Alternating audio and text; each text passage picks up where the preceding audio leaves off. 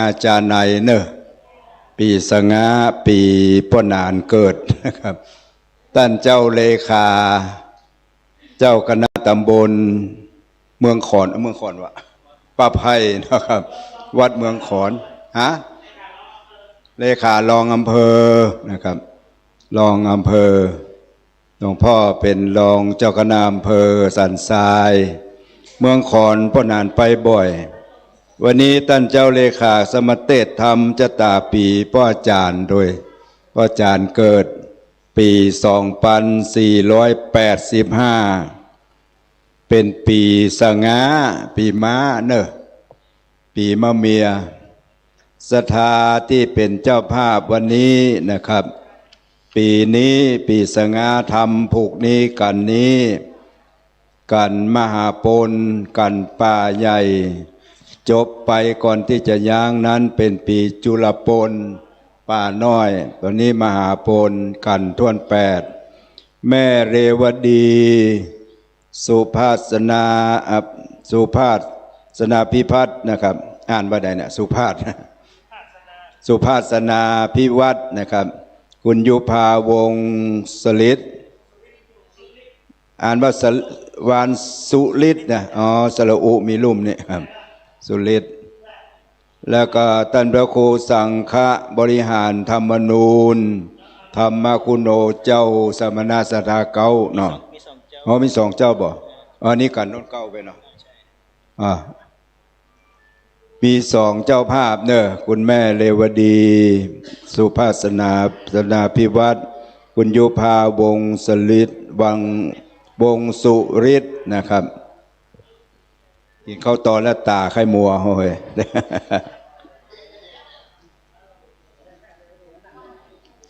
เข้าในโขงจะตาเนอะซุ้มจะตา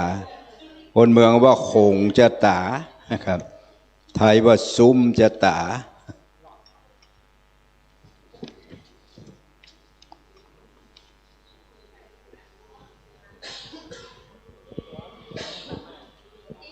รอสักกรรมเนาะท่านเจ้าองค์แสดงพระธรรมเทศนาได้นั่งพักสกรรมคืนธรรมะหรือบนเตศเลยนี่มาได้อย่างพนานว่าแต่เจ้าน่ะมันอิดนะครับมันอิดหายใจมาหอดต้องจะเอื้อนจะเอ่ยอย่างลำบากต้องยั้งพักแห่กรรมหนึ่งก่อน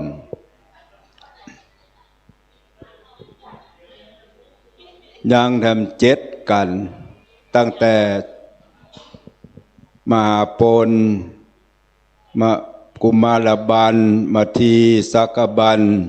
มหาราชสักตินครกันนะครับแถม5กันก็มาถึงใจเป่ายีเมาสีไส้สงานะครับ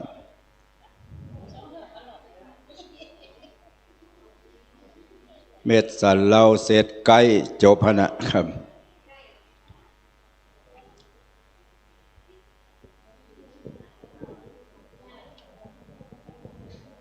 เจ้าภาพมาแล้วเนาะนั่งในโขงจตาเป็นที่เรียบร้อย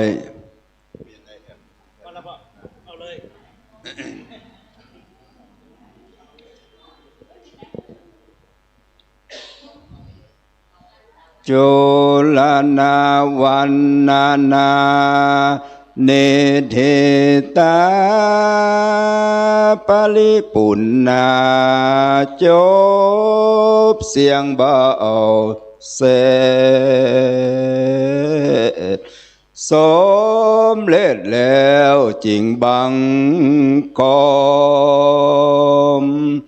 บัดนี้ก็มาถึงมหาปนวนาโซนปากกว้างเจ้าอัตุตะละสีอยู่สร้างปั๊มเลินธรรมในกิลีเขาดงดำไพรพึกห้องพระเตต้องพนาลายพระไขสารบอกผู้พามไปนีไปจูจอด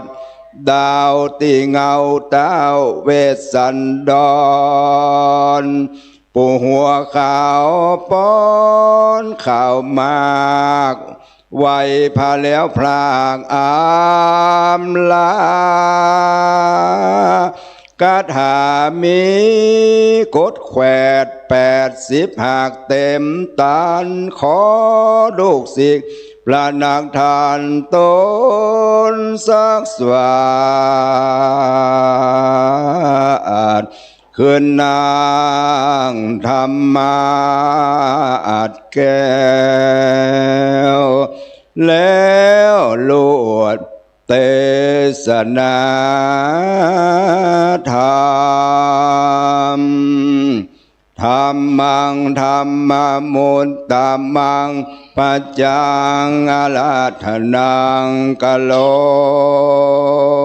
มา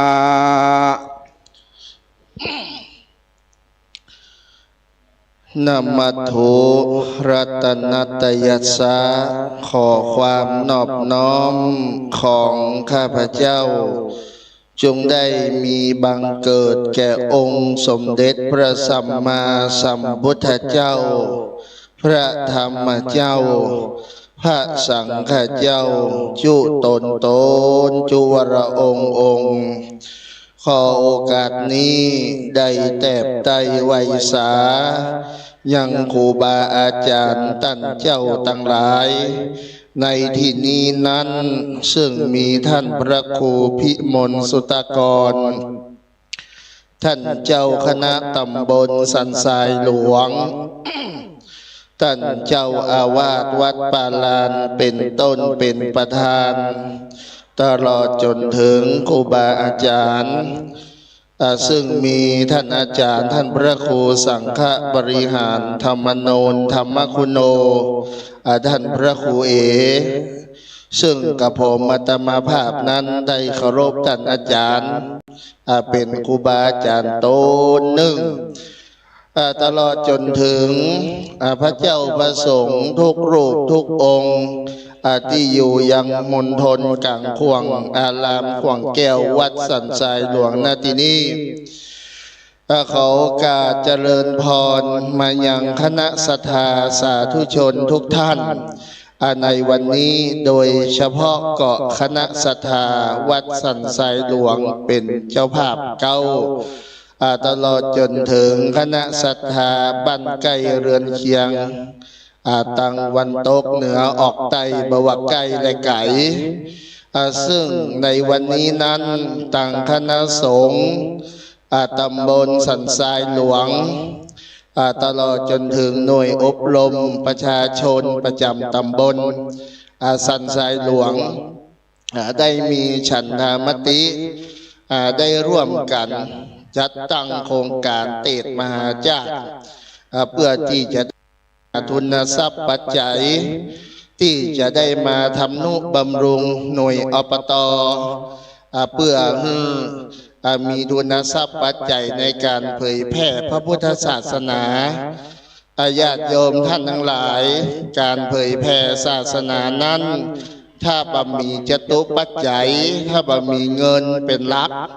ก็บ่สามารถที่จะขับเคลื่อนพระพุทธศาสนาไปได้ทั้งนี้ทั้งนั้นเก้ากับผมอาตมาภาพก็ขออนุโมทนาในส่วนกุศลที่ตังคณะสงฆ์ตำบลสันทรายหลวงตลอดจนถึงหน่วยอบรมประชาชนประจำตำบลสันทรายหลวงก็คืออบต.และอนุโมทนากุศลกับญาติโยมทุกท่านที่ได้ร่วมกันสละจตุปัจจัยเครื่องกายธรรมทุกบาททุกสตางค์เพื่อกิจกรรมกิจการในทางพระพุทธศาสนาลูกพระอาตมาภาพได้รับอาราธนานิมนต์จากท่านอาจารย์ท่านพระครูเอ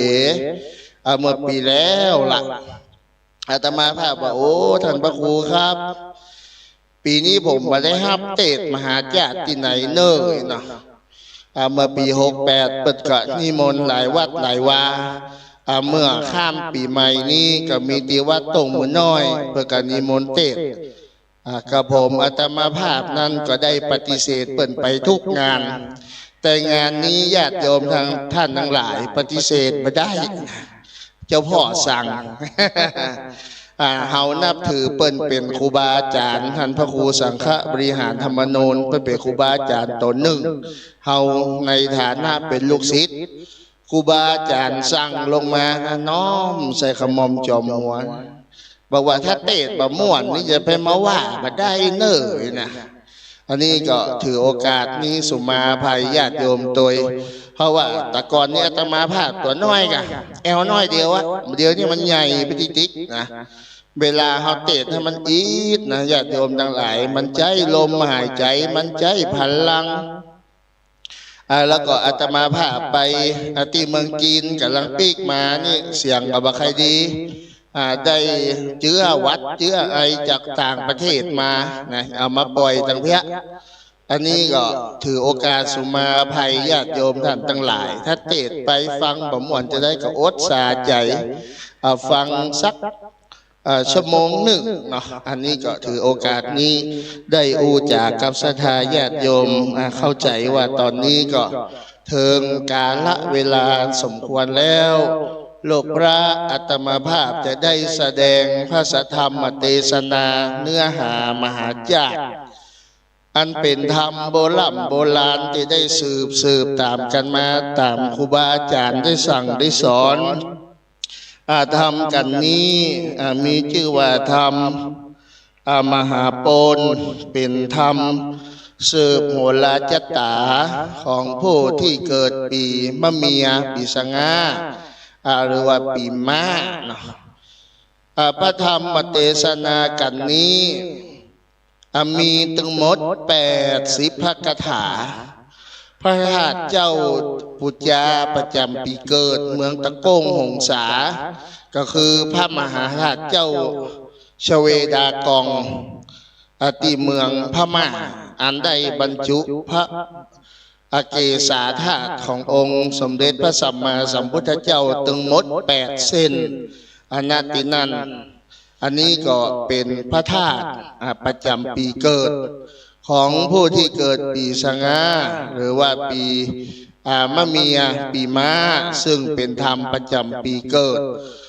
ของตันต่อไปนี้ลูกพระอัตมาภาพจะได้แสดงพระธรรมเทศนาพอสมควรแก่เวลาณโอกาสนี้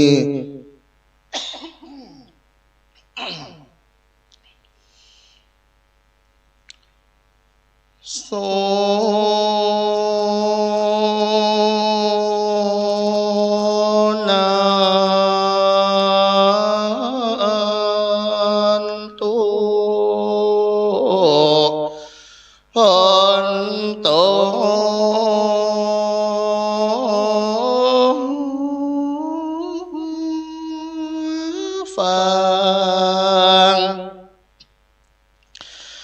ลา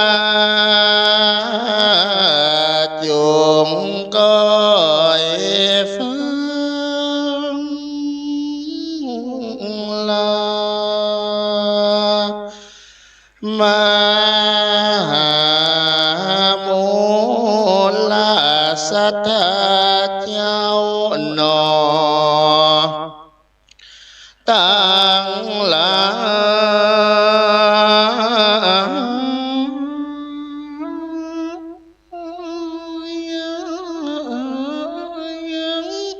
ตั้งเด็กขา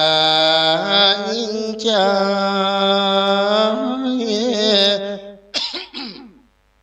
ถ้ารำแล้วแถวเท้าตีปากการตั้งใจมานั่งฟังธรรมในวันนี้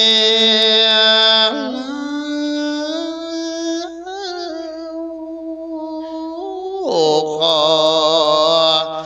ท่านเจ้าจงก้อยตั้งใจดี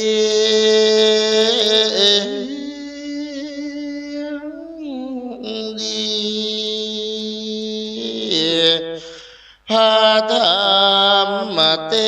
ศนาการ เป็นธรรมเสบจะตา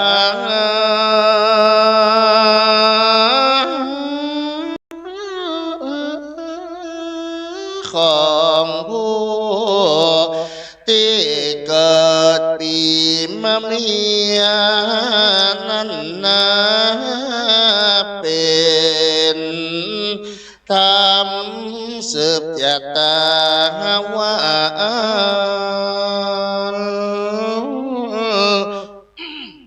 อันว่าคาถาแถม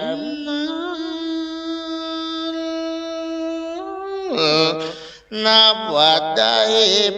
80คาถาพอดีอันว่าพระธาตุประจำปีเกิดนั้นอยู่เมืองตะกง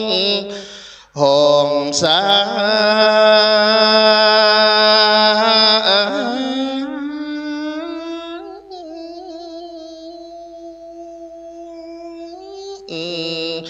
อันว่า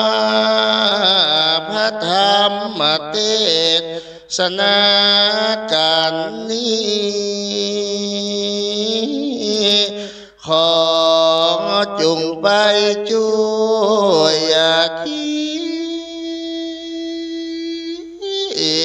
ท่านทั้งหลายจงให้อยู่ยื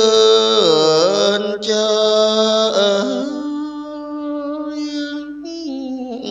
ดีขอได้มั่งมีเป็นมหาเศรษฐี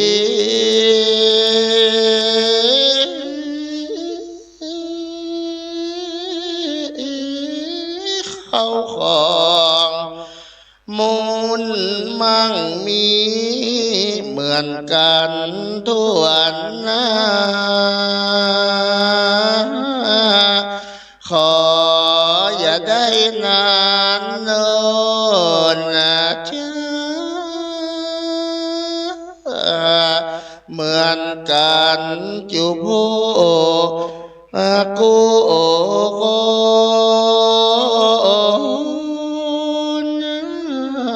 คน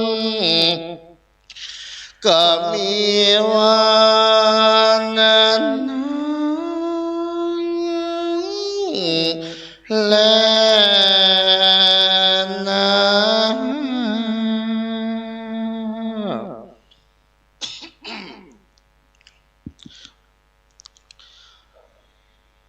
นะโมตัสสะภะคะวะโตอะระหะโตสัมมาสัมพุทธัสสะคัจฉันโตโสภะละตวะโสอันตัสสะโอจุตังอิเสงติสวะนาตังพันละตวะโจสัมโมหิอิสินาสังฆลำดับธรรมันเทศนาส่วนอันว่าโจจักพรามก็ไต่ไปตามยังหนทางอันปราณเจนตามบนหากบอกก็ไปรอดอาสรมแห่งเจ้าอาโจรตาละสีมันยินดีใจก้มขับไว้กะว่าข้าแต่พระลานสีแก่นไทยเจ้ามาอยู่ป่าไม้ตรงหน้าเจ้ายังหาเปียที่บ่ได้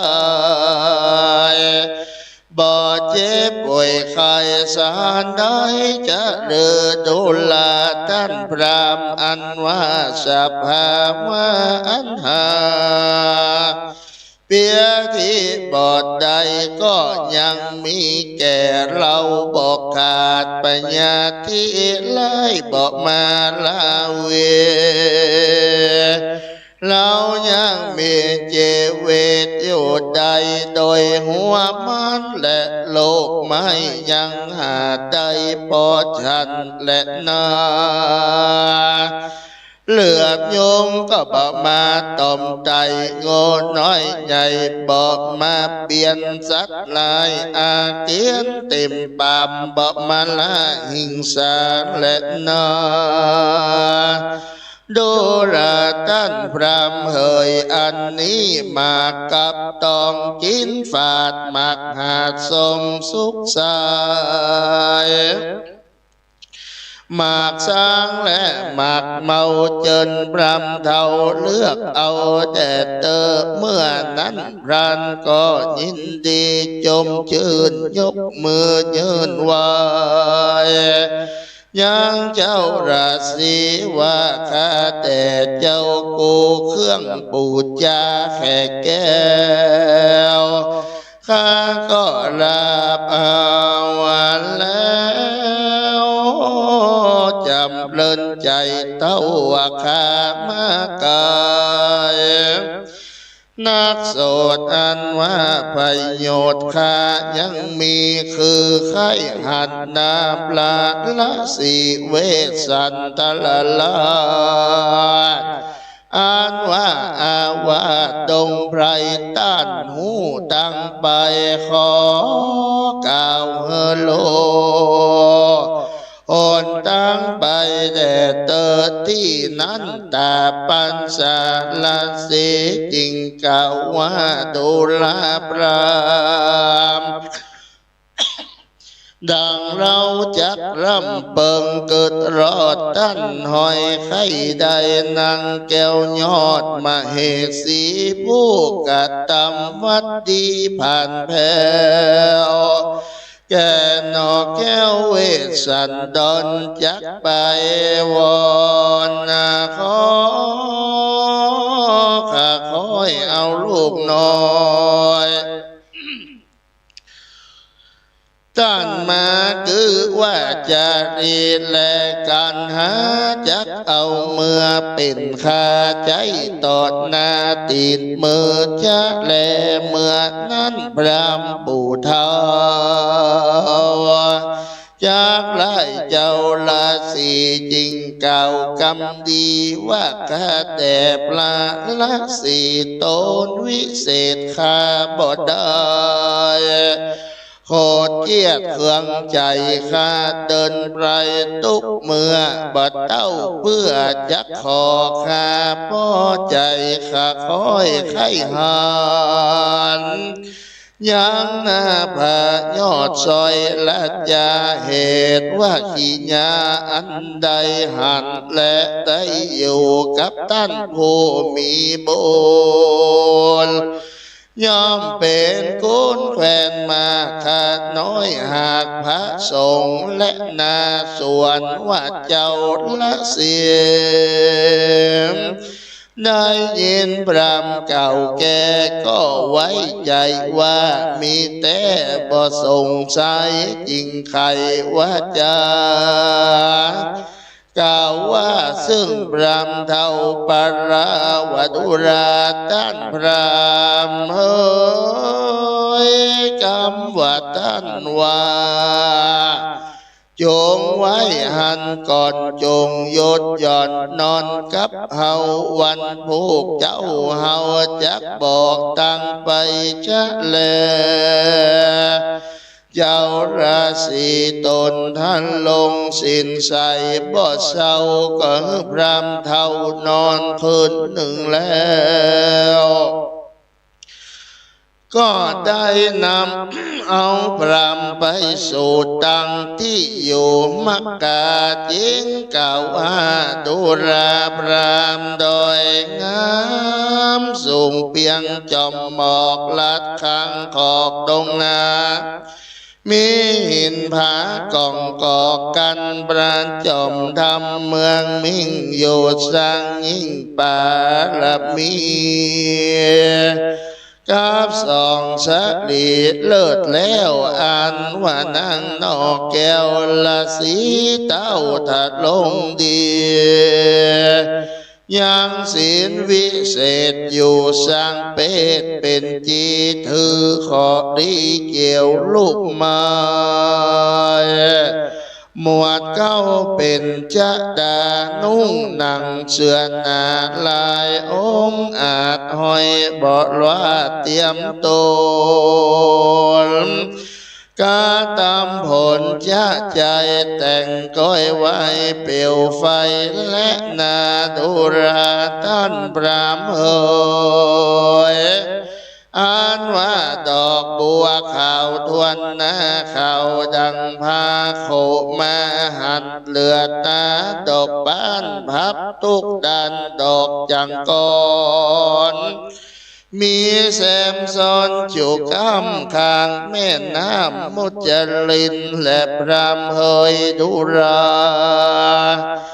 ด้านพรามหิมวังสุดฝั่งกวางตุกฝ่ายข้างมุจลินแต่แดนดินติกายต้นไม้หากเหลือใจไม่ตุ่มมีเหลือแหล่แค่ฝอยแผ่กลางใบไม้ทองหลางเป็นดอกบานตุกขอกหอมละลอยนั้นและนาไม่ขาดเจ้าเป็นหมู่แค่แดงอยู่แฝงกันนายดงตันตกขอกไม่ขักหมอกเลือดลายไม่ตังลายคือไม่มาคำตาไก่และไม่แก้วเรื่องรอดแล้วยมหินในดงหลวงตุกเตดดอกกระเกตกันนิกาไม้หกฟ้าขาวมีเลือดแหล่หกฟ้าดำแผ่ดูเป่าต้นหมากและต้นกวาวปงดอกบานเต็มยอดดูงามและพรามเอ๋ยไม้ตีนเป็ดมีเลือดแหล่พับแผ่ตัวดงดอนดอกคำซ้อนเป็นจออ้อยหน่อแฝงกันไม้คนตามีตุกหอกสีเสียดดอกอยู่ก้ามไม่นอนน้ำลำเจิญและปรามเฮยดุราปรามเพื่อนางงามนางนมเป็นหมูน้ำต้นน้ำดินอยู่เจือจันจะเอ็มวันเครือใหญ่คำปัจจัยสามัญอาโศกบานเหลือแหล่เตียนไก่แผ่ดูเป่าดอกเข็มยาวชื่นจ้อยสลิดดอกหอยจำคือ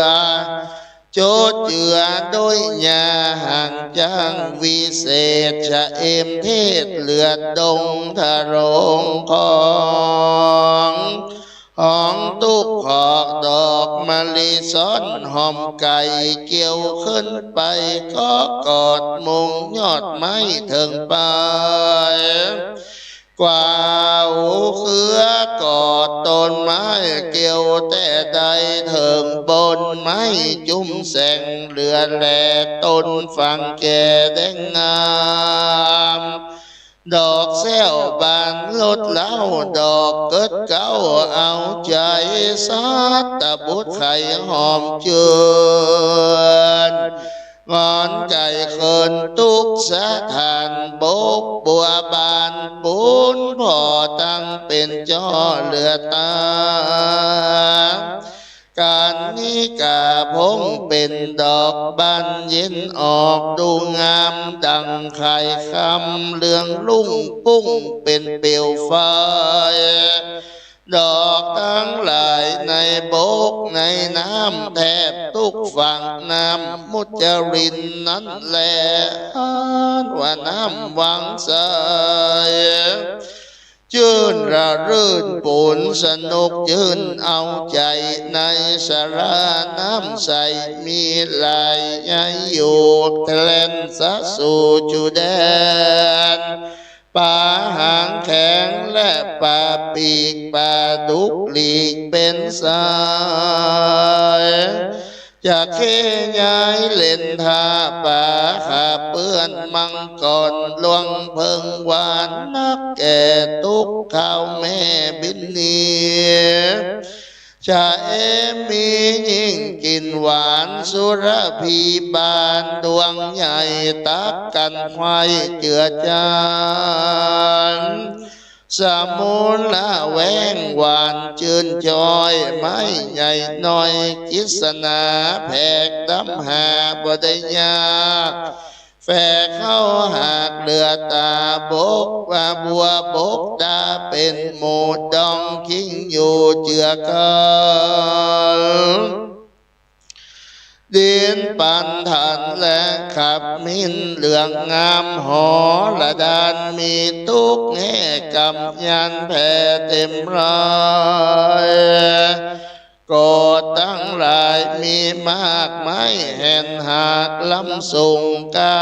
ละบนมีเรือแหล่ลางแดงแผ่เต็มไรในป่าหลวงที่นั้นมีทุกอันทุกสิ่งป่านั้นยิ่งเหลือใจป่านั้นมีราชสีและจางเสือคงอังเอาโคนแม่ยักษ์ตามนนากวางหากเสพสร้างหลวงลายตั้งทารายคำเห็นจับโมดเอาอดโดยละมังกัดกังโดยฟันคำมากนักก็มีแลอันว่ามาหน่อยและมาทิ้งจอกกระต่ายกระแตเต้นออกลมคาบางซอกหาลูกไม้จามมะลีใสคนหาง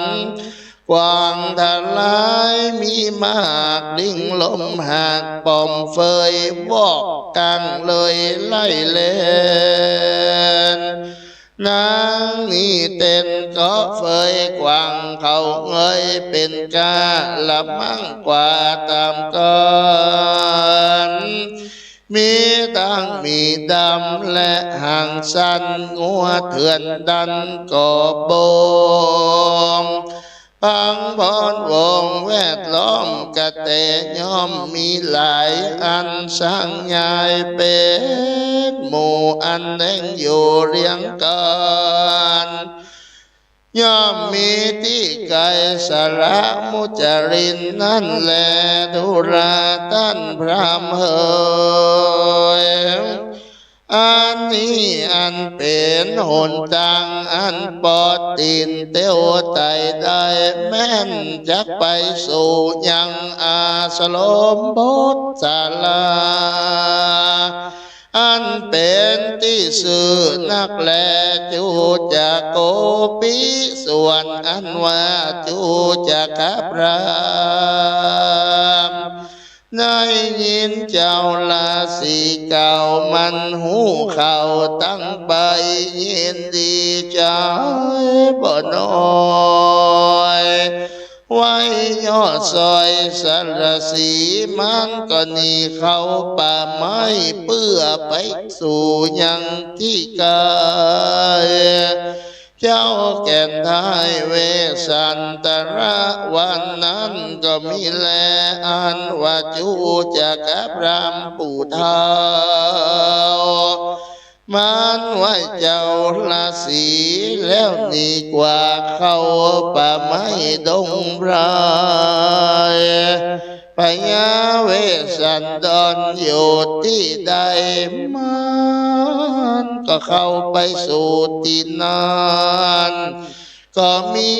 วันนั้นแลนะ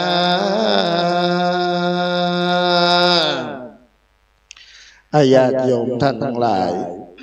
พระธรรมเทศนาผูกนี้นั้นจะไปด้วยถึงพรานเจตบุตรที่มีหมาตึงโมด32 ตัวพรานเจตบุตรมันหลงกลปู่พามเท่าก็ได้บอกยังหนทางไปสู่ยังอาสลมบทของพระเจ้าเวสสันดรบอกว่าไปทางนี้เนยนะปู่พามนี่มันฉลาดมันก็เตียวไปตามพรานเจตบุตรนะก็มาปะยังอาสลมบทเป็นอาสลมของพระฤาษีอันมีชื่อว่าอจุตาฤาษีอจุตาฤาษีเมื่อหันปู่พามปู่พามนี่เป็นพามเท่าน้ำบะอาบขี้ขาดเต็มตัวผ้าบ่ได้ซักเป็นผ้าเก่าดูแล้วขมมขมแมมเตียวไหวย่องย่องแง่ๆพอแล้วเข้าท่าพอแล้วมีพิรุษมันดึงมาบดีปูนี่นะอจุตาฤาษีก็สงสัยในใจก็เลยปู่พามไปว่าไปเลยไปไกลๆเลยเอาพอละตั้นนี่มาบัดดีเลยนะดูท่าแล้วมีพิรุษอจุตาฤาษีก็ไล่ปู่พามนี่มันฉลาดญาติโยมทั้งหลายมีปฏิภาณไหวพริบบอกว่าบัดใจหรอบัดใจหรอนะฟังผมก่อนผมนี่เป็นพราหมณ์เกิดมาในวันหน้าพราหมณ์สูงทรัพย์ที่มานี่นะมี2 ประการเพราะว่าอยู่ที่บ้านที่จองนี่ก็สบายนะประจำเป็นที่ต้องมาเข้าป่าที่มาเนี่ยเพราะว่าเคารพเลื่อมใสในท่านอจุตาฤาษีไขหันในยินเปิ้นล่ำเปิ้นลือว่าท่านอจุตาฤาษีนี่บำเพ็ญพจน์บำเพ็ญศีลเป็นตนบุญนี่นะก็ไขหันไปบุญกันตาอันนี้เป็นประการแรก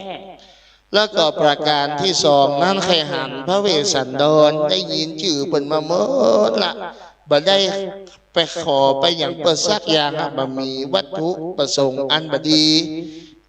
แค่ไปหานบารมีเปิ้นขอท่านอจุตาฤาษีนี่อนุเคราะห์สงเคราะห์คือกับผมกรรมจะได้ก่อตะกี้นี่อจุตาฤาษีนี่สงสัยนะญาติโยมไม่ได้นี่เชื่อสนิทเลยว่ะ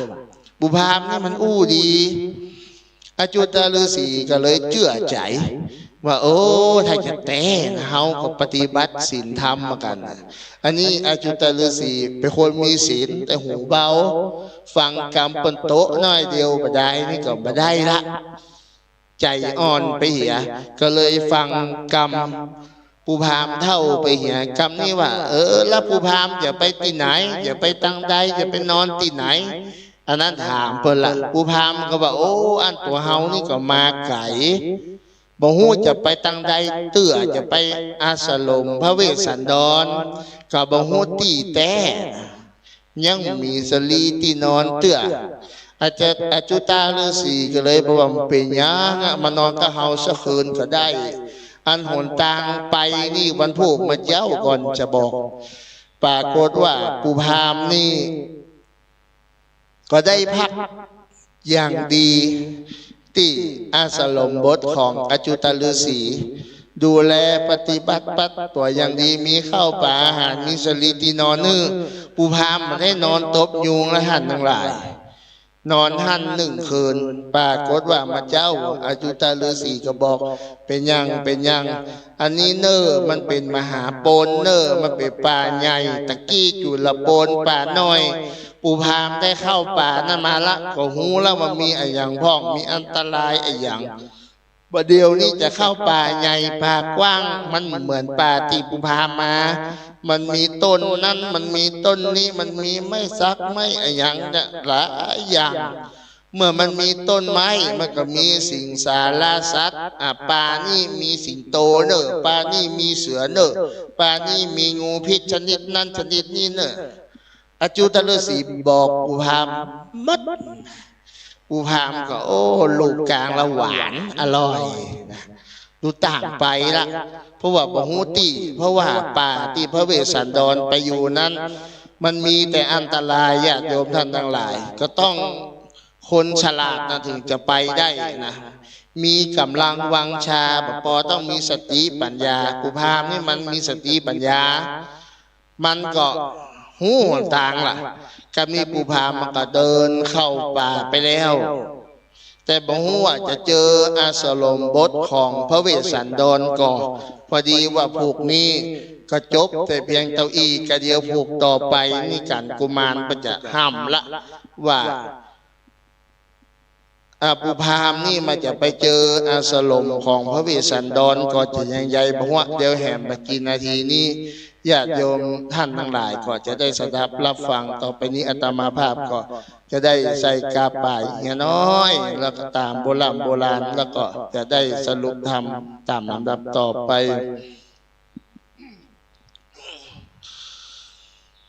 โมโทเม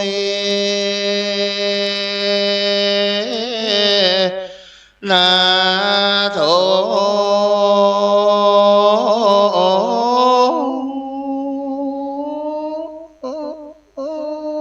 ขอ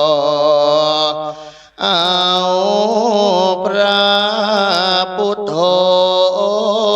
เป็นที่จัง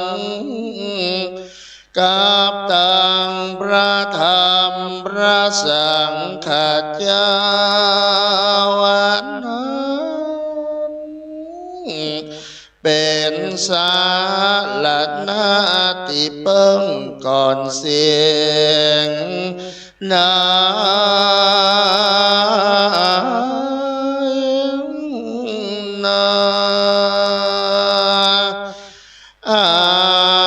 จากแล้วสมดังกำปรารถนา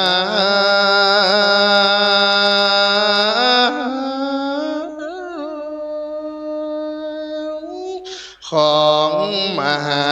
โมลสัตตานมเท้าแม้นว่าศรัทธาปรารถนาสิ่งใดนา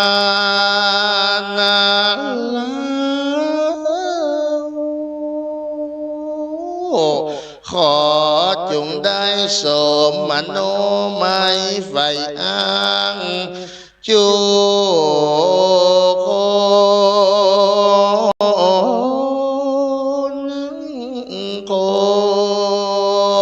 นปรารถนาได้เงินก็ขอได้เงินปรารถนาได้ทองก็ขอสมดังใจ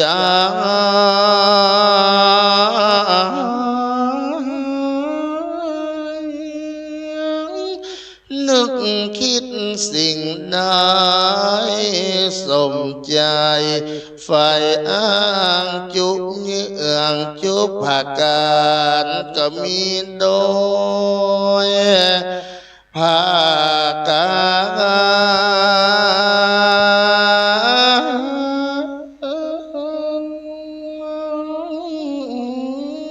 ดังกล่าวมานี้แลนะมหาวัน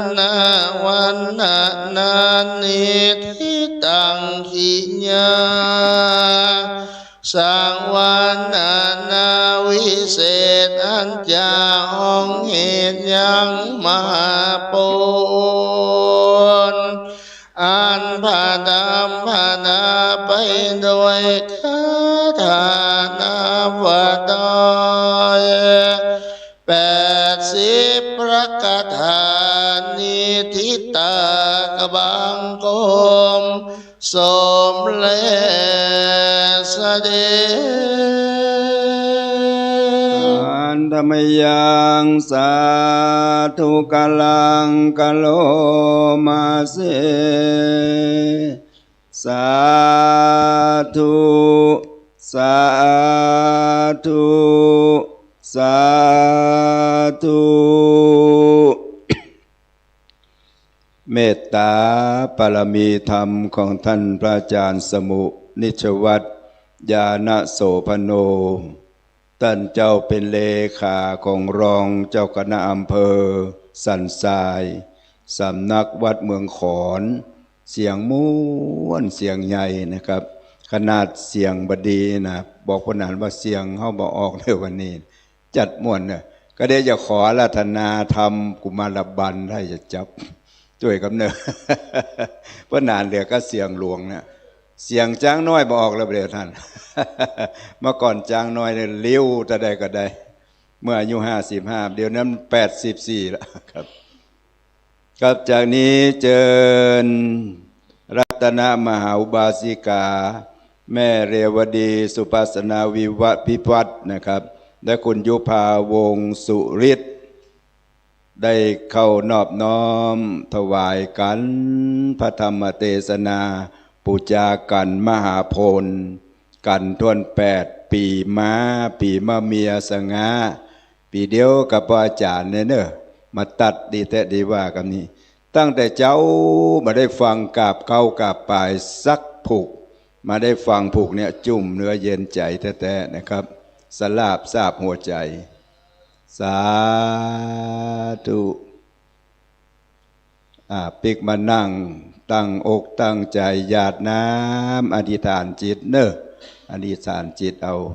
ศรัทธานาบุญทั้งหลายทุกท่านก็อธิษฐานเอากุบผูกนะครับเนอะ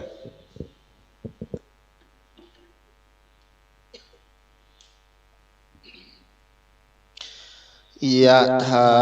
วาริวหาปุราปริปุเรนติสากะลังเอวะเมวะอิโตทินังเปตานังอุปกปติ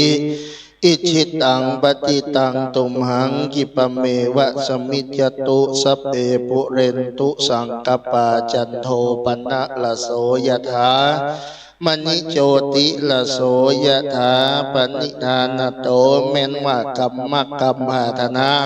ของเจ้ามหามูลสัทธาเจ้ามหาสมณสัทธามีมากน้อยประการฉันใดสมิจจตุขอจงปันอุดมโสมสาระจุนอย่างจุปการนั้นจงจักมีเจียงแต่ดีหลีภวสปีติโยวิวัจจันโตสัพพโรโควินัสตุมาเตภวะตวันตรายโยสุขีที่คายุโกภวะอภิวาตนะสีลิสนิจจังวุธาปัจจายโนจัตตารโอธรรมวัฏันติอายุวันโนสุขังบาลังสาธุสาธุนิจจังวันตานิพพานังสุขังวิตานิพพานังสาลังวัตตานิพพานังนิพพานังปรมังสุขังกับเมตตาปรมีของท่านพระครูเจ้าจะได้เป็นพระครูนะเทวดายูปากละจะได้เป็นพระครูเว่ยๆนะพระสมุนิชวัตรญาณโสพโนเลขานุการรองเจ้าคณะอำเภอสันทรายสำนักวัดเมืองขอนเทศนาจบลงเจ้าภาพฮับของที่ระลึกเนอจากท่านเจ้าได้มอบให้ทุกเจ้าภาพทุกคนนะครับเป็นมังกละ เดี๋ยวจะขอเปิ่งบุญท่านอาจารย์เลขาอาราธนากุมารบันเนี่ยครับ เสียงม่วนเสียงม่วนอ๋อหลวงพ่อนี่หว่าเสียงน้อยบดีละ หลวงพ่อได้มาครูพิมลสุตากรเมื่อก่อนกระเตดมาทีรู้เนาะวันปีนี้อย่าบวชประเทศ กุมารบันก็ประเทศนะครับท่านเจ้ามีเสียงม่วนเสียงดีครับเจ้าคณะตำบลสันทรายหลวงเฮามานั่งเป็นประธานวันนี้แล้วก็จะเทศทำกันสักกบันโอ้นี่ก็ม่วนเหมือนกันเนอะสักกบันตั้งนี้ไปจะได้ฟังกราบไปเรื่อยๆเพราะว่าตั้งแต่เจ้ามาได้ฟังกราบธรรมก็เป็นธรรมดาสมัยก่อนนะก็จะมีที่ทำจะมีกราบกับมีกุมารบันมาทีตุจกมหาราชสักกตินกรสักกตินี่ก็ยังบล่ามีมาก่อนนะครับ จะมีอย่างนี้เป็นต้นนะครับศรัทธาทั้งหลายก็กำเดียวรอโอ๊ตมาแล้วก็ โอ้นี่สุดยอดสุดยอดเนี่ยเสียงทองแต่มาละเสียงกุมารบันท่านเจ้าพระครูจันทสรการสาธุ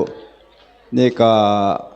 เป็นเลือดเนื้อเจือไข่สารปีพ่อนานพ่อเนอะอยู่วัดต้นโจกหลวงมาก่อนศรัทธาทั้งหลายต้นโจกหลวงนี่วันนี้ท่านพระครูเอาโจกใหญ่โจกหลวงมาฮือศรัทธาวัด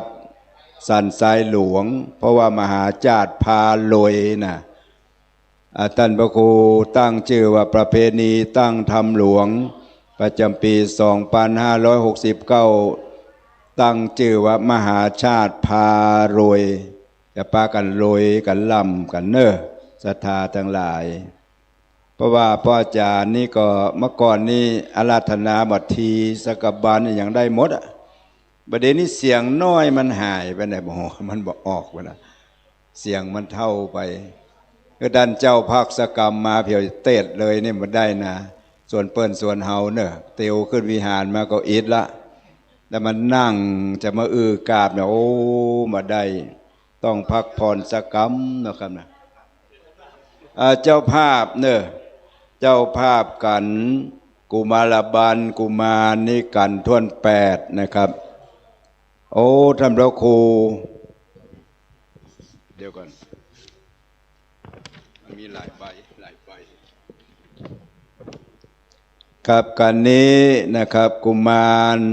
ท่านพระครูสังฆบริหารธรรมนูญเจ้ามหาศรัทธาเก่าเนอะเจ้าอาวาสวัดสันทรายหลวงธรรมคุณโนภิกขุนะครับจะเป็นเจ้าภาพโดยเฉพาะนอบน้อมอุทิศถวายแด่ท่านพระครูพุทธาจารย์ครูบาเจ้าคำตันครูบาหม่อนเจ้าคำตันติฆะปุญโยที่ล่วงลับดับสังขารละสังขารไปเมื่อนะครับก็ได้ตั้งอกตั้งใจเป็นมหากุศลครูบาเจ้าหลวงปู่นะครับได้ละสังขารไปท่านเจ้าตาลไปหานะครับในครั้งนี้เป็นเจ้าภาพเดี๋ยวรอท่านพระครูสกรรมนะครับคือท่านพระครูองค์เตศได้พักผ่อน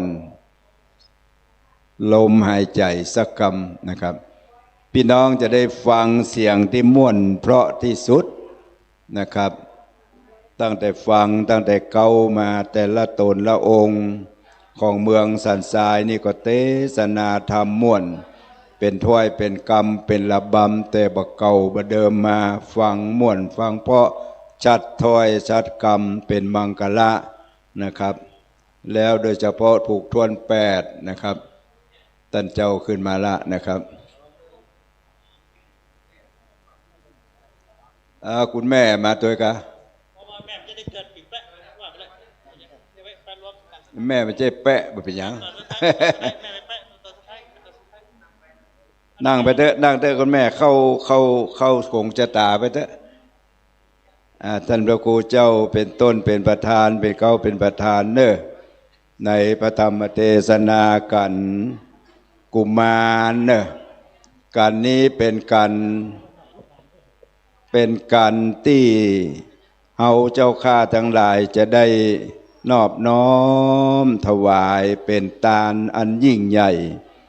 คือพระเวสสันดรดังกล่าวแล้วทานโดยบัดมีการแส่แซงแกล้งทำใดๆทานโดยใจห้องว่าปรมัตถทานอันนี้นะครับเป็นทานอันสุดยอดสุดปลายทานลูกทานเมียทานสปะไผจะมาควักเอาแก่นตาก็จะทานฮือสุดแต่ควักเอาหัวอกจกเอาหัวใจก็ฮือโมดเนี่ยครับสุดของการฮือทานเพราะฉะนั้นก็ได้ตั้งอกตั้งใจเน้อบัดนี้ป้อนานจอการาธนาไปตามเสียงที่จะมีเนะมหาวานานานิธิตังปริปุณนางจบเสียงไปบ่โอเสดบัดนี้ก็มาถึงห้องเหตุกุมารบาลเลยพามไปถึงสถานแก้วกูที่อยู่เจ้าอาสลมพระบังคมกับวายตนตันไทยเวสสันดรพระวิงวอนขอลูกตาววิงวอนขอลูกเต้าก็มากำเอาแขนลูกแก้วตอดตูนตานคงจักรวาลแผ่นดินดานก่อนปะไว้วันก้องฟ้าลั่นร้องทลาบถึงพรหมหกสวรรค์จืนเจยจมไว้เดือกดุงสมุทรฟาดฟุ้งทะเลนองสองยอดบัวตองก็หันพอหิวหอดหายพรามผูก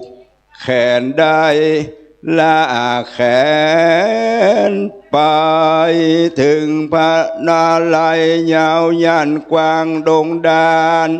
ต่างป่าหินจานการหาจาลีเลี้ยวหลังให้สอให้สั่งป้อพญาปุณดีคุณดีปีนะคุณดีคุณนามีมากสองเจ้าภาคมารดาพรมปาลาผู้ถอยซ้ำจักภาคนาแม่นมไปกะถาใสจืนจ้อยปอร้อยบาททลาขอลูกศิษย์พระศาสดาโตเลิศแล้วขึ้นนั่งธรรมาสแก้วเทศนาธรรมปอขอตันเจ้าได้เมตตาใส่กราบธรรมสักสองสามสี่ห้าบางกันว่าอิดหิวไหนก้อยยอบก้อยยังลวดตั้งนะโมไปธรรมังธรรมมุตตมังปัจจังอรหัตนังกะโลมา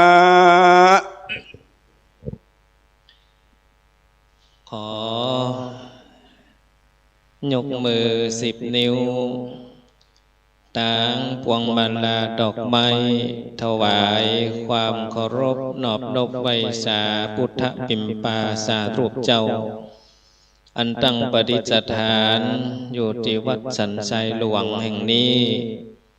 ขอถวายความเคารพนอบนบไว้สาไปยังหลวงพ่อท่านพระครูพิมลสุตากรท่านเจ้าคณะตำบล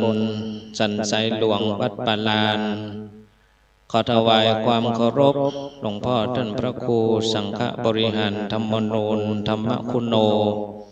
เจ้าอาวาสวัดสันไซหลวงพระภิกษุสงฆ์องค์สามเณรทุกรูป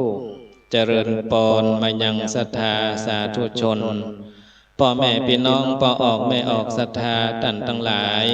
ที่ปากันมาร่วมกันฟังน้ำฟังธรรมในงานตั้งธรรมหลวงณวัดสันไซหลวงแห่งนี้ลำดับลำดามาถึงกันที่8กันกุมารปันซึ่งเป็นธรรมประจำชะตาผู้ที่เกิดปีแปะมีพระคาถาว่าได้100กับแถม1พระคาถา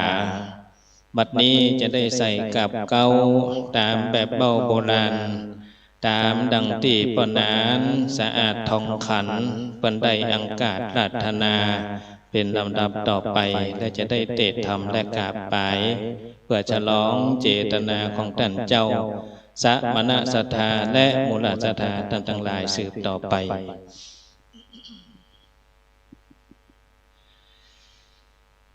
โส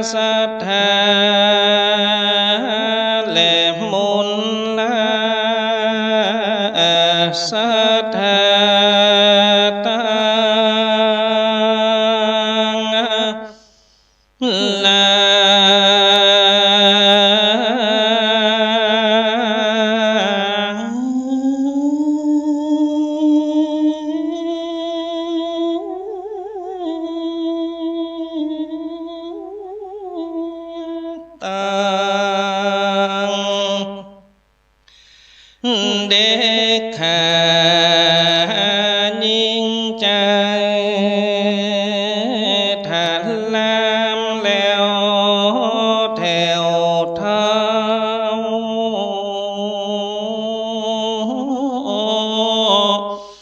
ตีปากันมานั่งฟังธรรมนี้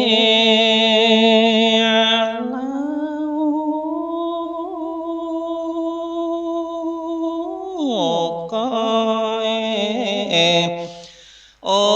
ดสาเล่าฟัง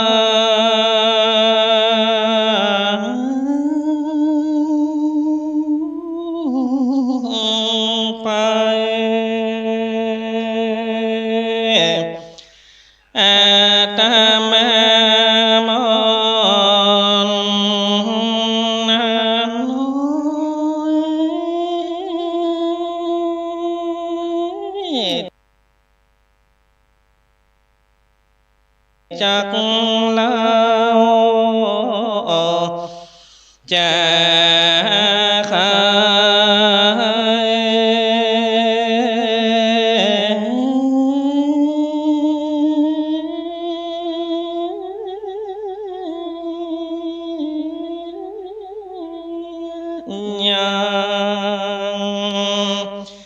เรื่องประเพณีล้านนา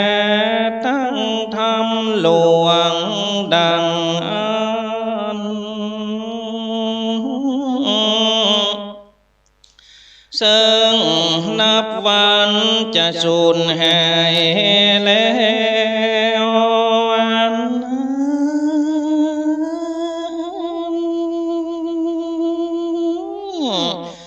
ตั้ง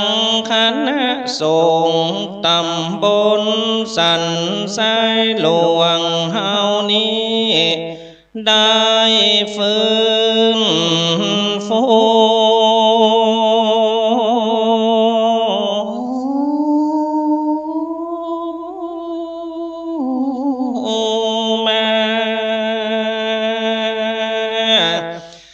ลำดับลำดามาถึงกันกูมาลาบันกันใหญ่กว้างมีคาถาว่าได้ร้อยกับแถมหนึ่งพระกาถา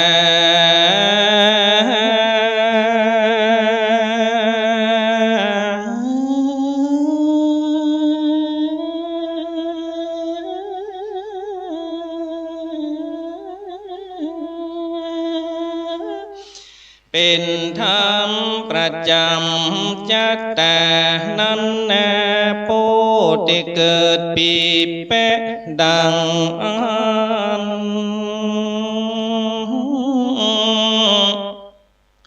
โปได้ตั้งใจฟังไว้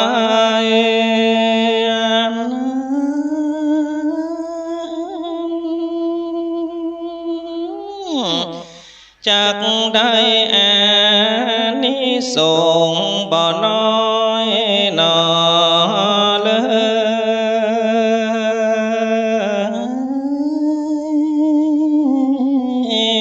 นะบุญกินบุญทานอานิสงส์การฟังเทศน์มหาจารย์ปกปักและนอหักษา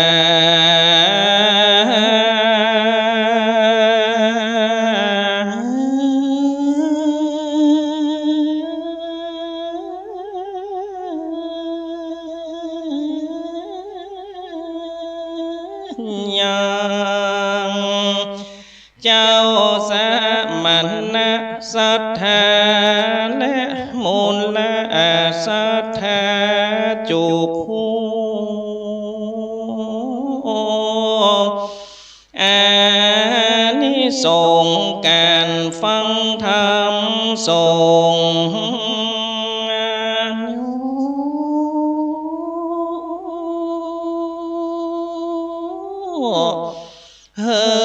ได้อยู่จารึ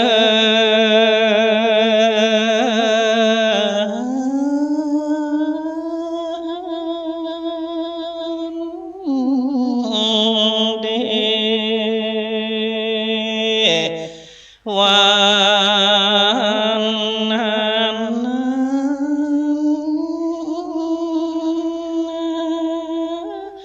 แล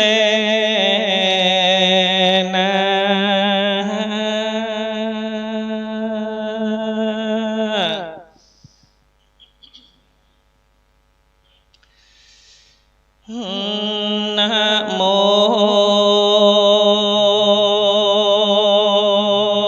ตัสสะภะคะวะโตอะระหะโตสัมมาสัมพุทธัสสะจุจังโกปิงันจนตามปันเสนังกันเทนตามังเกนากันโต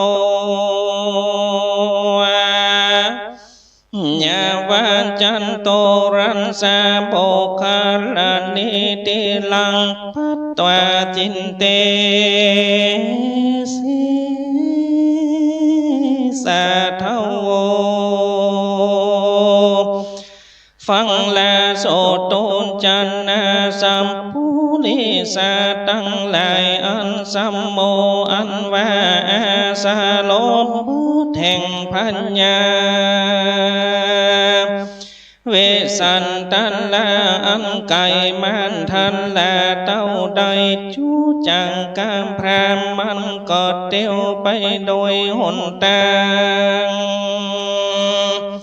อันไก่อันเจ้าอาจุดแต่ละสีใสแหกบอกเสียงทุกขอบเคียงหนทางเต่านั้นแล้วมันก็ไปถึงฝั่งแก้วโบคารานีหันมีสีแจงจันตุรานเสมอกันมันก็แม่ลำเปิงในใจว่าอันจันในวันนี้ก็แหกเป็นกาละวันอันคำแต่วันต้องต่ำลำดอยไปแล้วอันว่านั่งแก้วรักเจ้ามันที่อันเป็นแม่สองสันลีพี่น้องจังแม่สู่ห้องศาลาจันแลมาตุกรรมโมนำมาชื่ออันว่ามาตุกรรมผู้หญิงตั้งหลายนิยมมีกรรมท่านนี้บ่หูตีสละตานยอมบันดาลหายจากลาภแห่งญาโจกวานนิพวกทั้งหลายดันเสวาในพวกเจ้านั่งนุ่มเนารักจะมาทีอันเป็นแม่สองสาลีเข้ากว่าในดาวป่าดงไพรกูย้ำไปเข้าโสติอยู่ตาเวสันดรจะวิงวอนขอเอาลูกแก้วกันได้แล้วก็จักรีบดานี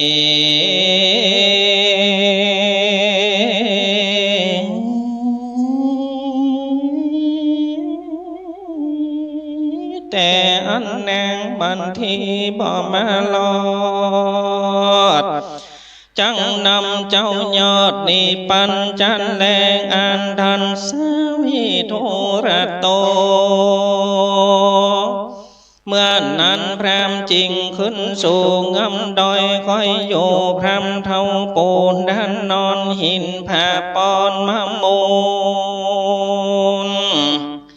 เป็นตีสันนุ่งอุ่นกลางคืนแลนนาตังพันนันลันติงในกลางคืนนั้นมาลอ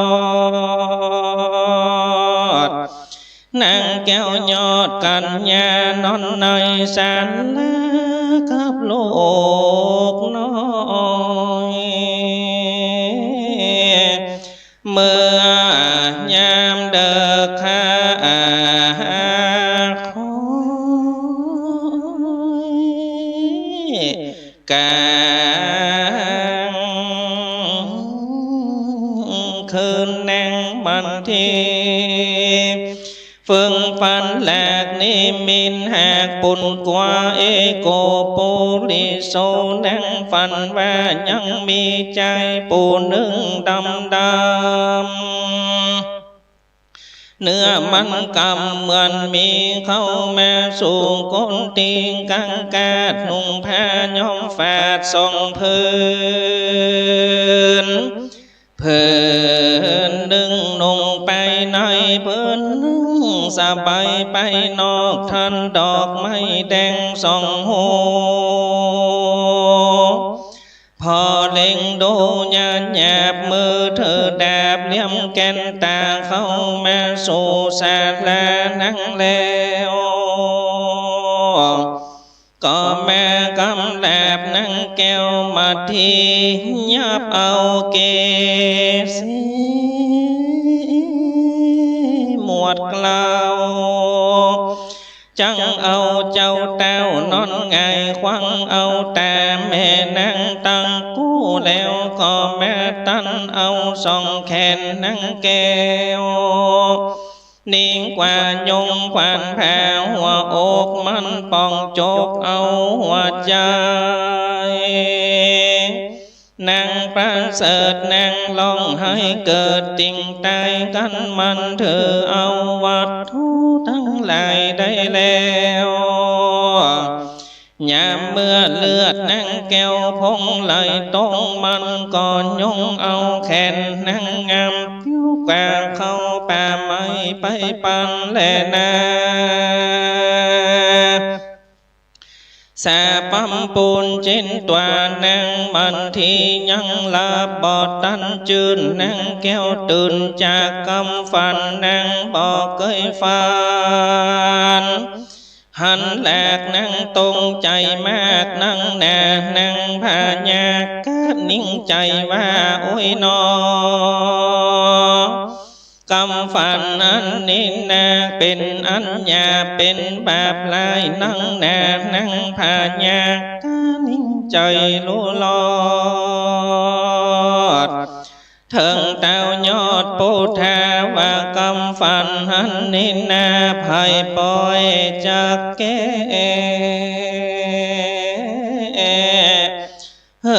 โหที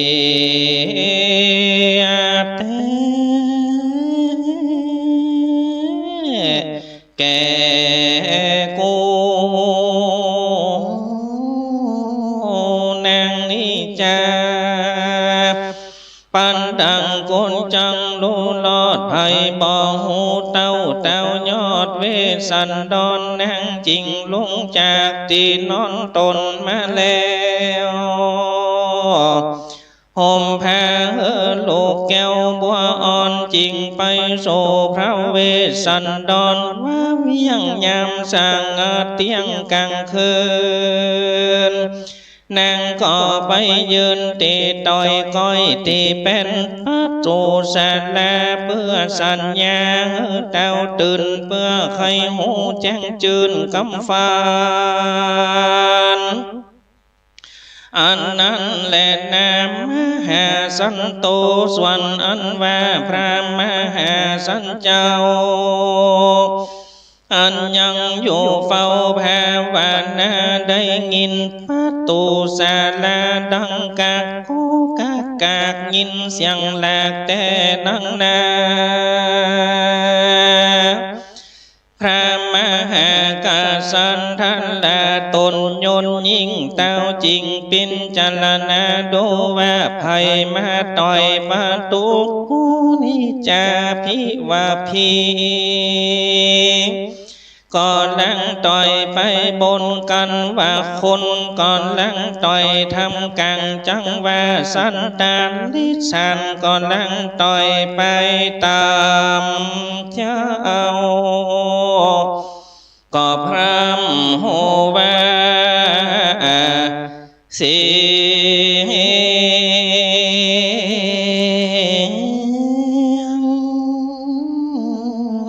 คนนอพรันตาสะปนจึงถามว่าภัยมาต่อยปันตูโกนิจาเมื่อเขาดันเมื่อนั้นนั่งมันที่ขันตอบว่าข้ามันที่มันแลพระเนื้อหัวเมื่อนั้นพระจอมเงาจริงจันจาจิมเจ้าเทวีว่าพันเตดุลลานางมันทีแต่วันหัวตีเรามาบวชสังพนวดภาวนา กูยังกำกาติกาตรงสิ่งนางน้องมิงจำเอาบันนี้นางนงเล่าป้อยมาโสติอยู่ห้องกูศลามีกาวานางแมงกำกาติกาเสียแล้วนางแก้วจริงมาและนานนั่งบันทีจริงไว้พระบาทไทยผัวโตนว่าข้าแด่พระตาสาปนเป็นเจ้าข้าน้องเนาเข้าโซสาลาบ่ใจว่าจังมาแฝงตนเอื้อมข้างกาพระเจ้า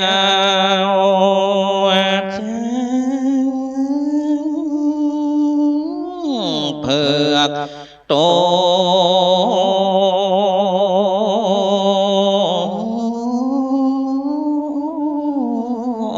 งามด้วยกิเลสกามจองจังแต่ข้าฝันให้นังแก่แดนดินลีข้ามันที่ฝันแหลกนิมินแหกปุนโกจริงมาหาพระเนื้อหัวเก่าแก่หูที่แต่สวนสติข้ามันที่มาพิษเมื่อเปื้อว่าข้าฝันให้เมื่อกลางคืนนี้แลนะเตนะเฮเมื่อนั้นพระมหาสันเจ้าจริงทำนั่งนอนเนาฝันสันใดจุงแก้ไขแต่ไปนอกที่ข้างขอบศาลาปุณตนะมันที่จริงเล่านิมิตเก่าอันตนฟันแก่พระนักธรรมนางกล่าวเฮอพระบาทเจ้าฟังดูนั่นแหละนะเมื่อนั้นนะพระมหาสันเจ้าจริงเธอเอากำนิมินกำฟันหากเจ้าก็หูตันรู้ลอดโดยพระญายอดเมธีอันว่าตานาปาลามีจังบัวละมวนแก่กูเต้าในดันดาวหิมมาปานนี้แลนาวันผูกเจ้าร้อยว่าอย่าจงจังเข้ามาขอเอาลูกแก้วกูตั้งสองเปิงมีจันแลกันว่าเต้าแขวดกฎหมายหูแล้วตนแก้วจริงกันนิ่งดูว่ากูจังเล่าลมนางนุ่งนุ่มเนารักจะมาทีขึ้นดีเมื่อก่อนแล้วโซลูกแก้วกูตั้งสองแห่งนั่งเตอพระมหาสันเจ้าลำเปิงดังนี้แล้วตนแก้วจริงเล่าลมนางว่าดูรานางเมื่อก่อนนางเคยนอนตีนอนอันสะอาดดูสีวิลาศเลื่องลอยเจือไปโดยแสดอ่อนกำตังแพ้ผ่อนโกเจ้าสลีนงเล่าแดดนองทะลงเครื่องย่องย่อมจังคานเคยกิน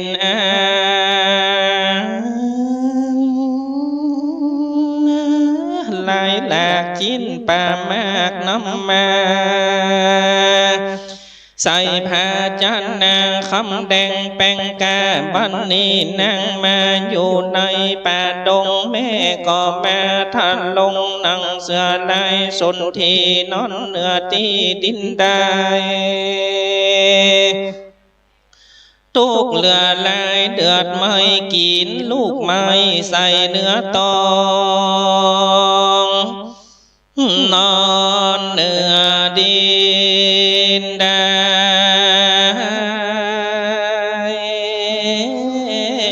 บ่มี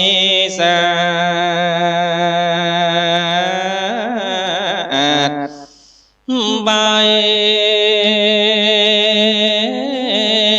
มาโลดลอ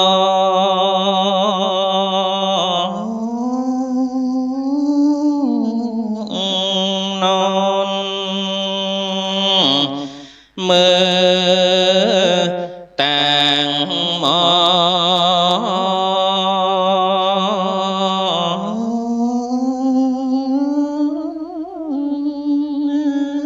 สอดเคล้าเป็นตุ้งจิ้มเจ้าจอมแพงร้อยว่าธาตุนั่งความเขือกอารมณ์เยื่อกุนกูแม่อย่ามัวโศกเศร้าจุงไปนอนกำลูกเต้าสองร่างเติบพระมหาสันเจ้าเล่าลมนางดังนี้แล้วก็ส่งนางแก้วกำสู่ศาลาดังเก่าหันแลสาวิมพาตาในเมื่อกลางคืนนั้นและลงสายฟ้าปุ้งขึ้นมานางพญาก็มากาตำวันปฏิบัติกวาดเพียวอาสามมาศาลาแล้วก็แต่งตายังน้ำกินน้ำใจตั้งไม้สีฟันและน้ำสวยนางพระมหาสันเจ้าแล้วก็เธอเอายังเสียมกันเราบ้องจอดกะเศร้าสอดด้วยกันนี่เลี้ยวก็หนีไปหาลูกไม้อย่าร้องไห้ก่อนอย่าหนีไปน้ำตาไหลจากเบาให้เข้าป่าดงไพรวันนั้นแลตันตาจูจักโกในกาลนั้นโจจางกาพรามปูเท่าตื่นลุงขึ้นเจ้ากินง่ายมันกอดสะปายทงคมเต้าพรามเท่าก้อยลงมาหนีจากผาปากทำกินน้ำอิ่มเพียงใจมันก่อการนิ่งในใจหูลอดว่านางเจ้ายอดเทวีจังหนีไปสู่ป่าแล้วและลูกแก้วอยู่ศาลามันก็เตียวไปโดยมากกาอันใหญ่พรำเท่าก้อยไตไปตามเข้าสู่อาลามป่าไม้ตีพระเงา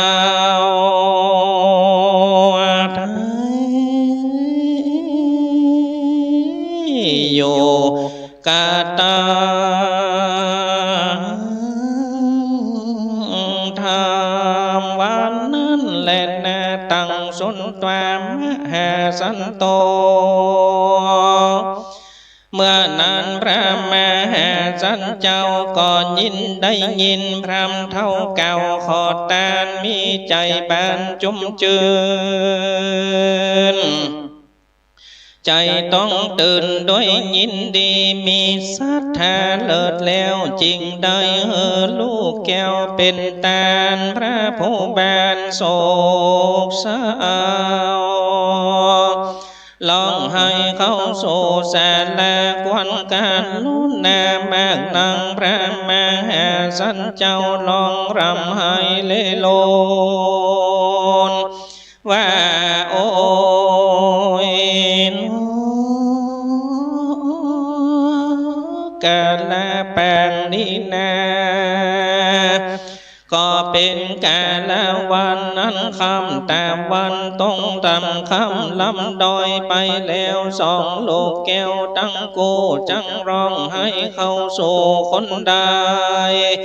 ว่าพ่อแม่จอมใจออกเจ้าเพื่อข้าอยากเข้านักแก่แต่ดิลีวันนั้นปุงกันและคนได้จังมีใจไฟ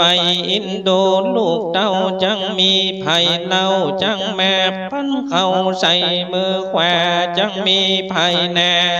จังแม่บิดป่าใส่มือซ้ายจากเรียกลูกเอ้ยไอ้พ่อว่าแม่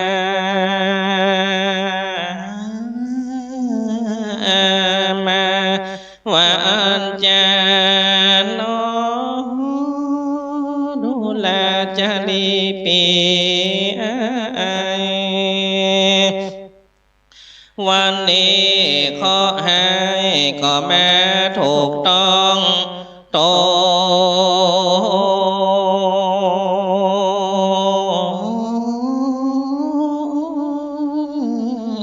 รักพระมารดาก็แม่ย้ำคำเกี่ยวคำปนเวลาแม่ลอยคงควายหาได้ยังลูกไม่หากลืมแม่พรำปันแลก็แม่ตีไปใจใจ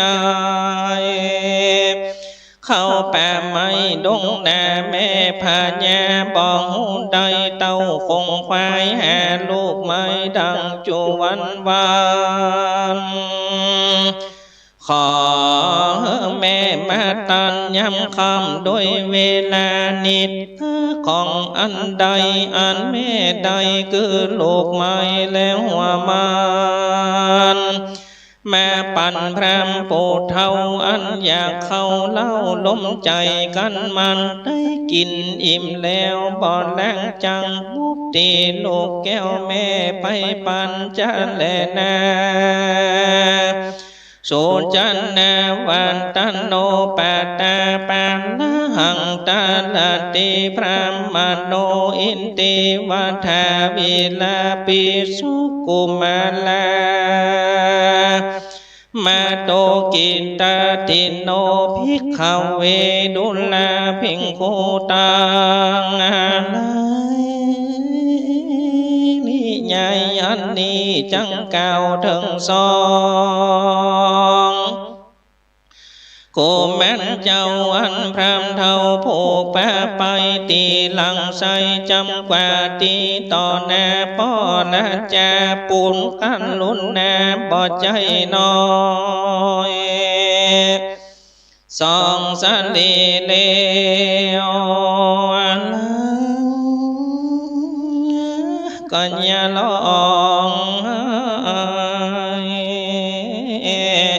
เหนียวว่าแม่ออกตน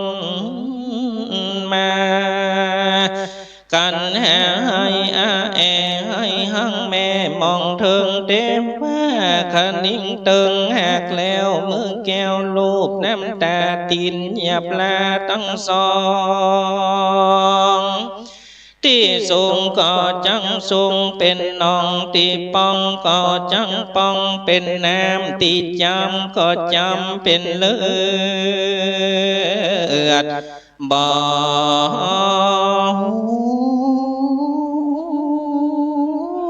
แห้งเหือดสังยามพรำก็เฮงตีไปใจเต็มว่าละร้องให้มันก็บ่วางเต็มว่าละขังมันก็บ่อยากเครือเข้าแผ่ตีไปอย่าพาไกลจากเจ้าแม่ละจังแม่โศกเศร้าโศกางนาแต่มองเลื่อนแหลกเพราะว่าบ่ได้หันแน่น้องกันหาวันนี้ละนี่ไก่ตาบอตันสั่งบันนี้แม่ออกเจ้านั่งเลือว่าจังนอนสองผู้ทอนให้อ่อนแอให้ลังแม่ไปมาลามลาย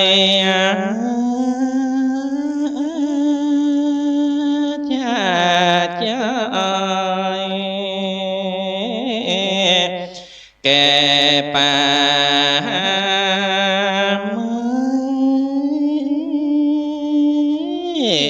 หิมาปานินติวุนตาปากาเล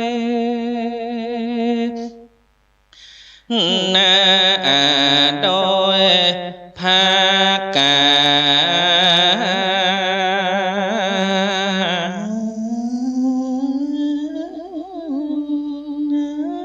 ดังกล่าวมานี้แลนะโก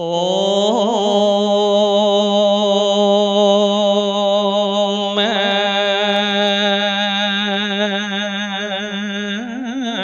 ราบาน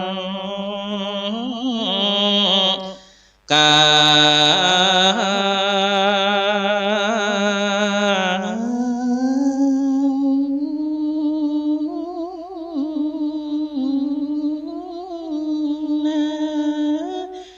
ใหญ่กว้างแปงเมื่อพระเจ้า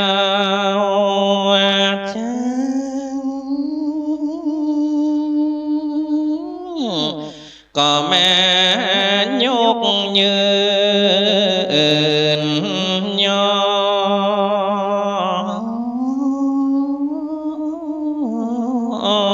ตา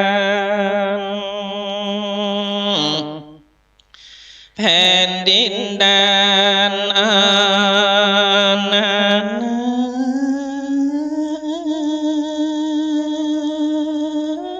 ก็ปอไว้วั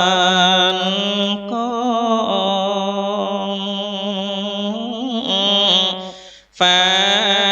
ก็แม่โรวันนาลสันนัน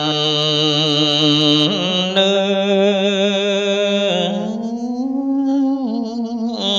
นั้นเวสันตลาตานนาตาก็แม่ตอดเนตรเลงหา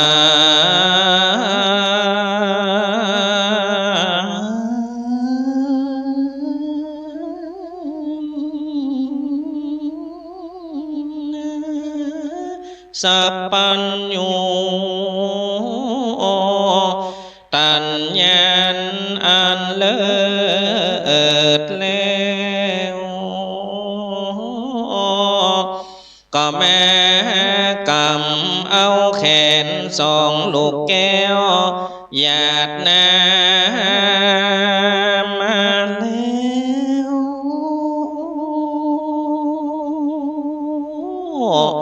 ต่อเต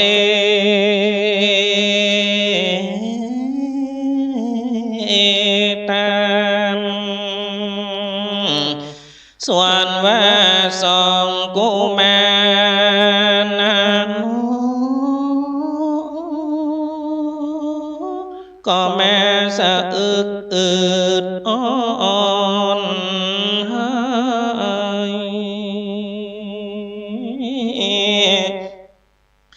เพราะว่ากึดตึงหาพระแม่ออก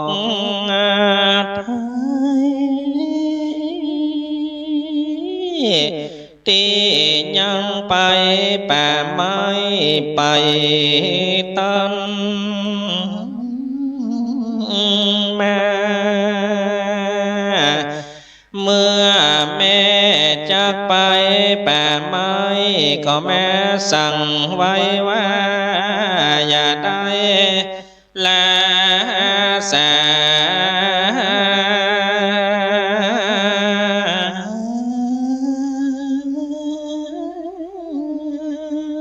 อย่าได้ไกลกาหนีไกลตาจากห้อง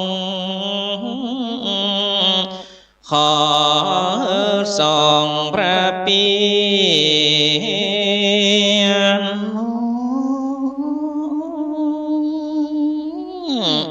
อยู่กับป่อพญาเน ส่วนปอก็แม่ฮับเอากามาจ้ากับแม่มาทีลาว่า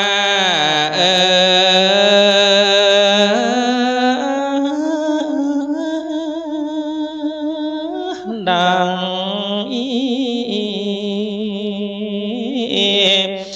มาบาดเดียว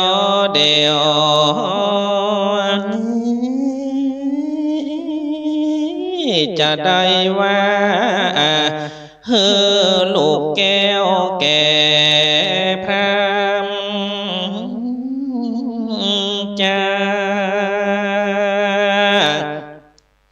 ส่วนว่าพระปิตาผ่านแพ้วกันแม่มาทีมาหลอดแล้วขอเฮือพระปอแก้วจุงก้อยบอกกา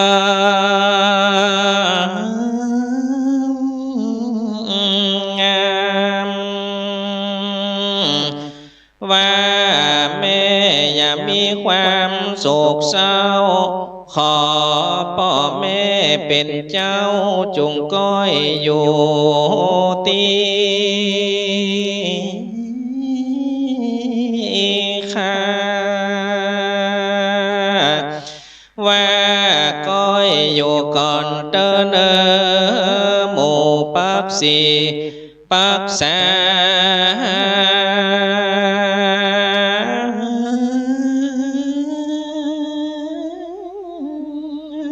ปักขีติจาใหญ่น้อยอันเกยมาวิดวิ่งห้อยเปล่าเปิบมา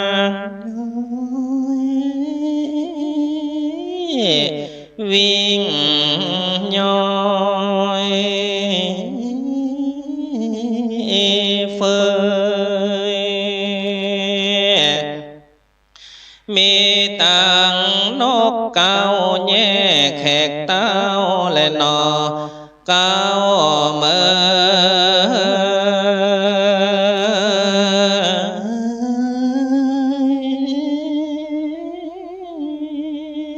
มีตังนกปอเฮ้ยเท่าว่าวจุดโตนอันเกยมาแกงลองสามาสนเมื่อใบไม้หล่นลงจอยเรียกขวัญหมดต้นไม้ยามเมื่อหล่นใบซอย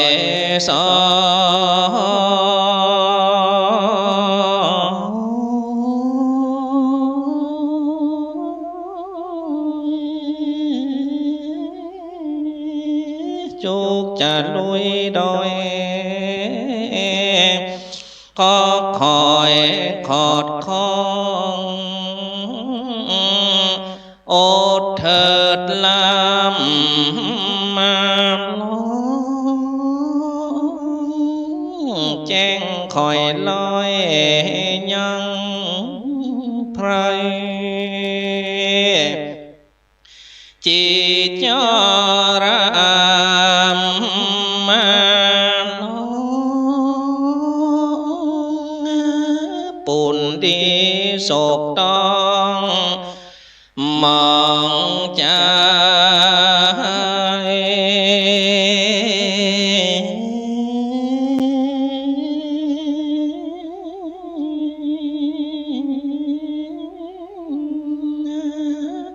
เลี้ยวพอตั้งได้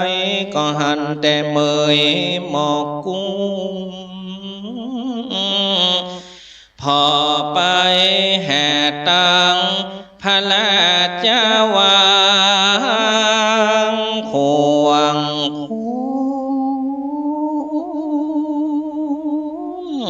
พระบรรณนอ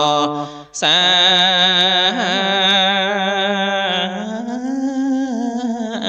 และสองพระปีน้องก็มาเนตรน้องน้ำตา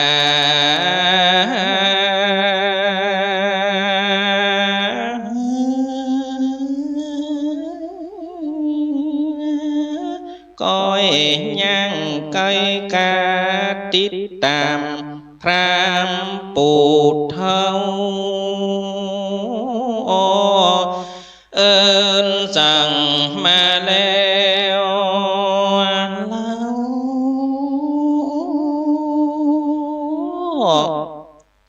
ติดตามปูพระไปวันนั้นแลนะ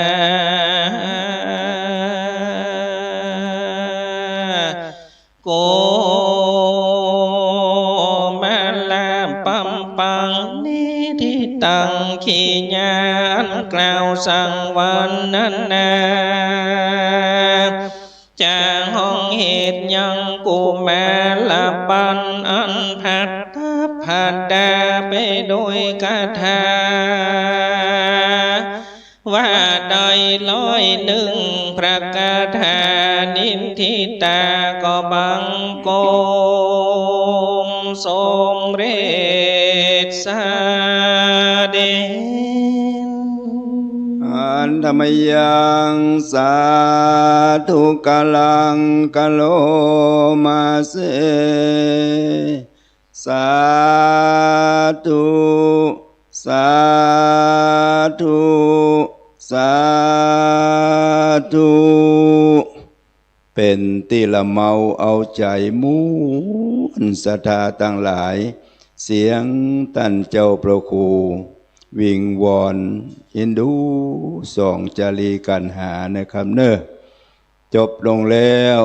ทำกุมารบันนะครับซึ่งขณะนี้เมตตาบารมีของท่านพระครูเจ้าสังฆธรรมนูญนะครับจะได้เมตตานะครับสังฆบริหารธรรมนูญซึ่งเป็นสมณศรัทธาเก่าตานไปหาหลวงปู่ครูบาเจ้าคำตันหรือพระครูสังฆะหรือพระครูพุทธาจารย์พิทธาจารย์ครูบาคำตันติกปัญโยครูบาเจ้าเกิดปีมะแมปีแปะแต่ครูบาน้อยเขานี่ครูบาสังฆธรรมนูญนี่เกิดปีขานปีเสือนะครับเนอะตานไปหาหลวงปู่เพื่อได้มียุมันขวัญยืนเนอะจะได้เข้านอบน้อมถวายเมตตาบารมีของท่านพระครูเจ้า จันทสรการนะครับเจ้าวาดวัดตุ่งหมื่นน้อยเมตตาเทศนาจบลงฟังเป็นที่ละเมาเอาใจศรัทธาญาติโยมตั้งอกตั้งใจครับปอนเนอยะถาวาริวหาปุราปาริปุเรนติสาคลังเอวะเมวะอิโตตินังเปตานังอุปกปติอิชิตังปฏิตังตุมหังคิปะเมวะสัมมิจจตุสัพเพปุเรนตุสังกปาจันโทปนะระโสยะถามณิโชติละโสยะถาเอวังหุนตุดีและอาจจะในวันนี้ก็เป็นวันดีสลีสุภมังกาละอันประเสริฐล้ำเลิศยิ่งกว่าวันและยามทั้งหลายเหตุว่าเป็นวันตั้งธรรมหลวงฟังเทศมหาจารย์สืบชะตาประจำปีเกิดณวัดจันทร์ใจหลวงวาสนิแต่ดีลีบัดนี้ไม่มีสมณะศรัทธาและมูลศรัทธาตั้งภายในและภายนอกภายในไม่มีหลวงพ่อท่านพระครู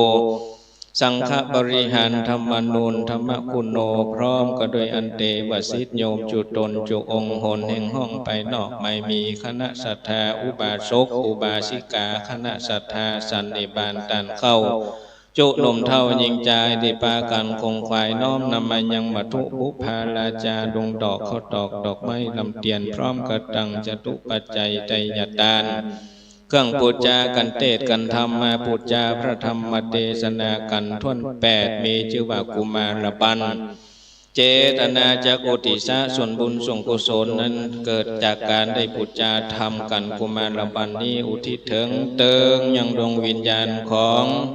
ท่านพระครูบาคำตันติฆปัญโยหรือท่านพระครูพุทธาจารย์อดีตเจ้าอาวาสวัดสันไซหลวงว่าสันนิแต่ดีหลีแม่นวจิตะดวงวิญญาณของข้าเจ้าขอต้านขณะนี้อยู่หน้าแห่งหนตำบลใดก็ตามขอให้ได้มาฮับมาหูมาอนุโมทนาซึ่งส่วนบุญส่วนกุศลตั้งแต่เจ้าสะมณะศรัทธาและบุญศรัทธาทั้งหลายได้กระทำปั่มเป่งขึ้นในวันนี้ยามนี้เตียงแต่ดีหลีแม่นว่าดวงวิญญาณของท่านพระครูบาคำตันติฆปัญโยท่านพระครูพุทธาจารย์ที่ถึงแก่มรณภาพไปแล้วนั้นมีบุญญาธิการมากนักแล้วได้เอาตนตัวไปเกิดดีๆขอพระราชบุญกุศลทั้งหลายนี้จงไปเติมแถมเล่าได้ร้อยเต่าปันปูนปางเมื่อไปลุนจริงกับกายเป็นเข้าทิพน้ำทิพศาสตร์อาสนะท้าวละปัสสาตราชมนเทียนให้ได้อยู่สุขเสถียรกูคำเจ้านั้นจงจักมีตามมกถภาษาบาลีว่าอัญญัญจโกทักกินาทินาสังกมิสุปฏิทิตาทิขลัตตังหิตายสาธานโสอุปกัปปติโสยติธรรมโมจายังนิทัสสิโตเปตนะปุจจาจกัตตาอุลาลาพลัญจาภิกขุนมนุปทินังตุเมหิปุญญังปสุตตังอนัปปกันติสัพพิติโยวิวัชชันตุสัพพโรโควินัสสตุมาเตภวัตวันตรายโยสุขีเตคายุโกภวะอภิวาทนาสีลิสนิจจังพุทธาปจายโนจัตตารโอธรรมวัฏันติอายุวันโนสุขังปะลังสาธุสิทธิกิจจังสิทธิกัมมังสิทธิกัญญาตถาคโตสิทธิเตโจจโยนิจังสิทธิลาโพนิลันตลัง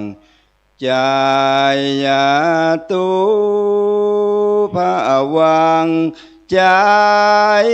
ยามังกาลังจายาโสธิภวันตุโวจัตตาโลธรรมาวัฏันติอายุวันโนสุขังปะลังสาธุสาธุสาธุกับกุมารบันจบลงไปกันเดียวก็มาที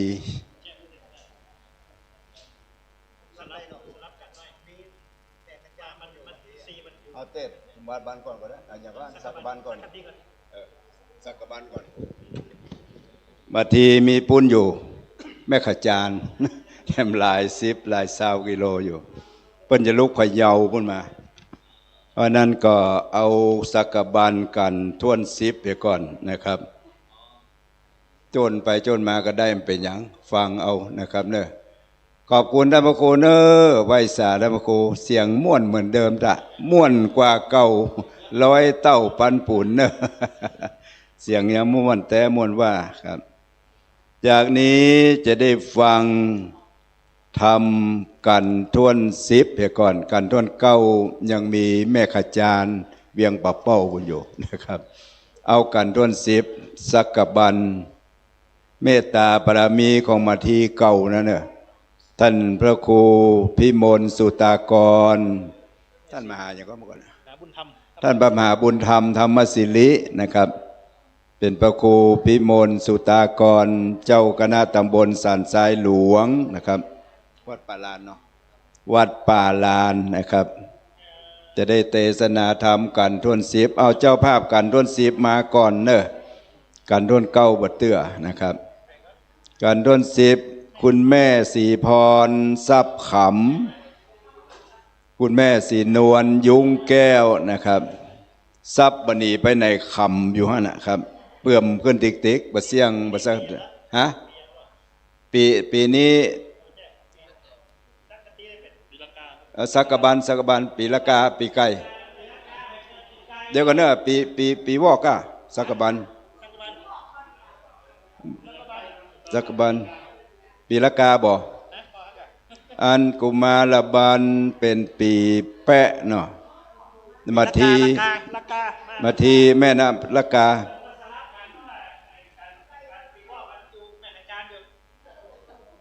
มาทีเป็นปีวอกปีสันสักกะบันเป็นปีไก่เอาไก่แก้วขึ้นก่อนไก่แก้วเกิดแก้วคุณแม่สีพรทรัพย์ขำคุณแม่สีนวลยุงแก้วมาเข้าสูงจะตาเนอะไปเกิดปีละกาปีไก่ปีเล้าเมืองเขาว่าปีเล้าไก่อยู่ในเล้านะครับปีไก่อยู่นะมาเด้อเป็นหยังปีหยังก็ได้มาทีจบไปแล้วบ่จบเตื้อมาทีบ่ได้เทศเตื้อตอนนี้เลื่อนมาเป็นปีสักกะบันปีไก่ละกาปีเล้านะครับเนอะ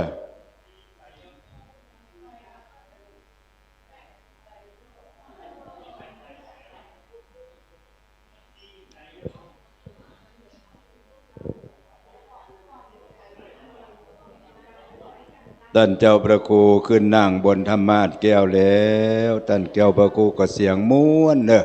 ใส่กาบอีกสัก4 5 6 7 8 9บังรอเมฆอาจารย์จะมาถึงก็มันเนาเตื้อนะครับ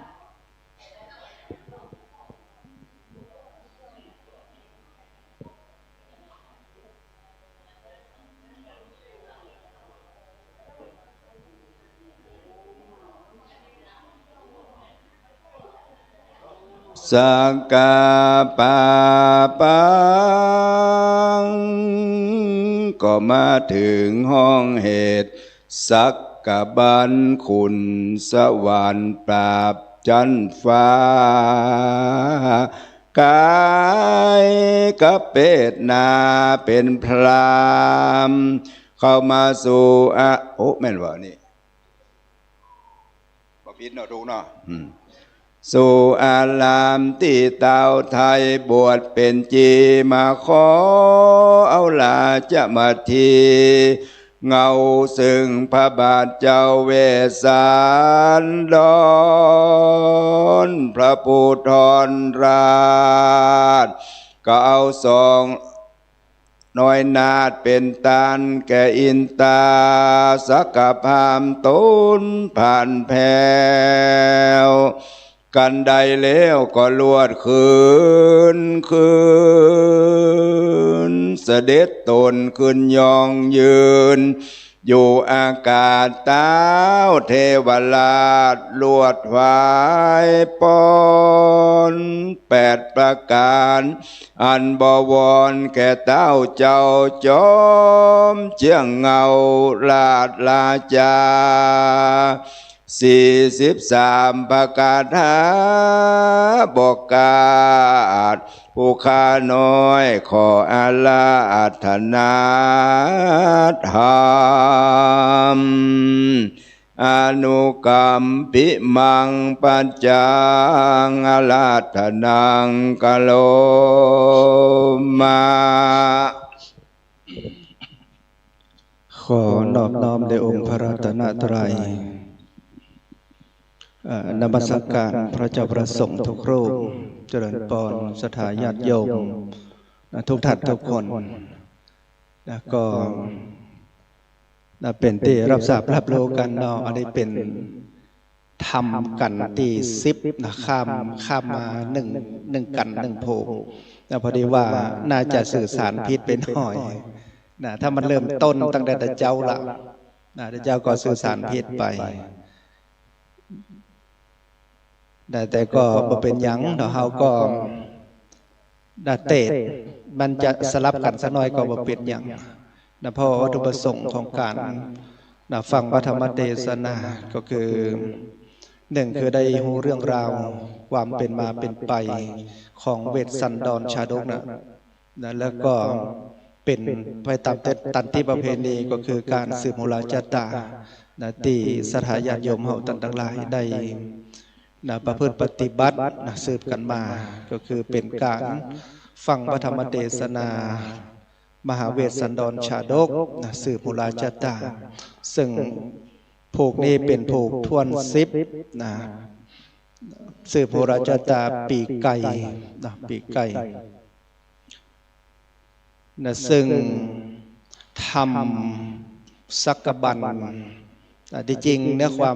มีน้อยเดียวก็คือหลังจากได้ถวายลูกก็คือกันหาชาลีได้กันมัตสีเสร็จเรียบร้อยมากันสักกบันเป็นการที่10เนี่ยก็คือเท้าสักกะเปิ่นก็ขยักจะลองใจว่าการตานเมียเลือถวายภริยาเนี่ยจะมีอานิสงส์นักกว่าการถวายตานลูกตานเต่าแหมก็เป็นการทดลองว่าพระเวสสันดรได้จะฮือตานตียิ่งขึ้นไปได้ก็เลยแถลงเพศมาเป็นพราหมณ์เพื่อที่มาขอมัทพนางมัตสีซึ่งเมื่อพระอินทร์ตีกายภาพมากายเพศมาเป็นพราหมณ์เนี่ยได้มาขอกับขอพระนางมัตสีกับพระเวสสันดรพระเวสสันดรก็ฮือโดยง่ายจ่ายเป็นตาลแผ่นดินดานสนันบันไหวเกิดก้องจืดจมตานอย่างนี้เป็นต้นแต่จริงเนี่ยความก็มีประมาณนี้ฉะนั้นการตีสถาญาติโยมเฮาท่านทั้งหลายได้สดับรับฟังธรรมเนื้อมหาจารย์โดยสรุปแล้วก็คือเฮาโอในเรื่องของการตานพระเวสสันดรเปิ้นฮือตานเพื่อหวังที่จะเป็นพระสัมมาสัมพุทธเจ้าคือพระโคดมศาสดาของเฮาท่านทั้งหลายณปัจจุบันนี้ฉะนั้นแล้วการสดับรับฟังพระธรรมเทศนามันจะสลับน้อยก็บ่เป็นหยังขอให้ได้ตั้งจิตตั้งใจสดับรับฟังพระธรรมเทศนาแล้วก็ขอให้ได้เป็นบุญเป็นกุศลสถาญาติโยมเฮาสืบโหราจตาก็ขอให้ได้พ้นเคราะห์พ้นภัยเพื่อนำมาซึ่งความสุขความเจริญในการดำเนินชีวิตมีสุขภาพพรหมัยแข็งแรงคิดสิ่งหนึ่งปรารถนาสิ่งใดประกอบด้วยความชอบธรรมก็ขอให้ได้สมความมุ่งมั่นปรารถนาทุกประการต่อไปนี้จะได้แสดงพระธรรมเทศนากันสักกบันต่อไป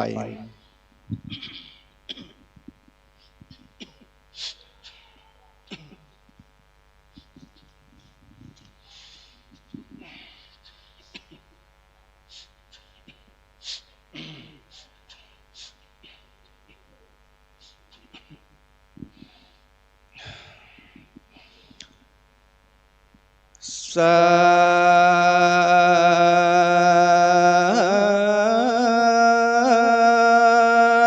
ธุจะนาเลยผ่านแผ่วได้ตั้งใจไว้ดี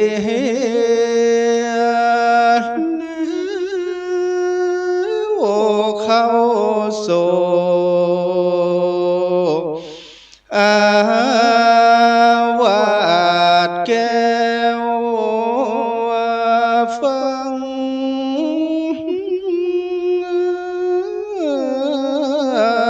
ธรรมตั้งใจบำเพ็ญเธอเส้นประจำ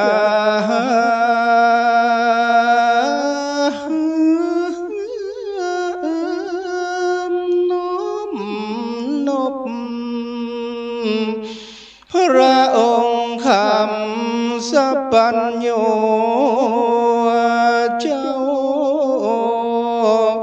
เป็นบุญกุศลแต่ล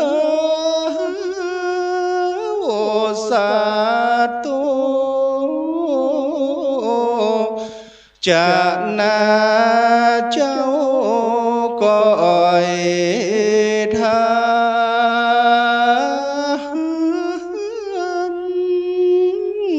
ำไปอาจจะนายวันนี้ตานตังลา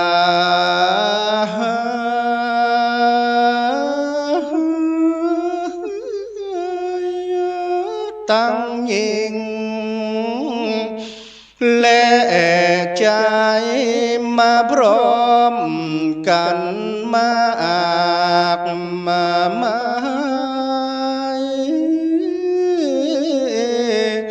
วัดสันสายหลวงเตนี้ต่างคนก็มาจากกล่าว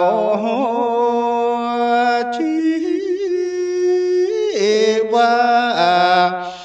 มาฟัง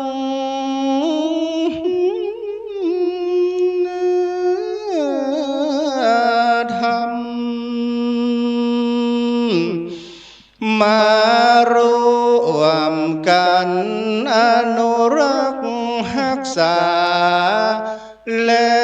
เสริมมาสา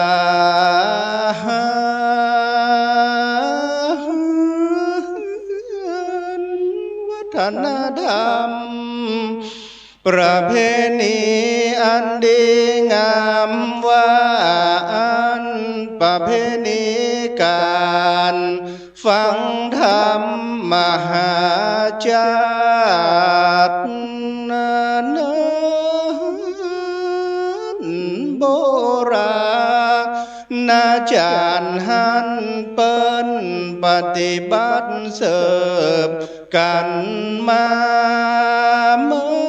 อนานมาปัจจุบันนี้พี่น้อ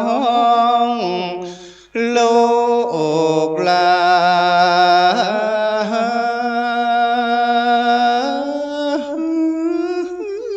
นก็ยังช่วยกันสืบสานให้รุ่งเรืองไรไปกว้างรวมกันสรรสร้างยาวไป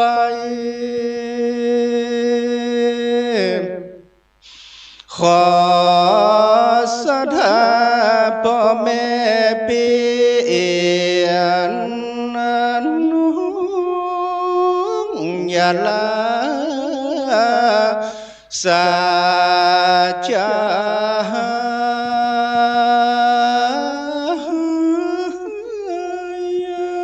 เอาตัวนี้ไกลจากธรรมพระเจ้าให้ปฏิบัติเป็นไปตามแบบเบา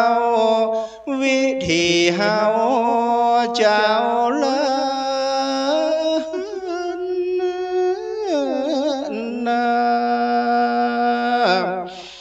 วันศีลวันธรรมก็อย่าไปละหันตุหันพระก็ไว้สา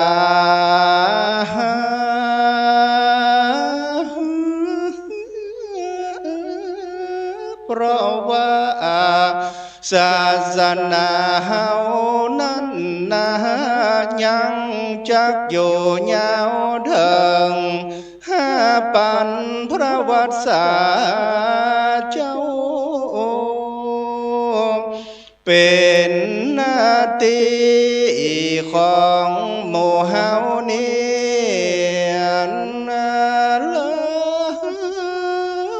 จังได้ช่วยกันสืบสานยาว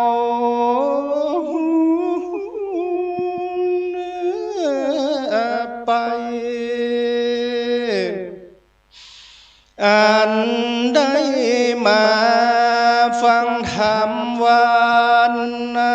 นี้มีมากหลวงลา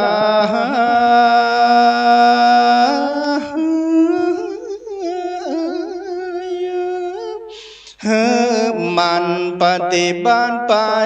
ตามมรรคสัพพัญโยเจ้าอันการฟังธรรมมีอานิสงส์มากแต่ท่านเจ้าแปลงใจเด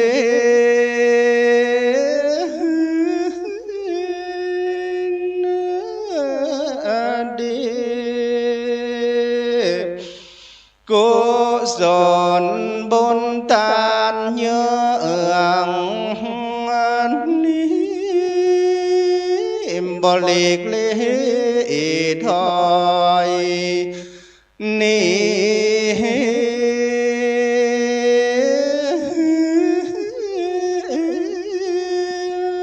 ประหนึ่งนาทีจมเย็นใจเจ้าเทพเทวาเปิดมาอยู่เฝ้าปั่นปอนเจ้าโอ้ยชัย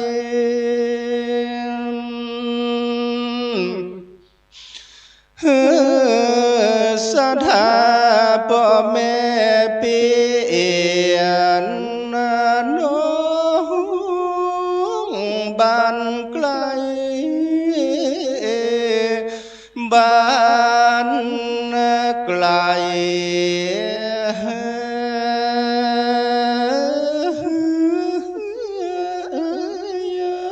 นึกคิดสิ่งใดสมใจโตวันสุขกายสุขใจพลังแก่กล้าปะปมแต่ผู้คนดีทุกวันคำเจ้าอย่าได้สอคิ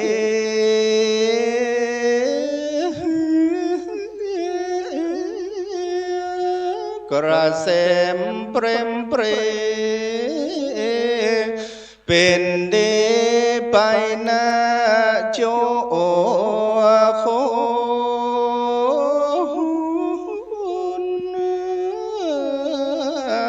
คนและน้ำ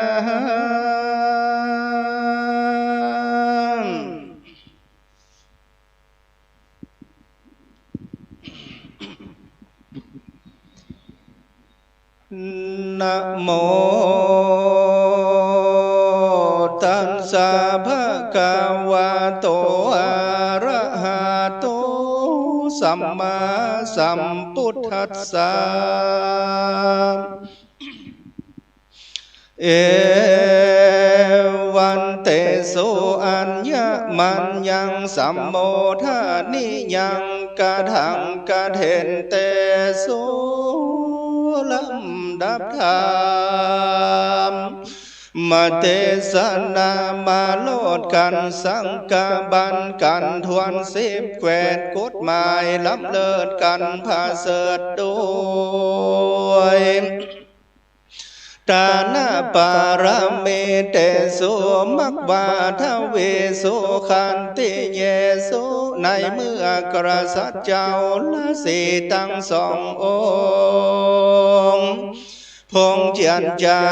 สาธุการจมเจิญตานกันไปมาดังอันในกาลเมื่อพญาอินตาตนวิเศษหูแจงเหตุหอระไทยก็คะเน่งในใจว่าอะยังเวสันตโรราชาอันวามในวันวานี้โสตเต้าผู้สร้างสันโดษโพธิสมภารคือพระผู้บานเวสันตาราราน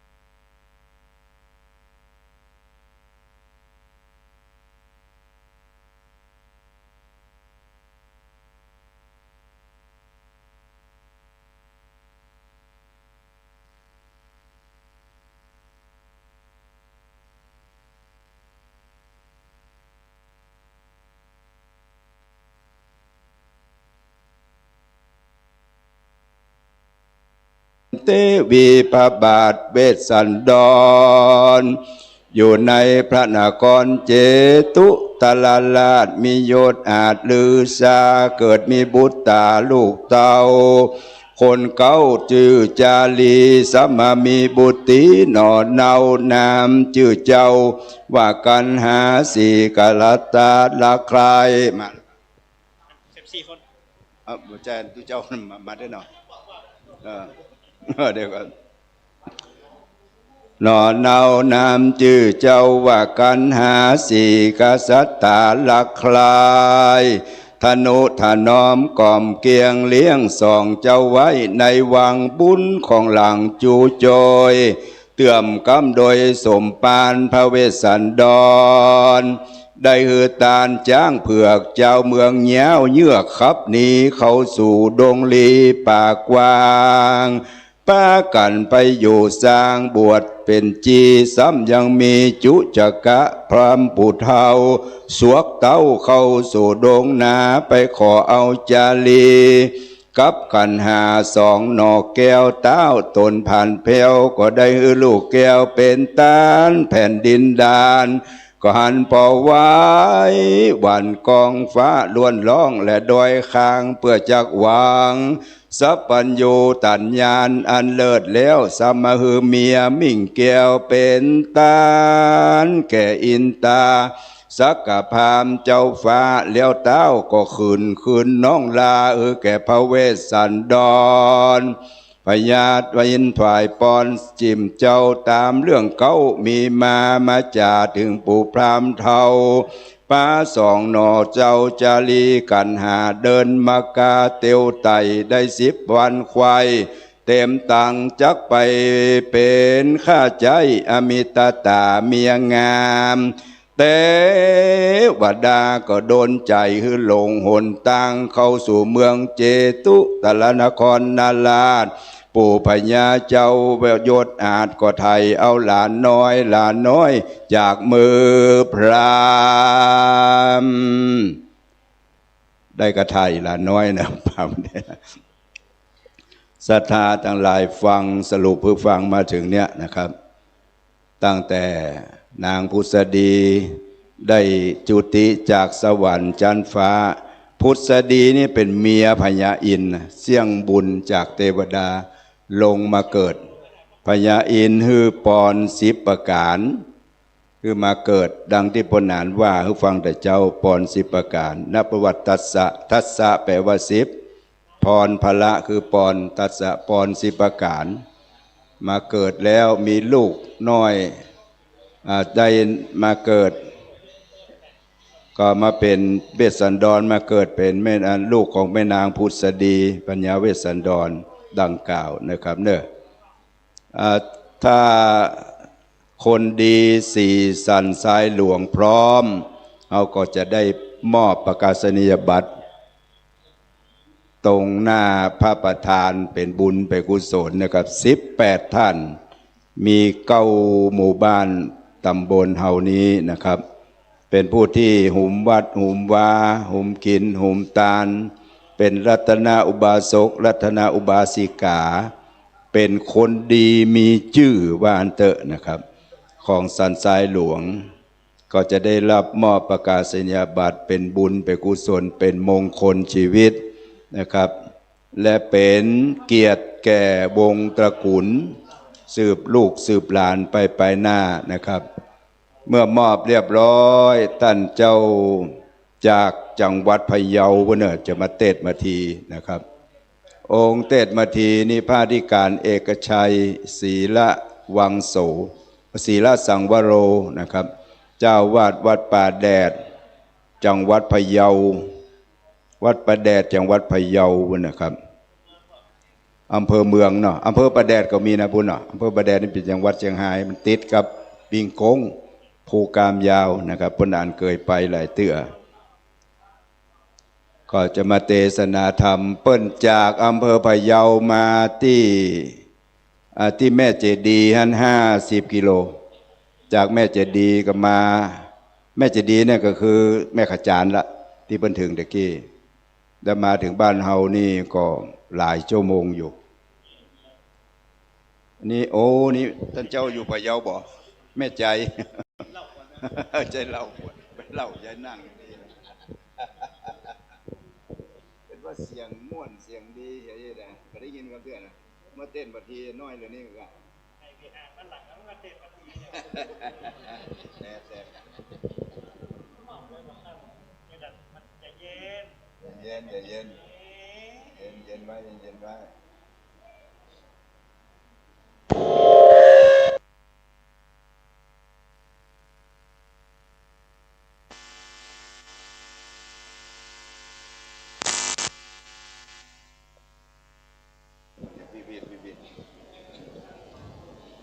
กับศรัทธาทั้งหลายค่ำมาก็ต้อมกันมาเนอะมีความภาคเพียรอุตสาหะเอาให้ได้ตั้งแต่ตีสี่จนไปเพียวพุ่นนะประมาณบ่เกิน3 ทุ่มนะครับเข้าใจว่าบ่เกิน3 ทุ่มเอาเทศทำมาทีถ้าท่านเจ้ามาถึง5 โมงนี่นะ5 โมงเทศธรรมทีไปถึง6 โมงฟังธรรมมหาราชฮะประเดี๋ยวนี้3 โมงไปยังมา4 เทื่อเปิ้นจะมานี่ถึง4 โมงนะครับ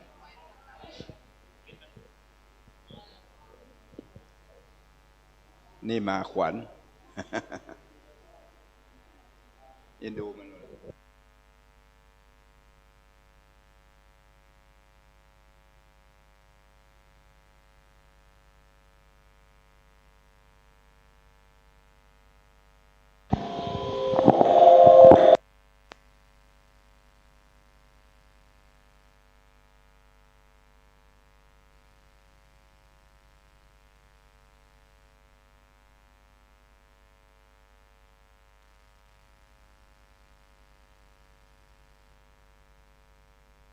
ศรัทธาทั้งหลายตัดสะปอนกันเก้าเฮาฟังเมื่อเจ้าตะกี้มีปอน10 ข้อเนี่ยไผใครได้ภาธนาเอาเนอะถ้ามีบุญมีบารมีเหมือนนางพุทธดีจุติจากสวรรค์ฟากฟ้าเจ้าภาพกันบัดทีมันนั่งในซุ้มจะตายก่อนนะเตรียมไว้เตรียมท่าท่านเจ้าเดินธรรมจากจังหวัดพะเยาบุญจะมาเทศนาธรรมมาทีเจ้าภาพกันมาสีกันที่9เดี๋ยวนี้กันที่10ล่วงไปแล้วนะครับปิกขึ้นมาฟังมาทีคุณอัมไพวันพุนไพอัมไพวันชัยพรหมคุณสุขุมานโตและคุณละพีสุมนะนะครับเจิญมานั่งในซุ้มจตาเนอะมานั่งเนอะนั่งท่าปั้มเปงภาวนาพุทโธพุทโธสัมมาอรหังสัมมาอรหังก็ได้ต่อหน้าพุทธปี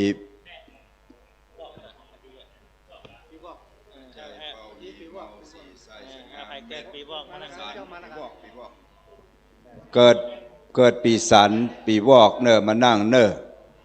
ไปเกิดปีสันปีวอกก็เกียมตัวเข้าส่งจตา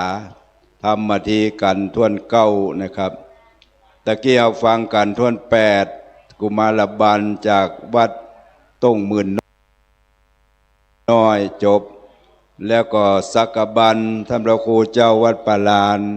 ขึ้นล่วงไป1 กันไม่ใช่เป็นแต่ท่านพระครูเป็นแต่พะเยามาบ่ถึงนะครับเอาจะรอก็บ่ได้เพราะว่าศรัทธาเขาจะได้ฟังไปอย่างข้ามไปสักกบันพญาอินตามาขอเอานางมาทีกับพระเวสสันดรเพราะเพิ่นมาลองใจอย่างท่านพระครูว่านะเพิ่นกลัวว่าคนถอยจะมาขอนางมาทีไปเพิ่นก็เลยจำแรงกายเป็นพราหมณ์เท่ามาขอพญาเวสสันดรนี่เปิ้นจึงมีใจเป็นตาลแต่ปรมัตถตาลนะครับตาลลูกตาลเมียตาลสะปะขนาดตาลจ้างเผือกแก้วเจ้าเมืองยาวเยือกขับหนี เปิ้นก็ถึงบ่โคดบ่เกี้ยวอย่างขอได้ตาลออกจากเมืองก็ตาลอย่างละ700ตานะขันตานะขันคือตาลเป็นกันขันละ700ค่าหญิงค่าจ่ายค่าจ้างค่าม้าค่างัวค่าควายค่าสะปะตาลอย่างละ700บอกว่าเข้าว่าน้ำว่าอย่างสักอย่างตาลแล้วก็ออกจากเมืองมาปาเอามาทีกันหาจารีมาบวชเป็นจีอยู่ฤาษีอยู่ป่าเขาวงกฏขี่รถแก้วออกเมืองมานะมีพราหมณ์ตยมาขอเอาม้าที่เทียมรถ4 ตนแล้วตาลม้าแล้วก็เทวดาก็จำแรงมาเป็นม้ามาสอดเอาแล้วก็เดินทางต่อมีพราหมณ์เนี่ยคนหนึ่งมาขอเอารถแถมกำลังก็เตียวตินพระเวสสันดรก็อุ้มจารีมาทีก็อุ้มแม่กันหาเตียวเข้าป่าไม้ดงดอนไปบวชเป็นฤาษีนะครับอันนี้ก็ฟังกันมาไปอยู่เป็นฤาษีแล้วปุพามชูชกไปขอเอากันหาจารีแถมเปิ้นก็ฮือตาลแล้วพญาอินตาสักพามก็มาขออนางมาจีแถมถึงที่หั่นนะครับเดี๋ยวเขาก็ฟังแถมใหม่นะครับฟังธรรมทีแล้วก็ฟังธรรมมหาราชสักกติและก็ละกรนะครับก็จะมีแถม3-4ผูกนะครับตอนนี้บรรปิ่นดกมาหรือยังกำลังเดินทางเนาะก่อนที่เราจะพร้อมกันนั้นขออนุญาตได้เจริญปรชี้แจงว่าเกียรติบัตรคนดี4สันทรายหลวงนั้นเป็นการมอบในนามหน่วยอบรมประชาชนประจำตำบลสันทรายหลวงมี5 วัด9 หมู่บ้านซึ่งได้คัดเลือกมาจากตัวแทนพี่น้องคณะศรัทธาในแต่ละหมู่บ้านปีละ2 ท่านปีละ2 ท่านหมายความว่าการจัดกิจกรรมของอปต.ตำบลไซหลวงเฮาหรือว่าหน่วยอบรมประชาชนประจำตำบลไซหลวงเฮาเนี่ยเฮาได้มอบเกียรติบัตรคนดี4สันทรายหลวงต่อเนื่องกันมาหลายปีและก็ทุกปีนั้นก็ได้คัดเลือกทั้งอุบาสกอุบาสิกาที่หมู่บ้านหันเปิงกวนว่าเป็นคนที่ช่วยงานหมู่บ้านก็ดีช่วยงานวัดงานศาสนางานบำเพ็ญประโยชน์หรือแม้กระทั่งการเป็นคนที่มีศีลกินธรรมอยู่ในวัดในวาก็ดีเป็นต้นนั้นแต่ละปีก็จะมอบจำนวนทั้งหมด18 ท่าน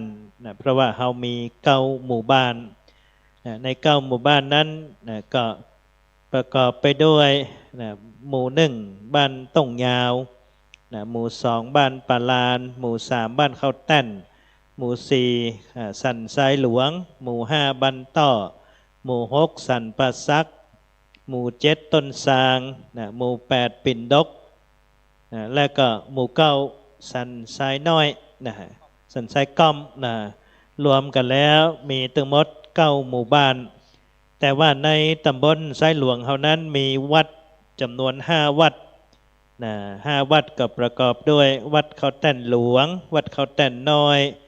วัดปาลานวัดบ้านต้อแล้วก็วัดสันทรายหลวงแล้วก็มีเทศบาลตำบลสันทรายหลวงเป็นหน่วยเป็นท้องว่าท้องถิ่นและในตำบลสันทรายหลวงเฮานี้เป็นที่ตั้งของที่ว่าการอำเภอสันทรายหรือว่าหน่วยงานราชการของอำเภอสันทรายก็ถือว่าตำบลสันทรายหลวงนั้นเป็นตำบลที่กว้างใหญ่เพราะว่ามี9 หมู่บ้านแล้วก็มีเทศบาลในการที่จะ ดูแลอำนวยความสะดวกในสาธารณูปโภคเกี่ยวกับสิ่งอำนวยความสะดวกต่างๆและก็ทุกปีเขาก็จัดโครงการธรรมสัญจรทุกปีนั้นก็จัดเป็นการเทศน์แบบธรรมบรรยายจัดช่วงเช้าพ่องช่วงบ่ายพ่องแต่ว่าเมื่อ6 ปีที่แล้วเราได้ตกลงกันว่าเราจะเทศน์ธรรมมหาจาร์หรือประเพณีตั้งธรรมหลวงเวสสันดรชาดกแล้วก็เริ่มต้นเมื่อ6 ปีที่ผ่านมาก็คือที่วัดสันทรายหลวงวิหารหลังนี้อันนั้นตอนนี้ก็ครบ6 ปีก็หมายความว่าก็วนรอบในการเป็นเจ้าภาพของแต่ละวัดใน5 วัดนั้นปีนี้ก็วนรอบมาที่วัดสันทรายหลวงเฮา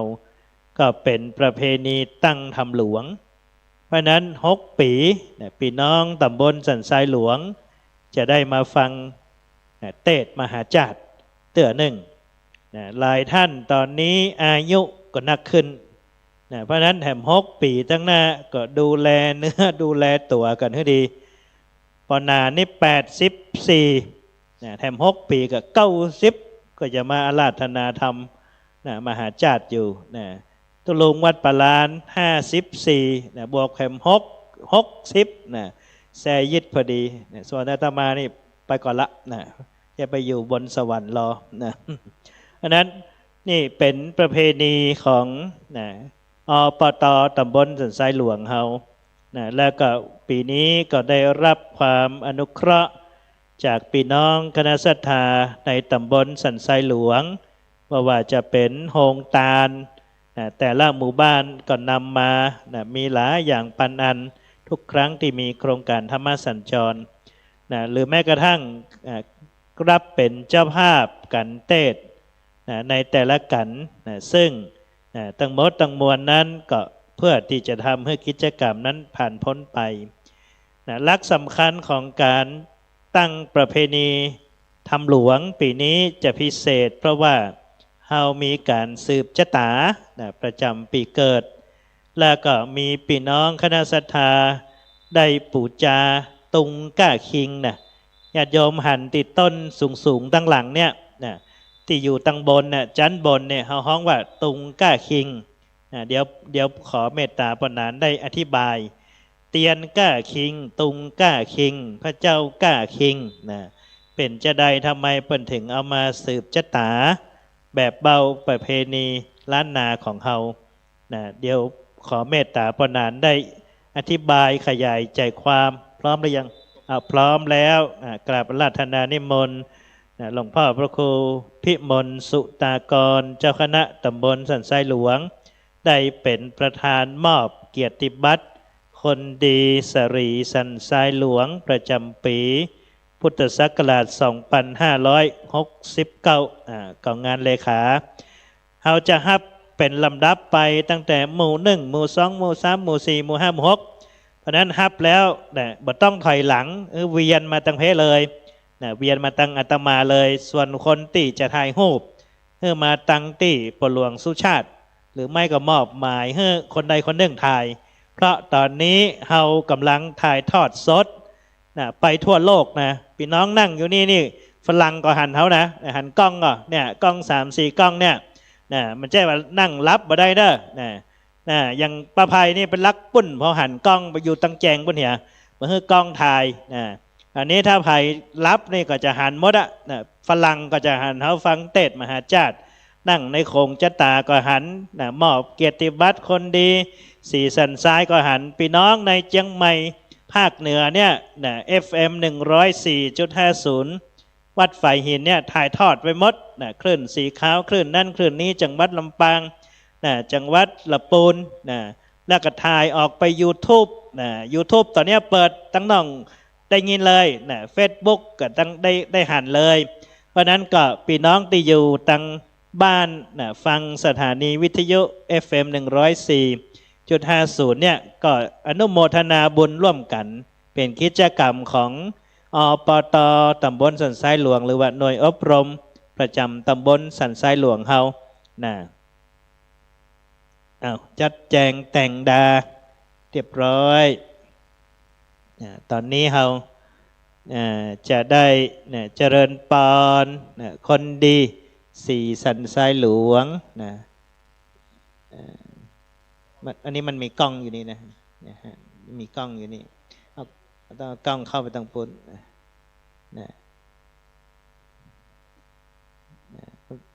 จินไปยืนหลังเสาก็ได้ถ่ายรูปจะหันชัดหลังเสาพุ่นเข้าไปหลังเสาพุ่นถ้ายืนนี่มันจะมาหันมันจะโดนกระง่อนอย่างเดียวหรือไม่ไปยืนที่โค้งชะตามีอย่างเดียวนะเพราะว่ามุมกล้องมันต้องไปยืนมุมใดมุมหนึ่งบางอันเขาจะ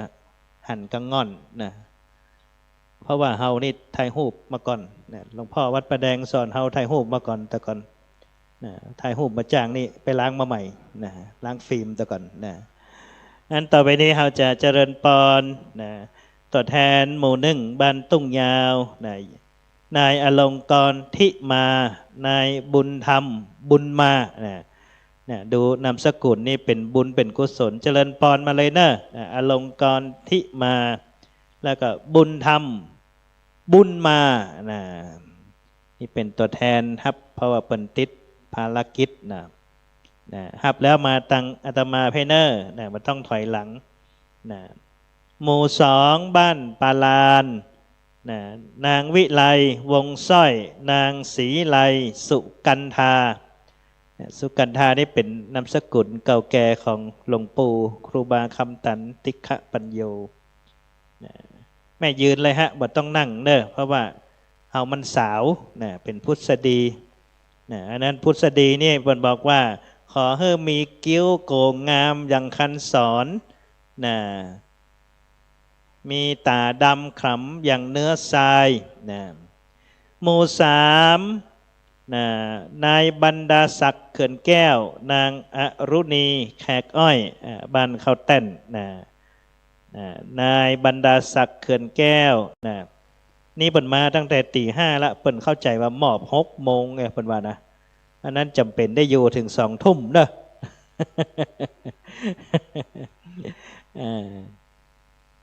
หมู่สี่บ้านสันทรายหลวงร้อยตำรวจตรีศรีทนพีละคำดาบตำรวจอุดมรัตน์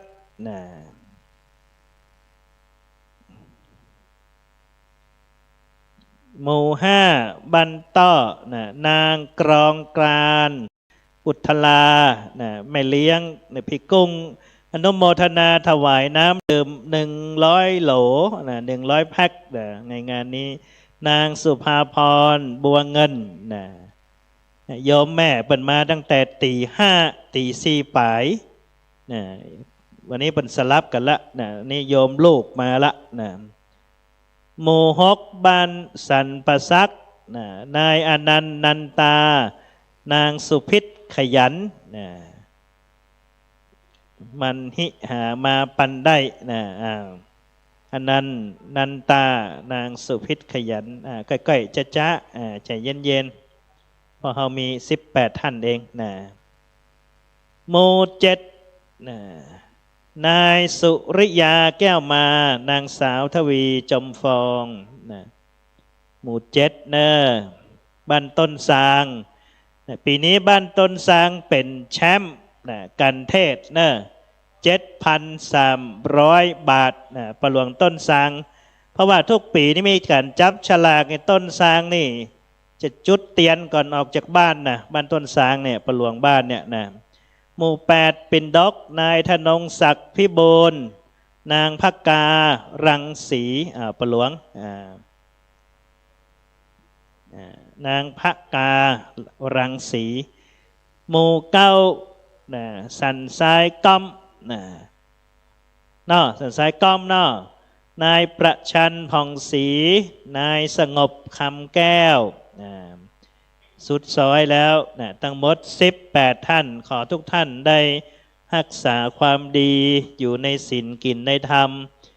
จำเริญในพระพุทธศาสนาเป็นตัวอย่างแก่คนในตำบลสันทรายหลวงเฮาและคนอื่นๆ ลำดับจากนี้ไปท่านอาจารย์พระอธิการเอกชัยตนเทศนาธรรมกันมัตสีหรือมัตทีหรือมัตทีได้เดินทางมาถึงแล้วในระหว่างนี้ในการเตรียมความพร้อมปนานจะได้เรื่องตุงก้าคิงครับ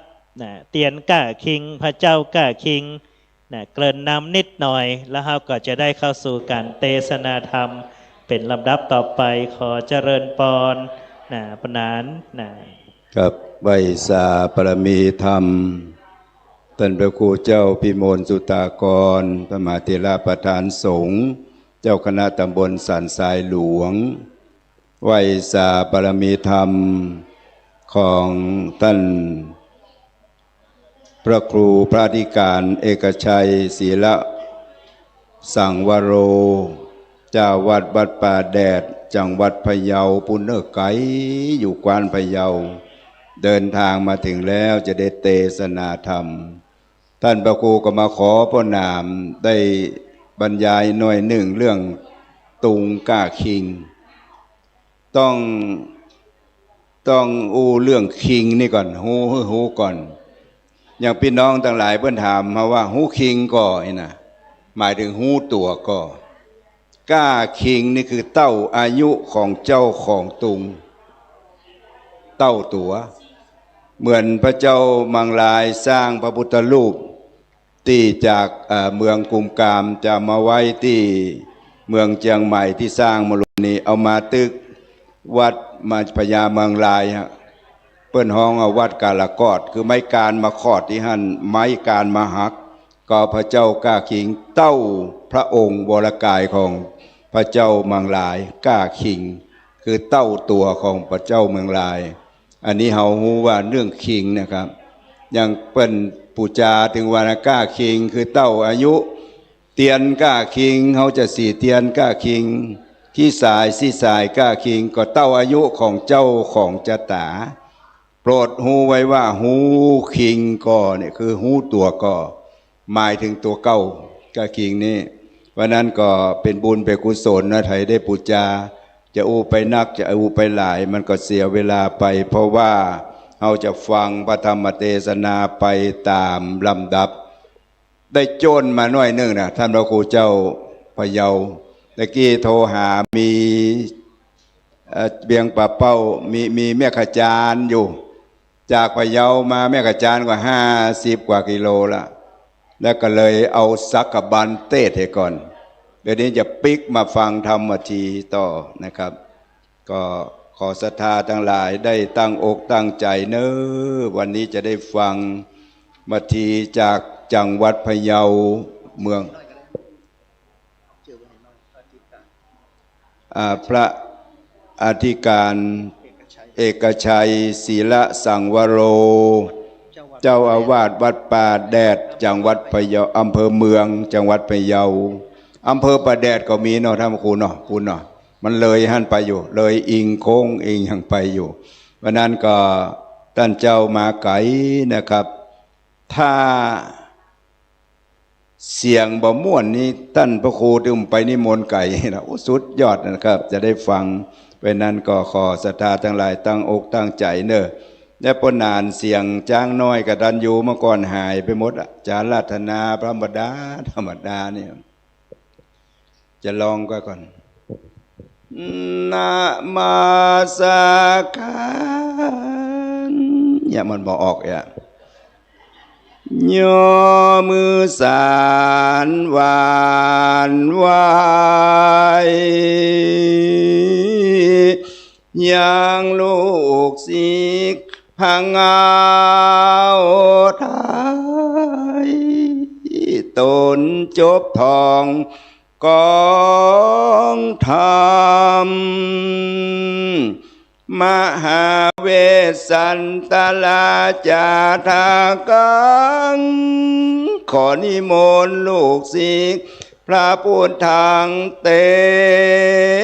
สนายังมาธิการทวนเก้า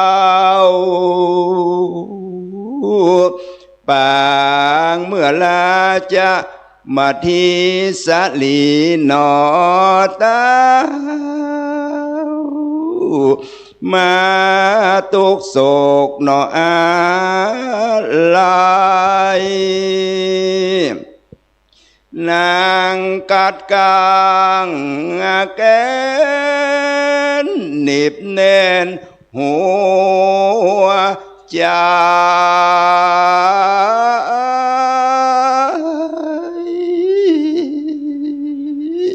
สอหาตัวป่าดงไผ่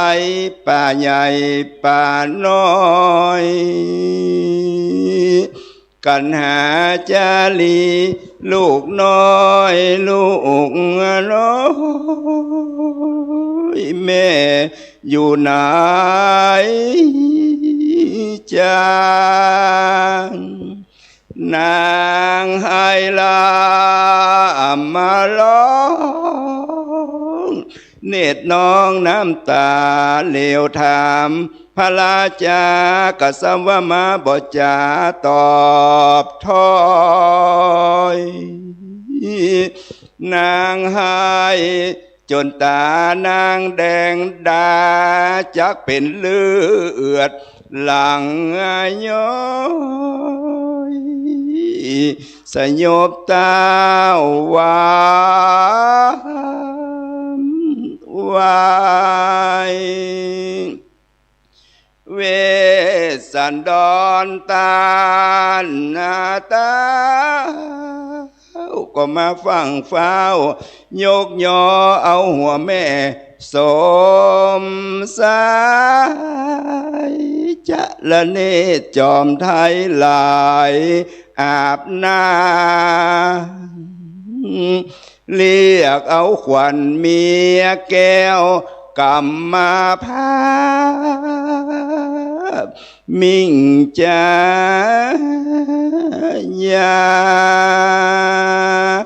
ขอนิมนต์ลูกศิษย์พระศาธาปลัมมศาสดาสัมมาสัมพุทธเจ้าได้เมตตาเทศนาธรรมภายโพธธาหนุ่มเท่าที่มานั่งเฝ้ารอท่าอยู่ดาฟังบ่ใจว่าผู้ข้าน้อยมาแข่งขับโลเดนอแข่งจำปอขอท่านเจ้าได้โปรดใส่ละบำธรรมสัก2 3 4 5บังกันว่าอิดหิวไหนนิมนต์ยอบมายังลวดตั้งนะโมไป1เดวัมมังธรรมมุตตมังปัจจังอรัตถนังกะโลมา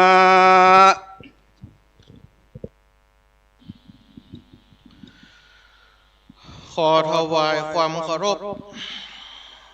ปูชาพระรัตนแก้วเจ้าทั้ง3ประการอันมีคุณพระพุทธเจ้าคุณพระธรรมเจ้าคุณพระสังฆเจ้าเป็นสรณะเป็นที่พึ่งและขอถวายความเคารพปูชาอาจาริยะครูบาอาจารย์มีพระเดชพระคุณท่านพระครูพิมลสุตตาภรณ์เจ้าคณะตำบลสันไซหลวงและท่านพระครูสังฆลักษณ์ธรรมนูญตลอดจนถึงพระสงฆ์องค์ข้าเจ้าครูบาอาจารย์เถรานุเถระจุตนจุองค์และขอเจริญพรศรัทธาพอออกไม่ออกสันนิบาตตันเข้าอาตมาภาพนามว่าพระอธิการเอกชัยศรีละสังวโรเจ้าอาวาสวัดป่าแดดได้รับเมตตาซึ่งตั้งอาจารย์พระครูท่านทั้ง2ท่านก็เมตตาไปนิมนต์คำตีไปจูถึงพะเยาปุ่นแล้วก็วันนี้ ก็ต้องขอสุมาอภัยครูบาอาจารย์แล้วก็ปออกไม่ออกศรัทธากะเวลาบัดหูก็เลยลาจ้าไปหน่อยดังนั้นก็ต้องขอสุมาอภัยมาณที่นี่ตัวลำดับต่อไปเจิญปออกไม่ออกศรัทธาพี่น้องเชียงใหม่เฮาลองฟังทำนองพะเยาพอเนอว่าจะม่วนบ่ม่วนจะได้ก็ค่อยว่ากันเนาะ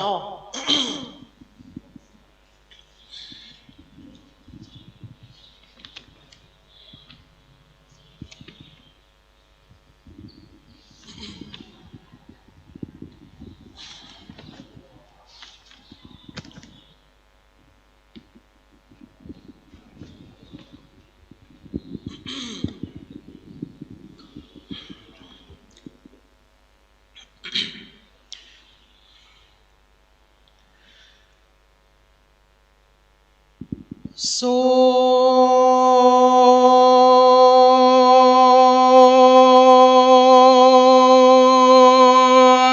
นั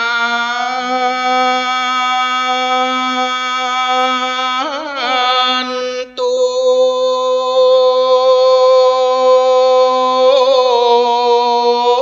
พนตุ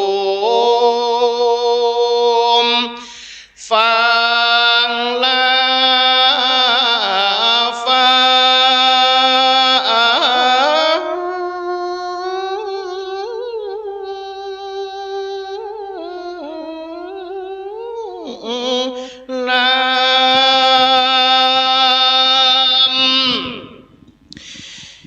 10 นิ้วสา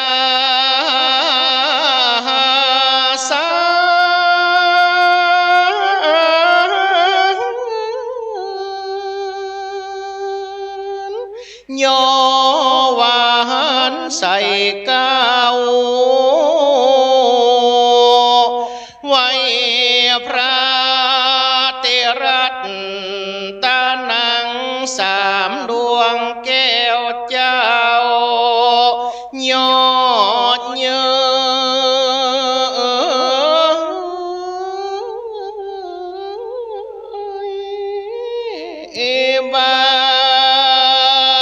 น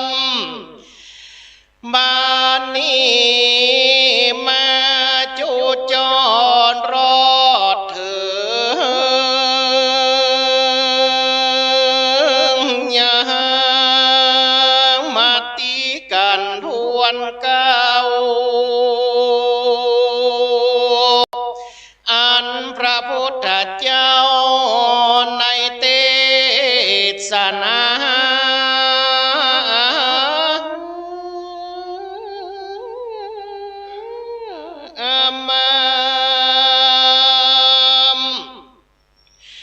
ปางเมืองนางราชมาตีสนิพันธ์เพวมาถามหา2 ลูกแก้วบุตา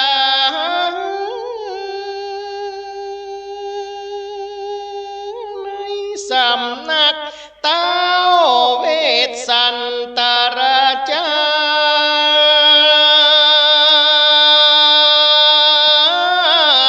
นางเต้ามาสันตายนอลื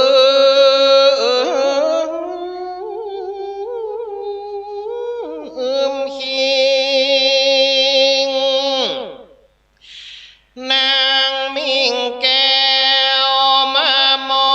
ลนาขาดค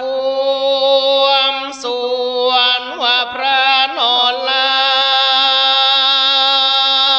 มเวสสันตราศีก็มีใจ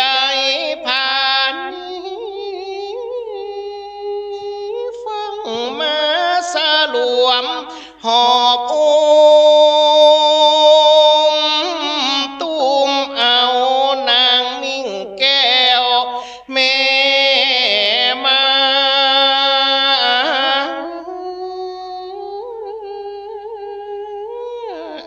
นอนป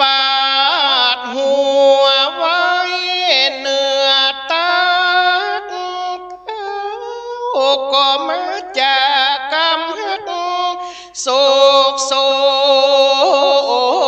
กา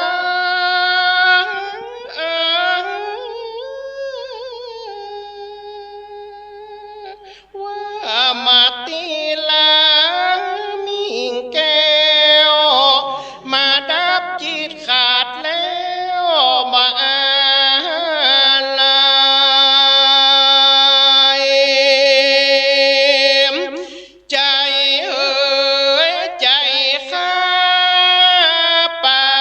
นจักแตกเหมือนลามาดาขาดใจตายปอมบ่อะไรละนายปีเจ้าปีมาเป็นทุกข์โศกเศร้าบ่มีไผเป็นกู้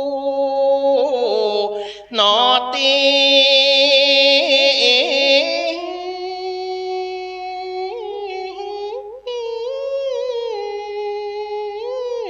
ยำคิงว่า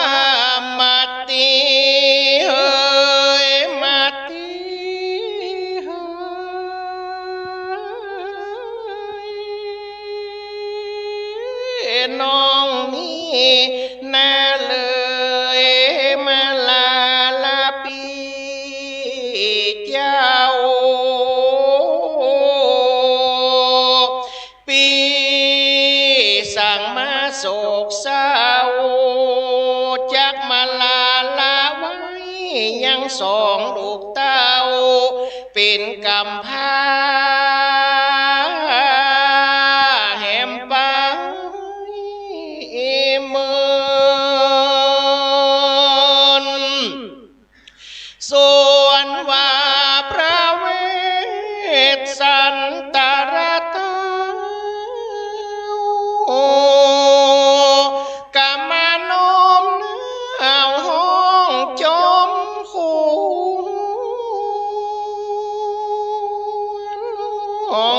เอา32 ขวญแห่งมาตีมิงแก้วน้ำตานี่แล้วแห่งพระมิงแก้วเวสสันตรสี ก็มาไหลหลังต้อ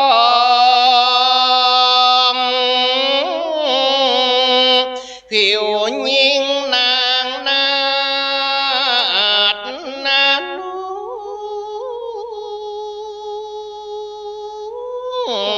มาให้ห่ำห้องเวตัน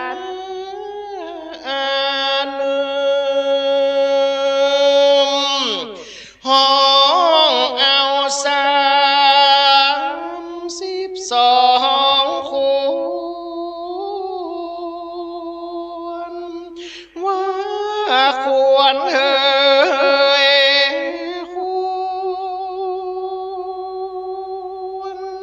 ควรเฮ้ยขออัญเชิญจวนขวัญเจ้าได้ยินเสียงปีกุกเกียกแล้วขวัญมิงเจ้าจงมา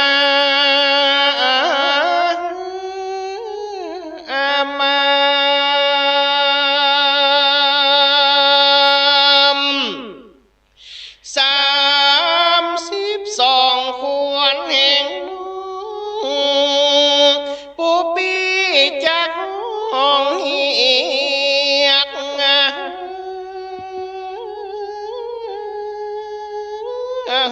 ขวญ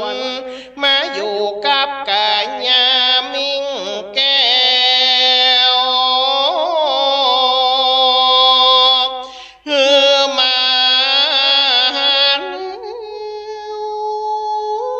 มาสู่กาญาเนิ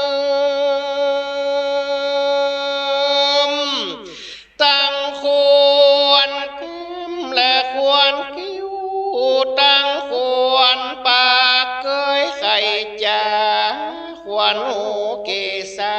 แห่งเจ้าควรหัตถานานมสองเต้าได้ยินเสียงกูปี้ห้องเจ้าจูงมา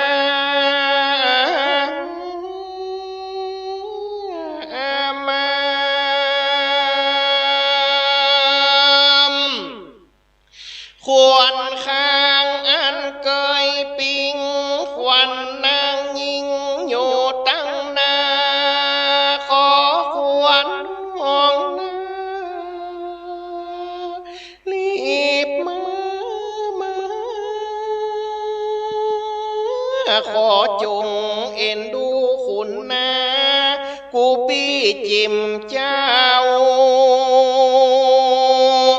ควรนา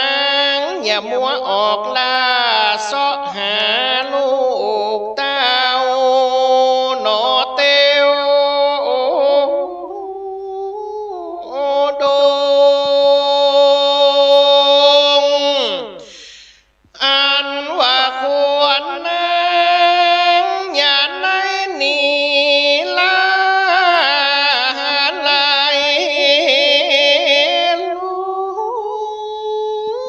ควรนางอย่าได้เตียวกลางดงอยู่เหี่ยวป่าและหอมห้วยแม้นว่าขวัญมาตีไปลงอยู่ที่ผาลิงจุยขวัญนางจูงมาหน่อยกำปากปีกหนอมาอันนี้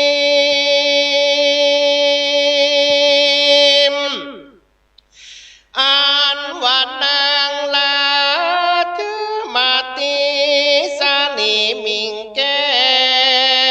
วนางมาสลบตาลงแล้วพระมิงแก้วกำมาห้องเอาขวญโนเจยโจมนางมีใจพารมตื่นตองสะดุ้งตื่นแล้วพระมิงแก้วกำมาปลอบเอา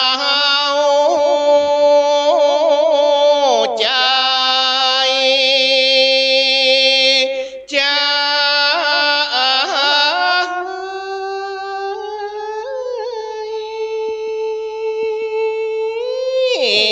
บอกเหตุอันว่าประเวทสันตราสีตอดเตตานก็มีโดยประการดังกล่าวมานี้แล้ว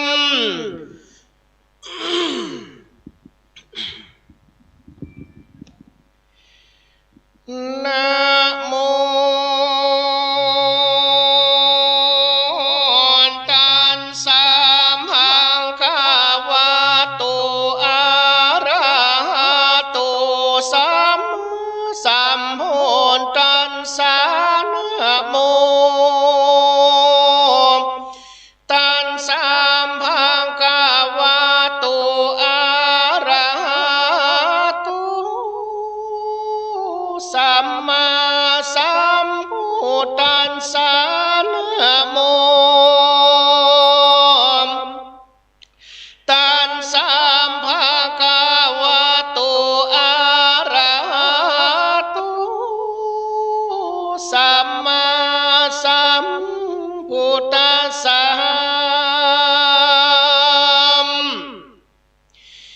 ยังปานาตังลัญญามหาปัตวิงอุณาเตตัวพระมานันสา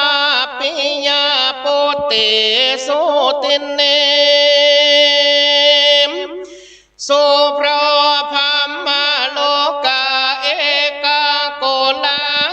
ลังจาตังอโหสิสานาโวมโนนาสัมปุนิสาตั้งหลายตั้งยิ่งใจมวลหมู่อันมานั่งอยู่นาฟัง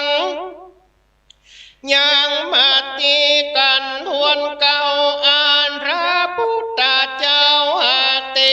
สานามาส่วนวามพญาสัพพัญญูตัญญาณอันในอันหาเสดอ่านพระโพธิสัตว์เจ้าตูลำเลิศหากผาธานาเอาดังอันปิญญาปนเตสุติเนสุในเมื่อพระญาเวทสานตาราตูนผ่านแผ่วหากภาษาทลูกแก้วเป็นตานก็มีแลดังอ่านว่ามหาปาตวิมอันนาเป็นพระสุธาสังกัญญาวใน240,000 โยจันกนานาอุณนาเตตัวก็ความเขียกอยากลองไหววันกองไปมาเอกาโกลาลังก็เกิดเป็นโกลาหลนั้นหนึ่งอันเดียวยาวพระมาโลกานาลับต่อเต้าถึงพมมาโลกจะต่างอาโหสิ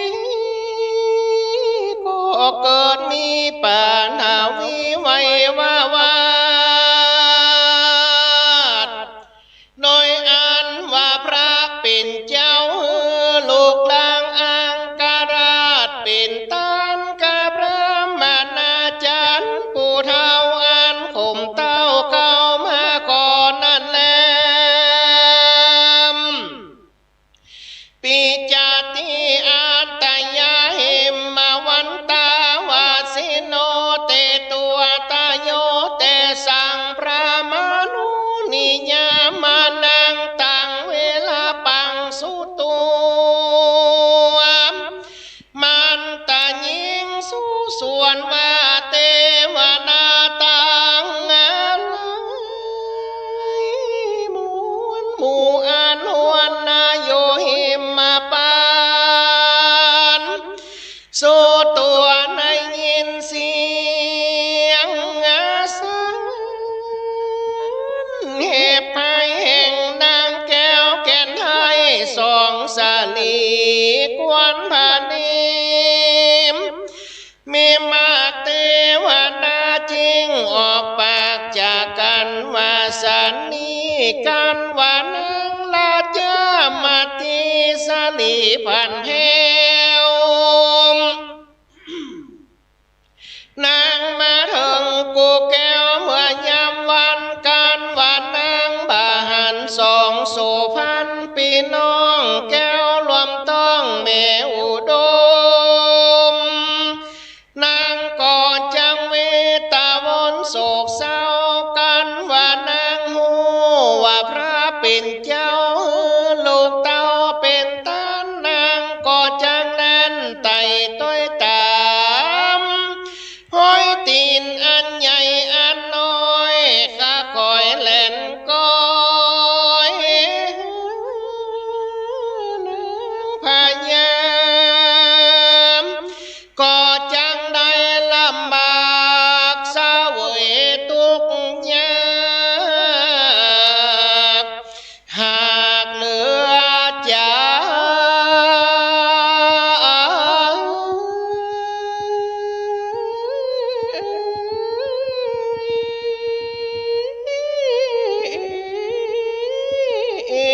จิ้มแลม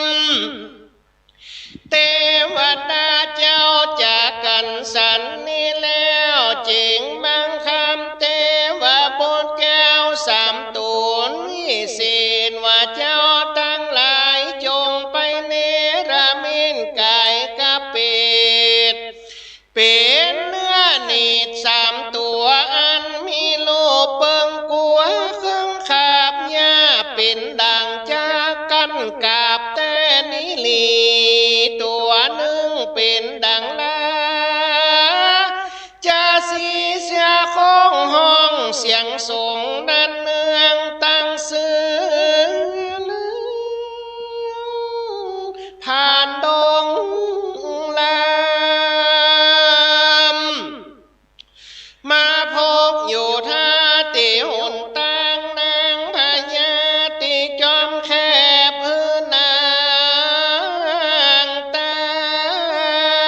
วเหบให้อยู่วอนขอ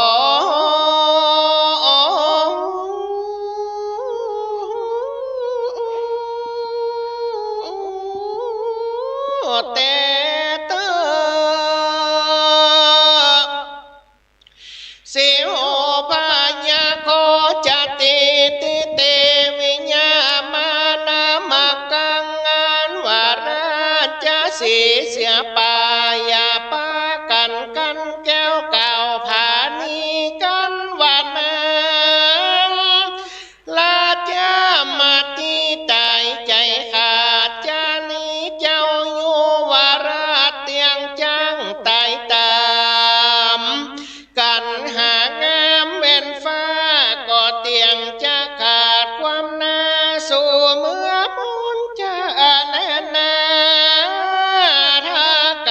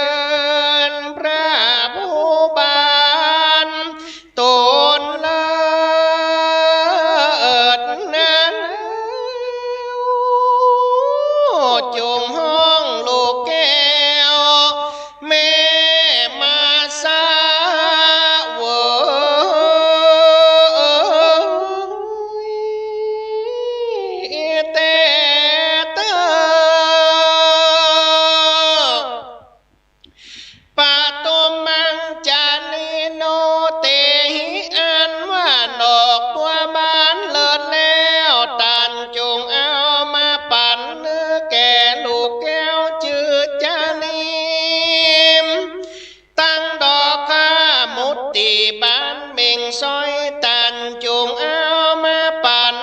แก่ลูกน้อยแม่กันหาจุงมาเน็บเกษาและเกตเก้าสั่งแล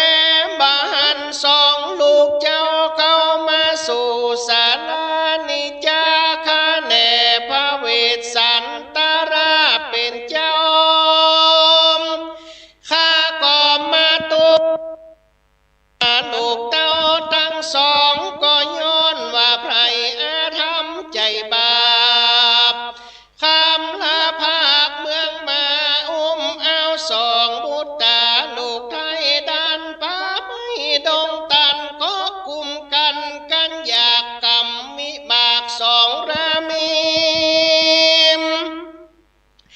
นางก็มาเสาะหายังสองสาลีลูกเต้าเนินออกเขาตีจมโขงตั้งสาลมและลงน้ำตีไก่กำโบกาลานีตั้งตุกนาตีตีตาตุกตีหาดเหวพันตั้งตุกลำคามและจอมปลวกตั้งตุงบวกน้ำสาลาน้องตั้งหินกองและหินก่อตั้งผาจ้อและผาจานตีน้อยดงตาลมัวมืดแม่เจ้าก็ไปแอวเปิดก้อยหาก็บานสองบุตรตาลูกเต้านางนาไทยก็มาเป็นทุกโศกเศร้าห้องสายบตา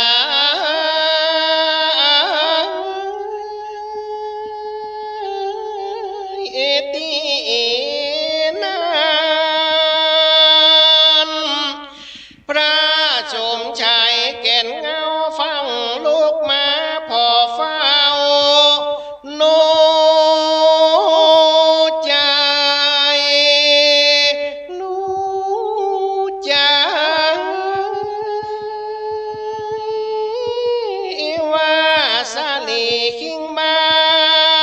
งเฮ้ยนอนเอาตาตีนี้หมอใจเป็นตีเจ้าแม่เมื่อมอนกันว่านางตายใน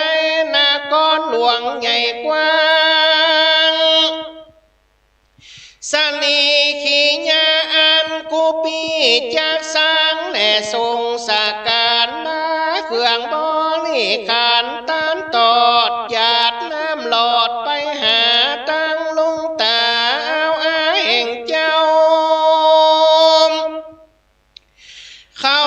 ก็จ้างมาเห็นเฮเฝ้าเป็นปอนิวันตุกภาการเห็นเฮหมดใจว่ามาลาขอนเมเจ้าไว้เฮือเป่ามองได้กูปีจากแต่งคนตั้งหลายแปลงผาศาสตร์งามจะแหลมจากหาจังเติมขีดเขียนตีหัวเสาจากปันไปโดยพาใส่ตั้งจอฟ้าและยองปีแต้มเป็นรูปกินนาลีแอนฟอนถือดอกไม้อยู่เปิ้งเปล่ามีตั้งรูปนางสาวงามสละอาดตั้งรูปนักขบวงบาทแก้วตีนลงใส่ดอกจันพวงมอมไม้ตั้งหูบกาตายและแมงก่อนตั้งรูปมาอาสานอนมานิกาบตั้งรูปหนักน้ำและนาคีมตั้งรูปหาทีมาจ้างหลายลากาเสียสิ่งตั้งนางยิงโจมจะแหลมใจจูบแก้มลมใจแม่ขาลายเดละดาดเครือวันวาดสนสารถือดอกบัวมานงามสะอาดดอกปัญญาแจจนดอกนินละป เขียวอาตุมดอกแก่หนุ่มแก่ไม้จังก่อนใหญ่นุยาตั้งภาษาแก้วแววยุงต่างกองลัวสูงในลอยจันไม่แก่นขันจันแดงตั้งสมุละแวงมันสวสวดตั้งภาษาแก้วเรื่องไหลมีเจ็ดใจงามสะละอาดตั้งรูปดอกบัวขาวหยาดวางแมงปูสว่างบินบนเครือวันสนแสนสิ่งไข่หิ่งแก้วมิงตุปายตราบอกความกูปีจากใส่บัวไปตั้งตาบอกไงกูปีจากใส่บัวแว่นฟ้าตีสนอะไรวงประตูโขงกูปีจังแต้มเป็นรูปเทวดาถือดอกไม้ประนมมือไว้โยชาหล่อนมังคนกูปีจากคือถือจ่ามอนไกวกวาดแกว่งถือสาดแก้วแหลนดูนี้ตั้งรูปจามมาลีแควนยิงไต้ฟ้าขิงดูการเพื่อจากทรงสาการเปลี่ยนมันดังกล่าวมานี่แล้วปีจากแต่งไฟมาแก้วแล่นตามดินจางป่าล้อมินเลี้ยวแล่นบอกไฟจ้างแสนเสียงจังคานบอกไฟรูปมาปกห่างเต้นตวงบอกไฟรูปกวงก็จังลุมชับบอกไฟแลดยนต์เป้าเปิบแลนผ้าเพิบเลยก็เล่นปอมควรคืนงานปานฟ้าฟ้าทอลานีฝุ่นผงทุลีปอมืดกุม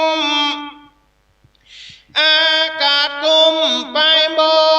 นตั้งบอกไฟลูกคนก็ว่าจากแลนบอกไฟหูบมาเห็นภายเสียง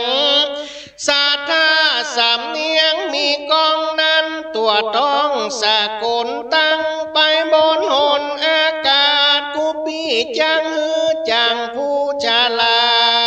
ดแต่งไฟหยาดยิงบนทั้งหนไตกูปีจังฮือแต่งเป็นรูปนางสิงขึ้นขี่มาอาสาดอนหัวกะงอนน้องกะปานดังจากขึ้นฟ้าก็บ่โห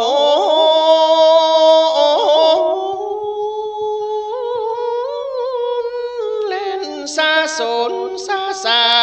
นเล่นจอโขงหาศาสลงมาจอแล้วลาก่อยเล่นขึ้นเตวดาป้อยเล่นแต่ปืนตั้งไล่วงโขงภาษาแก้วไฟติดแล้วแบ่งเป็นเปลว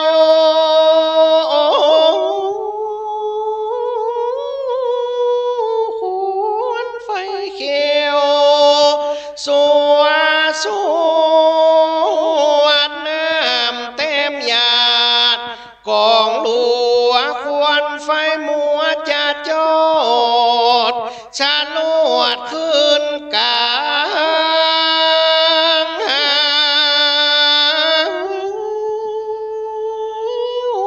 ปานดังดาวยังฟ้ายา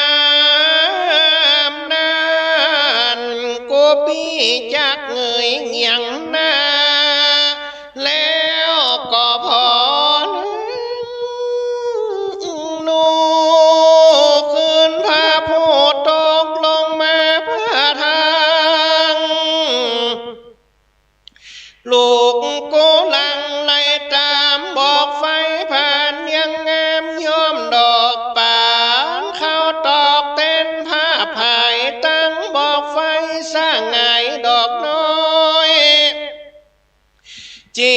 อกซอยเจจนตั้งซาโปโกนวันแตกไฟมาแก้วแยกเป็นนาเปวตั้งควรไฟเขียวติดยอฟ้าดังไก่กับก็มองลมกีดเกี่ยวเลี้ยวเลี้ยวเลี้ยวเลี้ยวเลี้ยวเลี้ยวเลี้ยวปั่นเก้าป่านจะยกเอาภาษาเจ้าแม่มื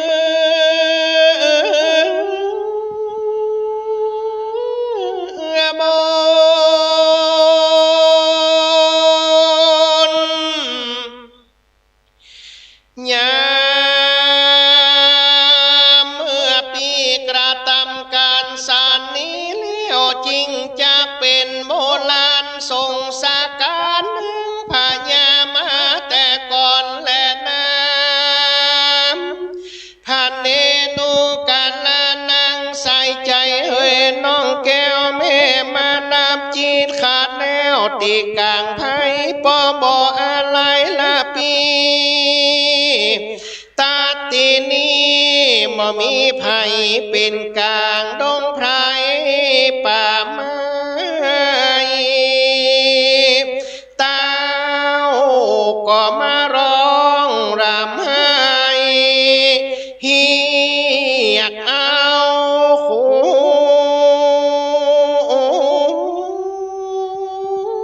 วันนางว่าควรเอ่ยควรมาตีเอ่ยมาตียอดบุญควางเมียมิ่งแก้วนางจงลูกมาแล้วเมียมิ่งแก้วเสมอตาขวานอย่าไปล่าดงนาป่ากว้างควรนางอย่าได้ไปอยู่ที่จิมหมูและจ้างและงูว่าแดงควรเต้าแม่อย่าได้ไปล่าสาเวงอย่าได้ไปอยู่ภาษาแกงและเงื่อมทำกลัวมาหินผาจะคบลานนางนอเอาจามควรเต้าแม่อย่าได้ไปอยู่ป่าไม่นานดงนากลางลัญญาเถื่อนต้องควรนั้นเต้าอย่าได้ไปอยู่ที่ผาติดหน้าต้องในแห่งห้องกิลีดงควรนอเต้าอย่าได้ไปอยู่ที่จิมผีคนก็ว่าลิงลมจอนแจมควรนางอย่าได้ไปอยู่ที่จิมเมเย่และทาลายปอนควรอย่าได้ไปอยู่ตัวหมู่เมนและเห็นนาควรนางอย่าได้ไปอยู่ตัวหมู่ปังปอนเอวควรนางอย่าได้ไปอยู่จิมเมนลานปรายควรเต้าแม่อย่าได้ไปอยู่ที่จิมมัน ฟานเปิดโขกองควรนางอย่าได้ไปอยู่ที่ผาติดต้องที่ผาจ้อและพาอาจารย์ควรเต้าเมอย่าได้ไปแสวงหาหัวมันและลูกไม้เอามาเลี้ยงสองแก้วแก่นให้เป็นดังจูวา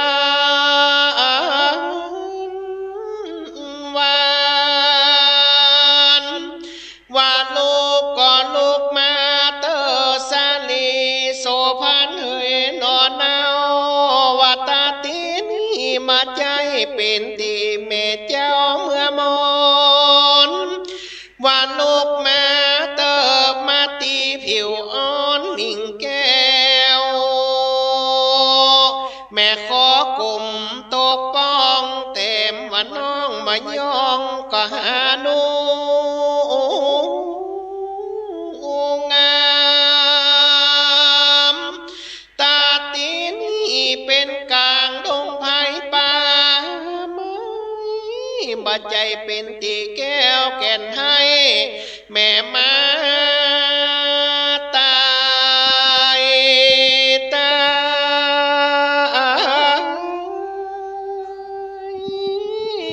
ขวัญจุงลูกมาเตอนายสมชายกูป้องยามมือในยินเสียงกูปีเรียกขวัญมาตีนูจะนาดน้องจงรีบตื่นต้องหนอคือมาส่วนวันนางลาจามาตีสลีผ่านแผ่วนางมาสายโยตายไปในน้อยหนึ่งเลี้ยวนางหนอแก้วก็ตื่นขึ้นมานางพระญาก็มากลัวเป็นบาปด้วยความสุภาพควรละอายนางก็มาขอสุมาถวายขับไว้พระมาไทยผู้ทอนว่าข้าแด่พระเวสสันดรเจ้าคอยข้ามอนนุยขอสุมาเหตุว่าพระราชามาถูกต้อง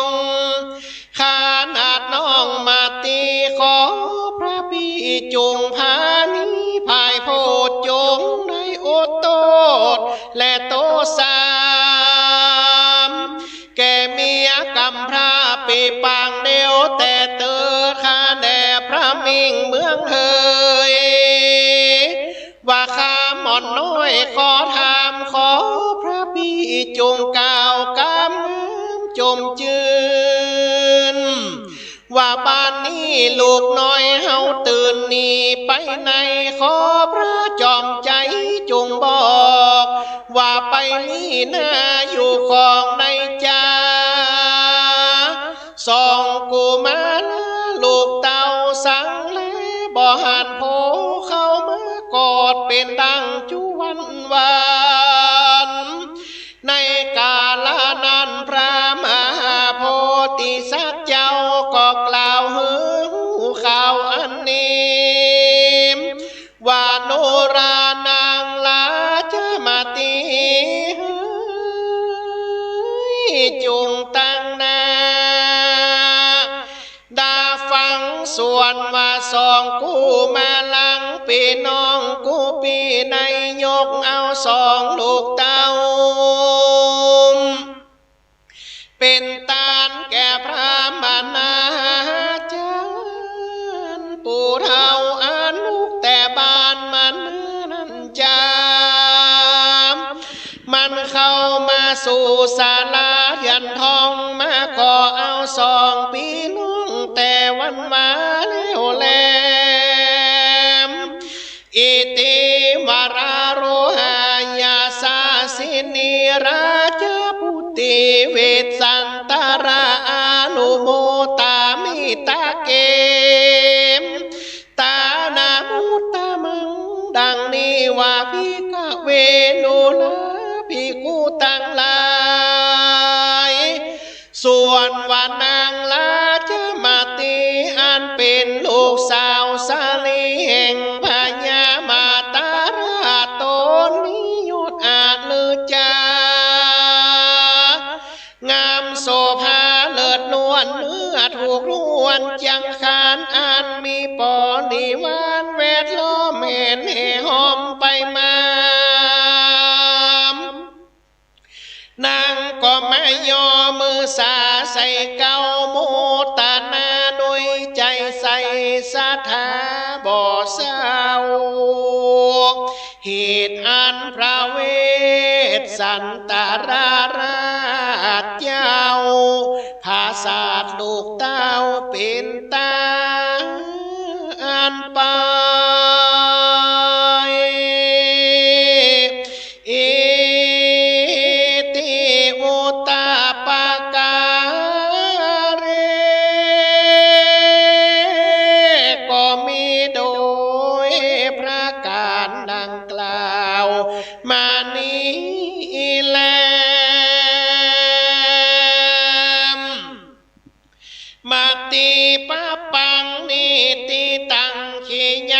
สางมุลละนาวิเศษจาห้องเหตุยังมาตีกันวันเก่าอันพระพุทธเจ้าหักติสานามาอันพาดาพานาไปโดยพระคาถาว่าได้90 บาทพระคาถาก็บังกรมสมเด็จสาลาเนอันธรรมยังสาธุกลังกะโลมาเสสาธุสาธุสาธุศรัทธานาบุญทั้งหลายได้สดับรับฟังพระธรรมเทศนามัทธิกันทวนเก้าโอ้เสียงท่านเจ้าใสเหมือนแมงใหญ่แมงวางเสียงกว้างเหมือนต้านเต้ามหาพรหมเสียงกลมเหมือนนกกาละเวกประมีติใดเป็นการวิเศษเนอะวันนี้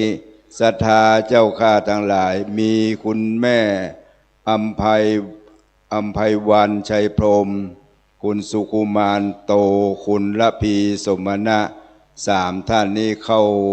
นอบน้อมประเคนกันปูจาธรรมมาทีเนอณบัดนี้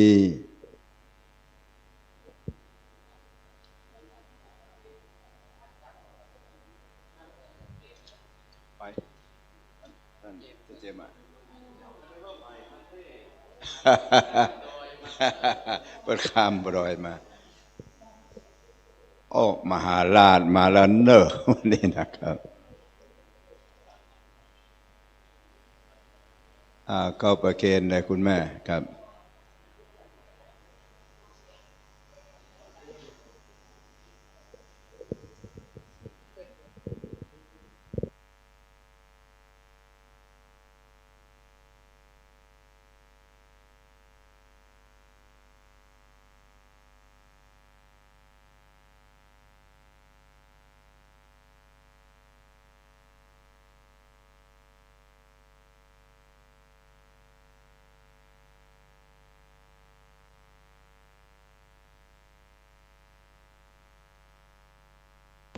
เกี่ยมน้ำหยาดเนอ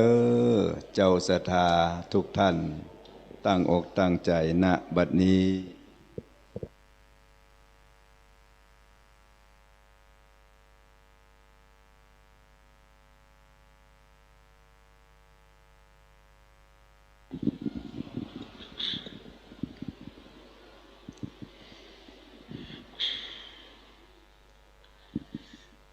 ส สาธุสัพเพเทวานุโมทันตุสัพพสัมปติสิทธิยาจัตตาโลเกเทวธรรมติอุจเจเลอินทจัตตาเทวจัตตาพระมัจจตามหาพระมัจจตาอิสิจัตตามหาอิสิจัตตามุนีจัตตามหามุนีจัตตาปุริสจัตตามหาปุริสจัตตาจักรวติจัตตามหาจักรวติจัตตาปุริสจตามหาจักมหาปุริสจตาจักวัติจตามหาจักวัติจตาพุทธปเจกปัจจยังพลังอรหันตานันจเตเจนะระกังบันทามอินทจัตตาเทวจัตตาพระมัจจตามหาพระมัจจตาอิสิจัตตามหาอิสิจัตตามุนีจัตตามหามุนีจัตตาปุริสจัตตามหาปุริสจัตตาจักวัติจัตตามหาจักวัติจัตตาพุทธจัตตาปัจเจกพุทธจัตตาอรหันตาจัตตาสัพพสิทธิวิชาทาลนังจัตตาสัพพโลกาจริยานังจัตตาสัพพโลกาธิปติยานังจัตตาเอเตนะสัจวัชเชนะตุหังสุวัติอุตุตุหังสหายะนะโมพุทธัสสะนะโมธัมมัสสะนะโมสังฆัสสะเสยญะที่ทั้งหูรู้สหายจัตตาโลเกเทวธรรมติอุจเจเลอโลคยาปะละมะลาภาสันตุถีปะละมัตตนังมิสาสะปะละมาญาตินิปนังปะละมังสุขังโดยเตจะพละอานิสงส์ผลบุญใดที่ท่านทั้งหลายได้ปากันประกอบกุศลขอกุศลผลบุญทั้งหลายจงเป็นมนุษย์สมบัติสวรรค์สมบัติและนิพพานสมบัติบังเกิดกับตนกับตัวแห่งบุญศรัทธาตั้งอยู่ให้ท่านมีใจตั้งไปขอให้ท่านมีโจกมีลาภข้าแป้ข้าศึกศัตรูตั้งหูปิดหมู่มันภัยเกิดสิ่งหนึ่งประการใดให้สมกรรมมโนรสมุ่งมาดปรารถนาสัพพะเคราะห์สัพพะขาดสัพพะพยาธิไปญาขอจงได้ตกสูญสายขอจงได้หายสูญญาตกไปตามหูหล่องบ่องไปตามหูดินเสียตั้งแต่วันนี้ย้ำนี้ให้ตนตัวแห่งท่านเจริญอายุวัฒนะสุขะพละปฏิภาณธนาสาละสมบัติตามกำมักกำหาธนาจุญยังจุภการแต่เตยะทาวะลิวะหาปุลาปาลิปุเรนติสาขลังเอวะเมวะอิโตทินังเปตานังอุปกัปปติอิจิตังปฏิตังตุมหังคิปะเมวะสมิจตุสเพปุเรนตุสังคปาจันโหปานาลโสยะธามณีโชติลโสยะธาสวิติโยวิวัจจันตุสัพพโลโกวินาสันตุมาเตภวัตวันตรโยสุขีเตคายโกภวะอภิวาตานาสิริสนิจังวุธาปจายโนจัตตโลธรรมาวทันติอายุวันโนสุขังภะลังสาธุสาธุสาธุนิจจังวัฏฏานิพพานังสุขังวัฏฏานิพพานังสาลังวัฏฏานิพพานังนิพพานังปะละมังสุขังไหวสาขอบพระคุณในเมตตาธรรมของท่านพระอธิการเอกชัยศรีละสังวโรเจ้าอาวาสวัดป่าแดดอำเภอเมืองจังหวัดพะเยาข้ามดอยนางแก้วมาครับมาฟังโอ้สมกับไปนิมนต์ไก่เสียงม่วนเสียงใหญ่กราบพระพุทธคุณเป็นอย่างสูงนะครับศรัทธาทั้งหลายที่เป็นเจ้าภาพกันมหาราชท่านเจ้าเมตตาเดินทางมาถึงแล้วเนอวัดสลีโพแฝดมังกละใหญ่มังกละหลวงท่านพระครูเจ้าสังฆภารวิมลนะครับได้เมตตาเดินทางมาแต่เจ้าแล้วประนั่งอยู่ตั้งลุ่มนะครับได้เวลา5 โมงปลายมา17 นาทีนะครับเป็นอย่างน้อยเดียวนะครับเด้อนิมนต์ท่านพระครูเจ้าเอาเต็มที่นะครับสำหรับเจ้าศรัทธากันมหาราชรองศาสตราจารย์ปรีชาล่ามจ้างคุณประสิทธิ์ชัยอิสระเสรีนะครับเสียงมันยังห่างเที่ยวเอวเสียงตัวนิ้วเดียวนะเมื่อก่อนนี่พลังเสียงเดือน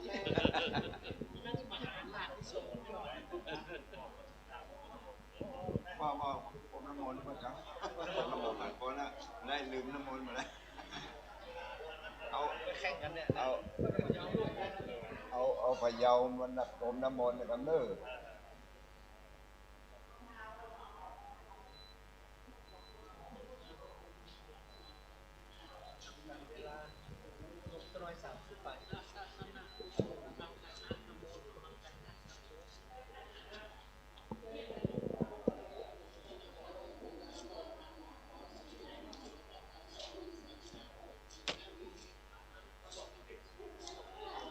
สาธุอยู่เย็นเป็นสุขเน้อที่อยู่ในประวงคงเขตวัดสันทรายหลวงนะครับได้อยู่เย็นเป็นสุขขอกราบ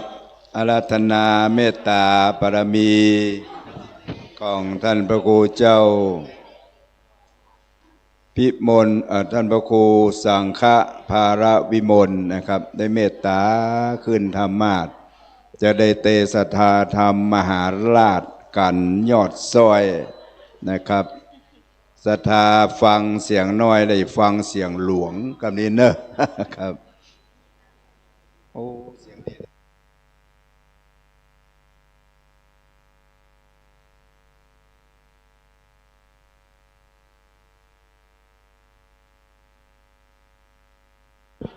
เจ้าภาพกันมหาราชเจิญเนอร์เข้าสู่โคงชะตานะครับ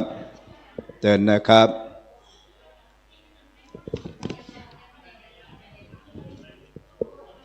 ท่านรองศาสตราจารย์ปรีชาร่ามจ้างคุณประสิทธิ์ชัยอิสระเสรีเจิญนะครับมหาราชนี่กันที่12นะครับ11นะครับ12จะเป็นชักกษัตริย์หรือชักกติและละครกันเป็นกันที่13นะครับมหาราชปีเซตเปิ้งหมานะครับปีเซตหรือเป็นขอเชิญเนอะปีจอถ้าว่าเป็นภาษากลางปีจอว่าเมืองเหนือเขาปีเซตเปิ้งหมานะครับหมาเทวดาเนอะก็เชิญเข้ามานั่งมาแล้วยังครับบครบเด้อกะ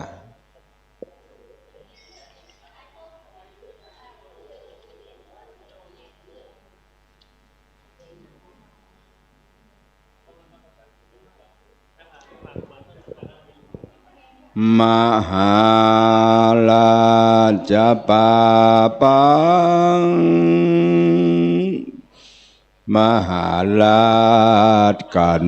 ยอดซอยปางมือปัวเป่าปยาสนใจมาไทยเอาหลานน้อยหลานน้อยจากมือพรามกะทางามผ่องแผ้วมี69เลิศแล้วขอดีมนลูกศิษย์พาตถาตนผ่านแผ้วเมตตาเทศนาธรรมขอท่านเจ้าได้โปรดเมตตาใส่ระบำธรรมสัก2 3 4 5 6 7 8 9บางการว่าอิดหิวนายนิมนต์ยอบยังฉันน้ำแล้วลวดตังนะโมไป1ทลาธัมมังธัมมมุตตัมมังปัจจังอาราธนังกะโลมา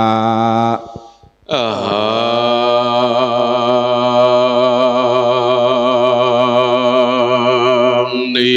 วันทิตวา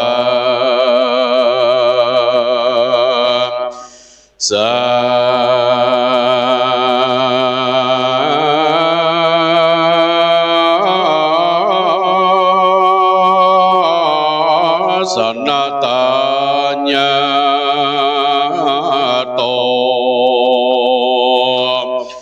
พุทโธเมนะโธ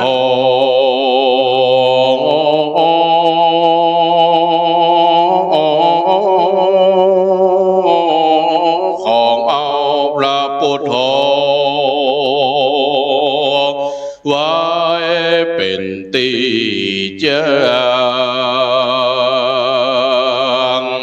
กับตังพระธรรมพระสงฆ์นั้นเป็นสรณะก่อนสิ่งใดนาอาจจะเพ้อแล้วสมกรรมภาทนา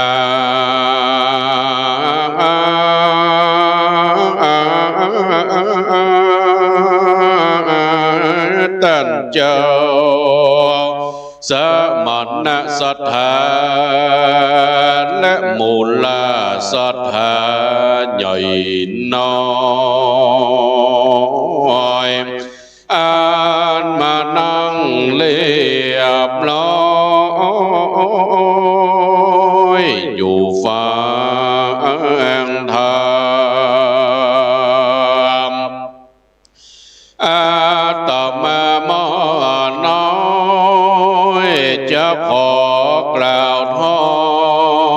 ยไขข่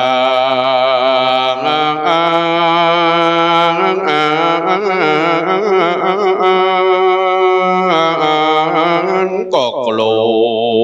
วว่าจีกรรมมาปานบาปกรรมมาถูกต้องก็เป็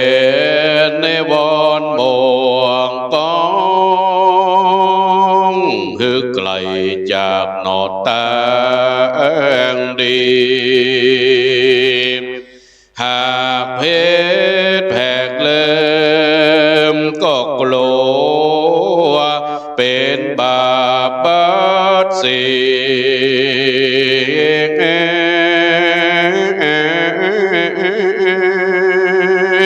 ขอพระติทะไหลพาเนยกโตดโปรดข้ามขออย่าเป็นกรรมโตหยาบจ้าตีตามจองตัวตานละติญญากาเลในคืนนี้อานวัสตเมพระจาง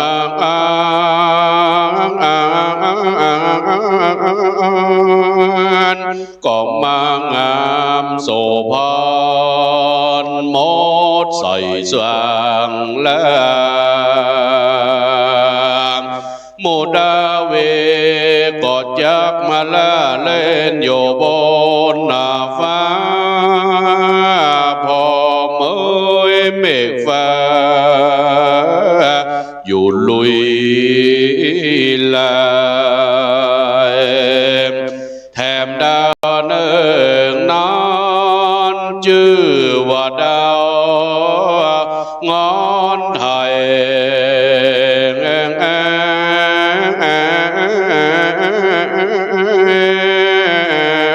ก็มาหยาดใยกันไปเจ็ดดวงเป่งปอยปอมโมดาวน้อยนอดาวน้อยและหมู่ดาวสะเปาคามดาวจังดาวมากแน่นานอ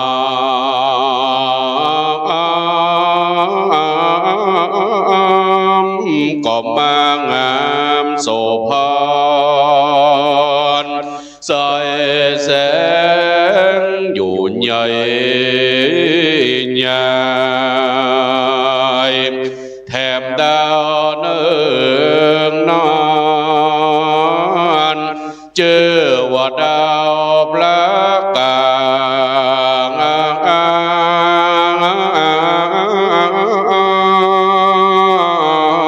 ก็มา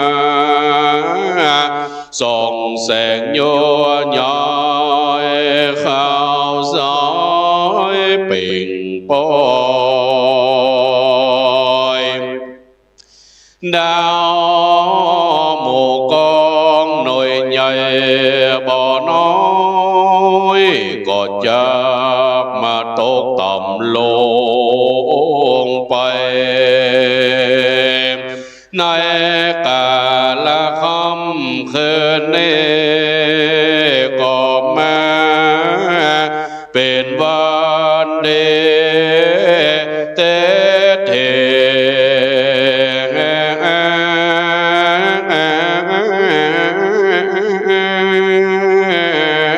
เป็นวันที่สร้างกุศลบารมีภายแผ่กว้างปูจามหาเวสสันดรเจ้าอาจารย์อานิสงส์มากมวลมีผู้ใดฟังแล้วก็จะมีความสุขี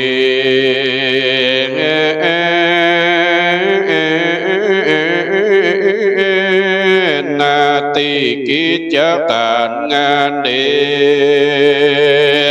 สมกำไฟอ้างบ่มีกลาดวางกูนอโค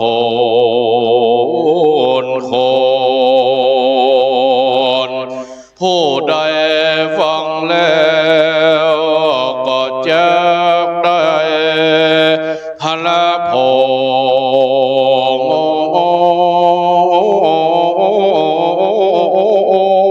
งปาลเมดอนเหมือนกันจูโพ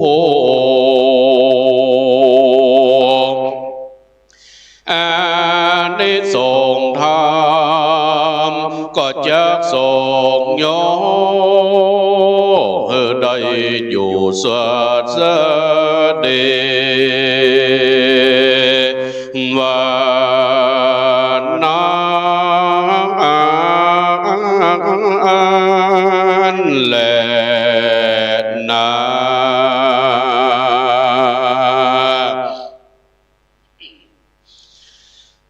นะโมตัสสะภะคะวะโตอะระหะโตสัมมาสัมพุทธัสสะโปธิสัตโตจัมมันติจันสัมโปตัมมานาสังกันตวัตติเยอัสสะเมวะเสงโสลัมดัมธรรมันเตสนามาบอกขาดมาถึงตึงมังหาลานกันเรื่องส่วนพระบุญเรื่องผู้เงากำตังนอนเนาและจะมาเทตั้งสองสาลีแก่นท้ายเข้าโศป่าไม้ตัดลงโกนการตำบนลานเลินยอมจงจืนหาดตะยาโยดในสารและแก้วปูอันอินตาให้วิสุกรรมเตวคำบอกไอ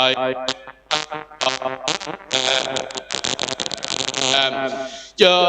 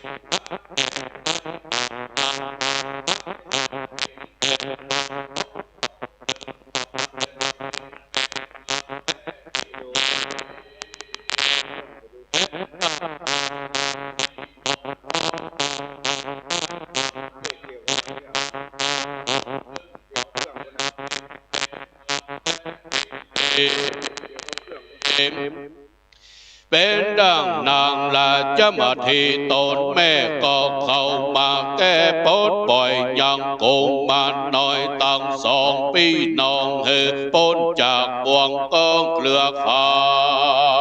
วแล้วก็นวดฟันกันตีเจ็บตีเมยเฮืองหายเน็ดเหนื่อยตีพรำตีนแล้วก็อาบองค์ทรงเกตให้จะเวยเข้าน้ำวิเศษอ่อนสุขามานแล้วก็เอา2 พระโพบาทนอนอยู่ที่ไกลพระเท่าปูโดยเสดเด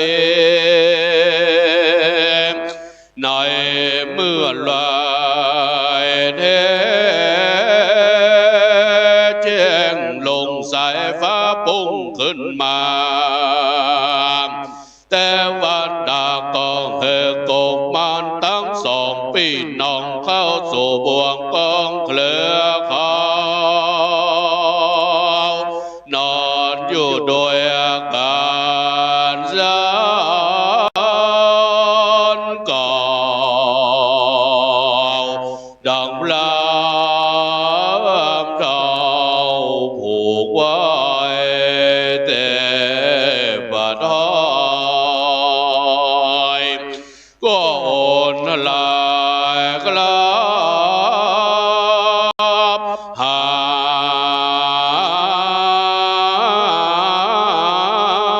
ยไปวันนั้นแหละกุมารทั้ง2 ปีน้องอันแต่ว่าดังหากตามรักษาบอกขาดบอกมีพยานอันใดจริงไปต่อยตามพระวันนั้นแหละกุมารทั้ง2 ปีน้องอันแต่วัดดาป่าไปแล้วดังอันพระมันก็ลงหนตางเข้าไปสู่เมืองเจตุตรนครโดยคราวตั้งนอนนานประมาณว่าได้15 วันเจงไปลอดเวียงแก้วยอดดอกก่อนใจตั้งปรมาสันใจต้นโพอันสำราญอยู่ในราชบุรีในเมื่อไหรที่คืนนั้นจากดากไล่ลงเต่าไทยมงฟันหันมีสัมภาวะดังนี้ฝันว่าตนได้นั่งอยู่เนืองอาสนะต้องสังอาจในลงราติปิจารณากรรมฝันว่ายังมีใจผู้นึงดำพังไล่ใจเกียดกะปันพี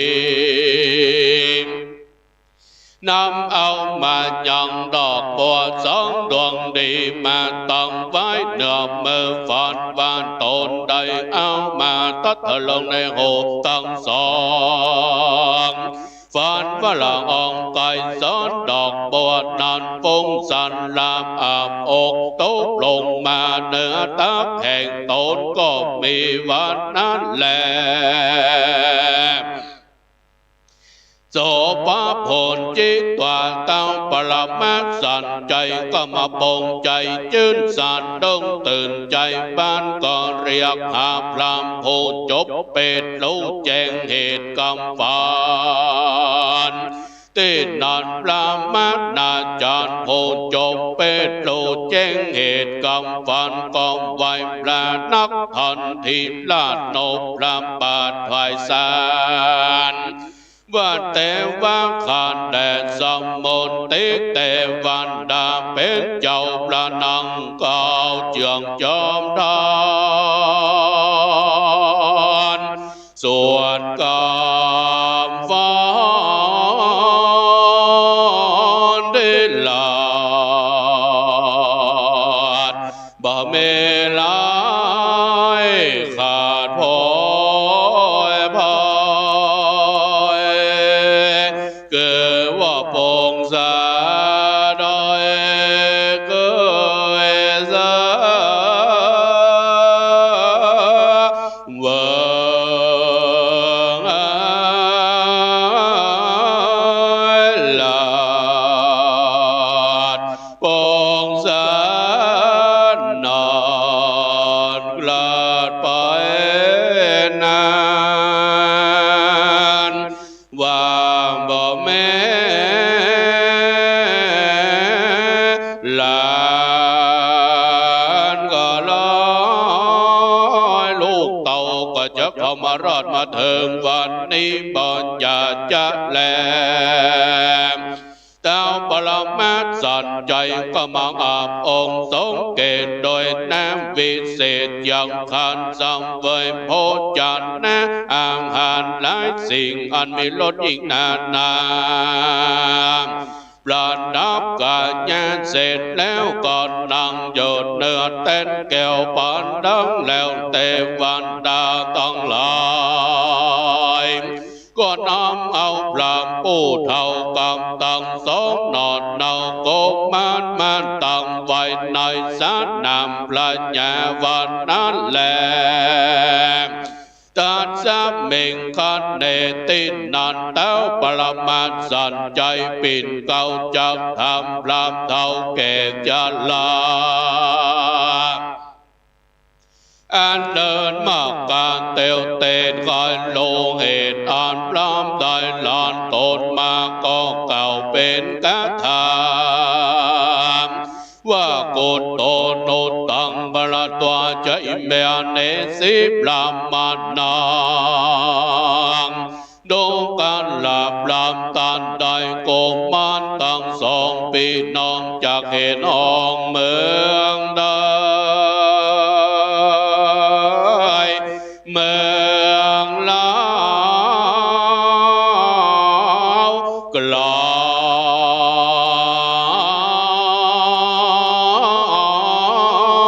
ยบอดใจกลอยพรามแขกได้มาเถิงเติงเมืองลาวที่นี่แล้วปล่อยจับเอาล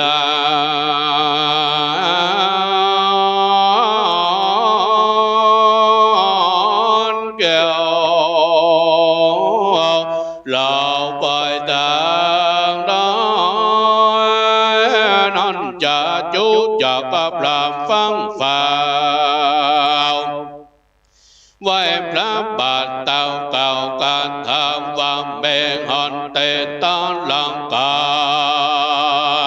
แต่ว่าขันแดนสมุนติแต่วันดาเป็นเจ้าอันว่าสองนอนเนากุมา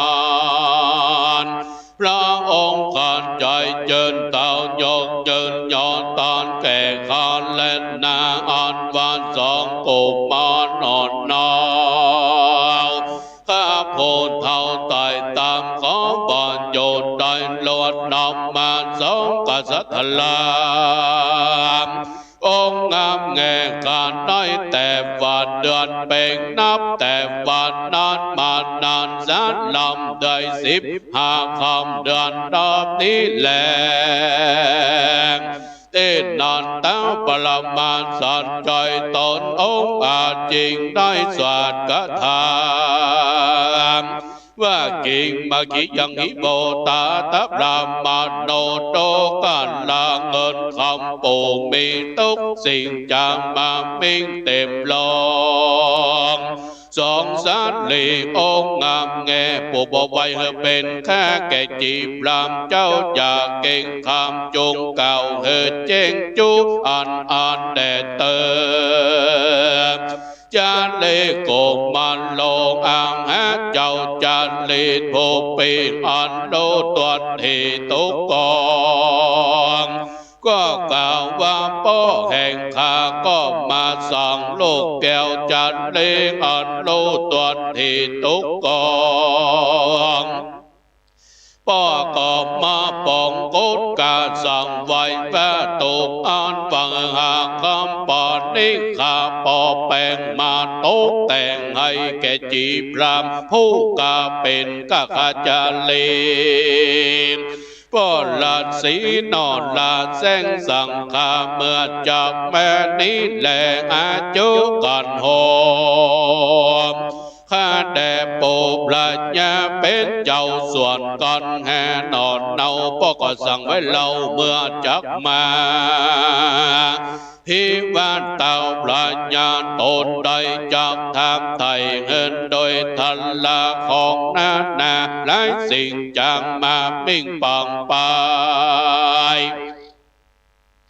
ลอยมาหลายแสนสามร้อยโลดรำดินลีลอยจัดตีเจ้าแม่ลอยตาสาแห่หลวงลายลอยงัวควายแถวเท่าลอยคำเล่าเงินทองเมเสียงขอ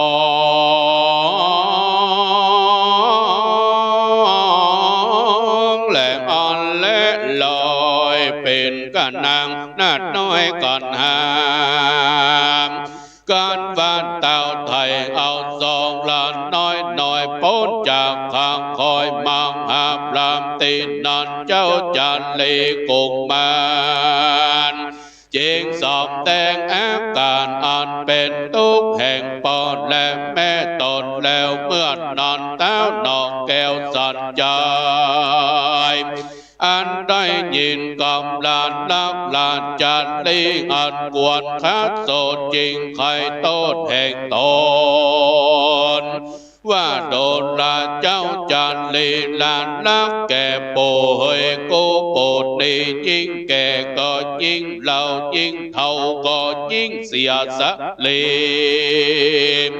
กูโปก่อนได้ฟังคำเจ้าสี่ปีมาสนสอนลวดได้ครับพ่อเจ้านี่ตั้งคืนและนากำอันใดที่โปได้บำบัดตัดเสียยังสันลีโยนสันลาภแห่งพ่อเจ้าโปผู้เท่าก็ได้กระทำผิดแต่ดีเลมกำอันนานจักว่าเดบ่เมและเจ้าหากเป็นกรรมอันบ่ดีบ่จอบบอกละกอบโดยผ่านลันจำเป็นจานลันนานแต่แลดูกันละเจ้าจันลีลันละกูเฮยของอันเจิดเจ้าไปลานทันนานิมนต์ปอเจ้ามาสักเวยเมืองเก่าเราสองตีแดดเตอเมื่อนอนเจ้าจันลีขันตอบละญาตนโปว่าข้าแต่โปละญาเป็นเจ้าจากเฮินลานน้อยนี้เราจากก็เมืองเยี่ยวว่าบอกวนบ่ถูกจากเฮินลงไปนี้มนตันตาบอดแรงจากแนวใจมาโดยง่ายนอนจาม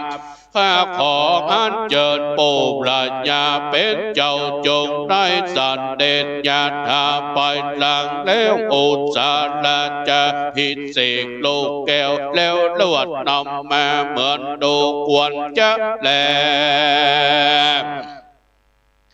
ตาโตทัดนั้นบอกมีนานพระองค์การโพวันนาทินลาดเจ้าภูบา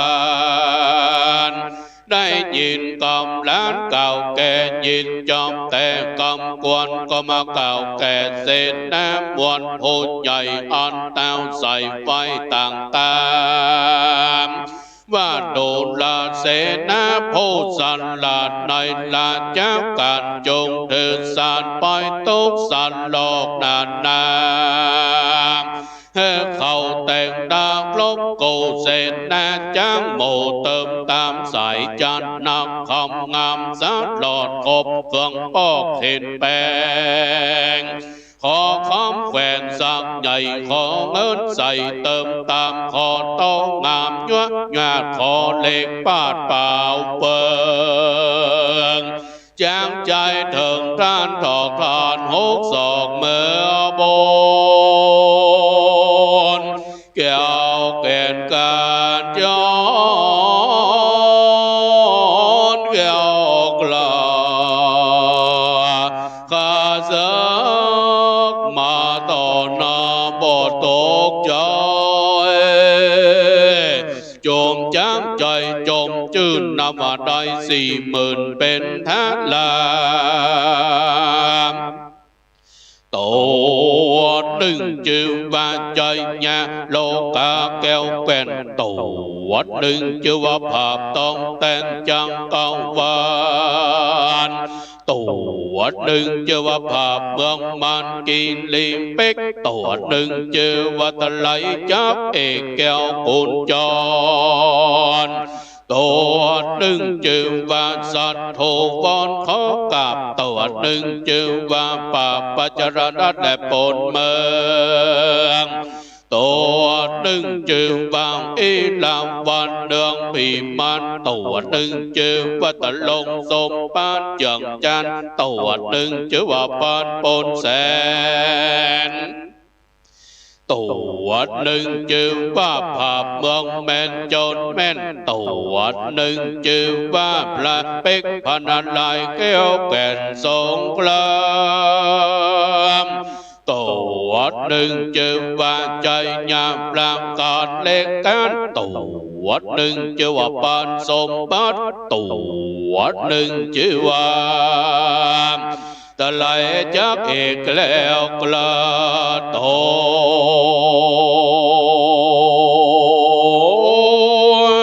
หนึ่งจะ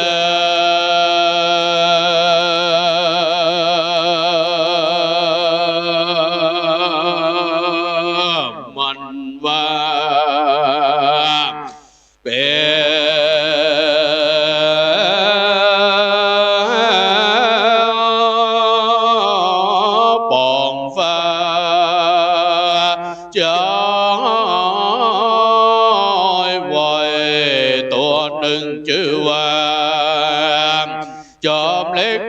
เป็นเขื่อนตัวหนึ่งเชื่อว่าใจยามฟานเลือนปรางการทอดนัดโมเสนา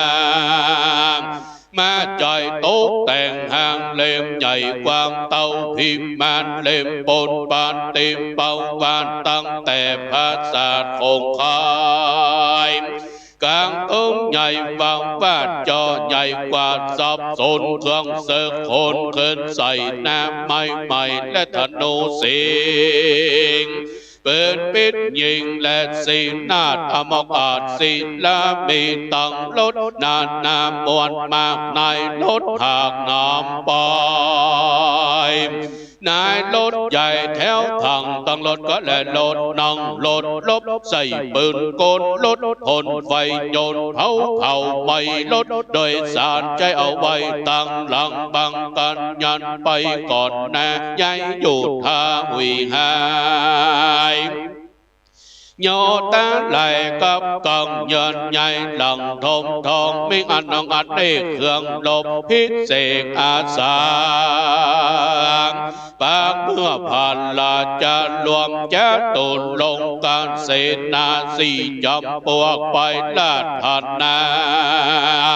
ยังปราชญาเวทสันตลาดลาดวันนั้นจะแลน้ำโจรจังโกเปส่วนว่าโจจากกับพระปู่เท่าหินาจัดมันได้รับลานจัดทาน มันก็มากินอาหารหลายหลากเท่าโลกมาบ่มีพยาหันแม่ครัวดามาให้บ่เกิดเนื้อเกิดใจฟังกินอยู่หันยุกเท่าหันของกินอุกเต็มขันโตเท่าปกบ่หูตั้งแต่ตั้งไอฟังลุกกระจุกกระจายเข้าใจกินตั้งหลับซากับพับแปบกินตั้งตู้เดือดแดงไม่ใจตั้งพับให้พับจีใจเลือตีพับตื่นบอกเมโอตื่นกินพับเดินกลับมาไปพับมาพับโยปูตีพอตีก้อยเปิดดึงต่อกินแกงอ้อยแก่ตกไปเปิดดึงปอนเอาไตแกงบอนเปิดดึงนอนเปิดดึงนอนกินอย่างตามสบายใจพ่อตาใสอยู่มาเพื่อย่อยอาบเต็มต้นสองตาบนเหมือนโฮอีปึงต้องไก่ตึงปานควายแม่ขวานลายดาเตื่อมเขาพ่องก็ถามว่าป่อเท่าอิ่มแล้วจะลือตีนันปู่พามก็ต้านถอยว่าของกินอันใดข้างน้อยก็แม่สาวน้อยก้อยตักเติมลงไปก็บอกกินไว้ยังก้อยกินเป็นคอเป็นบังกินยังหมอว่าถูกอนามัยข้าวหวานได้เก็บแดกกินตั้งเขาดมแปบและหมากเตาบางเป้าสั่งขยานกินตั้งหอดหนึ่งป่าฟ้าและไก่ต้มข้ากินแต่กินว่าอยู่คนเดียวกินตั้งก๋วยเตี๋ยวและต้มจืดต้องก็สมัครไก่อึดฝืดเอามือโลบอยู่ไปมายามนั้นพญาธรรมันดาก่อนเลยเกิดปุญดีเพิดดีอายสุดแต่พาปอกกายก็บ่นุ่งขี้ปุงเต้าปุงใส่มองนอนในลงกิ้งเกือกตาเหลือกนอนกลางเอามือสามลูกต้องลงออกปากว่าตายกูตายคนตั้งหลายคืนเขาก็นึกว่าผีเขาก็ฟังเอาน้ำมนต์มากินและตบหัวห้องก็ว่ากลัวเป็นไข้สันในบาดรอมันเอามือตื่นหยาดอยู่ไปแม่ห้องก็ว่าใครธรรมดาห้องก็ว่าใครการนกนางเอ็นพอหลังมันเงินตาก็มัวมองห้องก็ว่าใครมาเล่นเลียขึ้นสอบมองเล่นเส้นปากก่อนฮกวิ่งเต้นเล่นหาหมดยาติดนั้นเขาจิงไปพัดสมยาประจุคือวางหัดสังคืนและหมากขังตั้งน้ำสมจางและปิดผิวแดงตั้งเปลือกลังแกงและเปียวป่องฟ้าแถบน้ำเยี่ยวมาละดินไฟเพื่อเป็นยาแก้ประจุนายแห้งอาหารลุกออกต้องปูพามเท้าถอกเบาลงยามนั้นสัมปังอาจโจมไม่เก่าปูพรามเท้าก็พุ่งออกเป็นเส้นเป็นสายคนต้องหลายอยู่บอดใดแหกเคาะต้องเคาะใส่สุดแต่มาก็วิ่งหนียามนั้นปู่พามมันก็เวทนาเจ็บแสบไม่ปลอมมันเสียลำไส้และกระเพาะอาหารแก้วดำการเข้าแสบปลอมมันกินผิดแผกเป็นธรรมดาปู่พามเอาพลา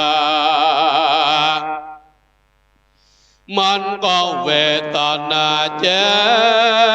บแสบไม่ต้องและใส่ ปู่พามมันก็ใกล้ออกต้องปู่พามเท่าทอแตกตายเสียงดังตึ้งแตกใส่หมู่คนเท่าตายไปสาวแตกใส่หมู่หนุ่มหมู่สาวตายไปร้อยแตกใส่ละอ่อนน้อยตายไปปันแตกใส่หมู่ล้นบัดตอนนับบัดใดที่บัดแตกใส่ก็เหลือก็หมู่ที่ลูกมาเตื่อมกันเต้นกันทามตีนั้นคนตั้งหลายจริงจะปากันไปไว้กามตายพระบาทเหตุทรงทราบว่าผู้พามมันตายจะแลเมื่อนอนเต้าการสันทันลาทิลาดก็มาตลอดแก่อามาตอันมาไว้สามว่าดูการลาอามาตใจพระบาปใบไล่ภายญาจานตามันหากลังใดสุปุนอันอายุเสียงหันบ่ตีจักว่าสันได้แต่จิตสั่งโกมาคลังในใจไปซื้อเอาไม่ลงพิมพ์เลือกเอาอย่างดีสุดขนาดหลายร้อยบาทตาน้ำมันเงาที่นั้นเต้าทากอบมาทำอามาตและปาลงหิตหมอบัณฑิตผู้วิเศษเพื่อให้รู้เหตุวันยามจากวงศพพามปู่เท่าวันไหนเราจากดีที่นั่นหมอบัณฑิตก็ย่ออันจุลีไก่กล่าวไหวพระบาทเจ้าตามกำมีว่าวันพรุ่งนี้ก็หากเป็นวันดีบ่จะควรพระเจ้าฟ้าแต่งแห่งเสียพิมพ์เพื่อให้คนต่างหลายอยู่ส่วนสันดีต่อเต้าบ้านเมืองพระราชาเจ้าจักอยู่สุขเสมก็ควรจะแลเทศนันโพวันในอาการลานก็มาตลาดแก่อามาตเธอไปหาพิพาทมาให้น้ำตาเอาคนตาฟางมาแบกไม่แค่กองจับแวก็บ่แวกองจับไปก็บ่ไปให้เอาคนขี้ไอมาซอกับปีให้ไปซอตุกตีตุกบ้านให้เอาคนขาแหนมาฟ้อนเจิงไปก่อนให้เอาคนเป็นง่วยเป็นอ่อนมาตัวตังหลังให้เอาคนขี้ปูมลาบมาสปายท้องหอกเขาเลือกเอาหมูขี้เล่ามาถือขานขอศีลขอปอนยามนั้นเขาก็โยกเอาขอนปูพามขายเคลื่อนก่าวแก่จูงเพื่อนว่าจะเอาไปเสียตีในเล่าดีจ้าจะเอาโซปูพามไปเสียยังแม่แนมก็จะเอากินปูกินปลาจักเอาไปเสียยังแน่ก็จะเสียตีปูเขาจักเอาไปเสียตีเขาเป้าก็เป้ามันบอกว่าจักเอาไปเสียตีเก่าไม่ตานก็ตานมันบ่ดใหญ่จักเอาไปเสียตีเก่าไม่ไผ่ก็จักเอาไว้กินหางจักเอาไปเสียตีเก่าไม่สั่งก็จักเอาไว้กินนอจักเอาไปเสียตีข้างน้ำบ่อก็จักเอาไว้ตักกินจักเอาโซปูพามไปเสียข้างน้ำลินก็จักเอาไว้เป็นตีตักอาบและดำหัวจักเอาโซปูพามไปเสียตีหัวโคก็กลัวว่าผีปูพามมันจับมันหลอกจักเอาโซปูพามหัวงอกมาเสียที่สันทรายหลวงนิยบดีกา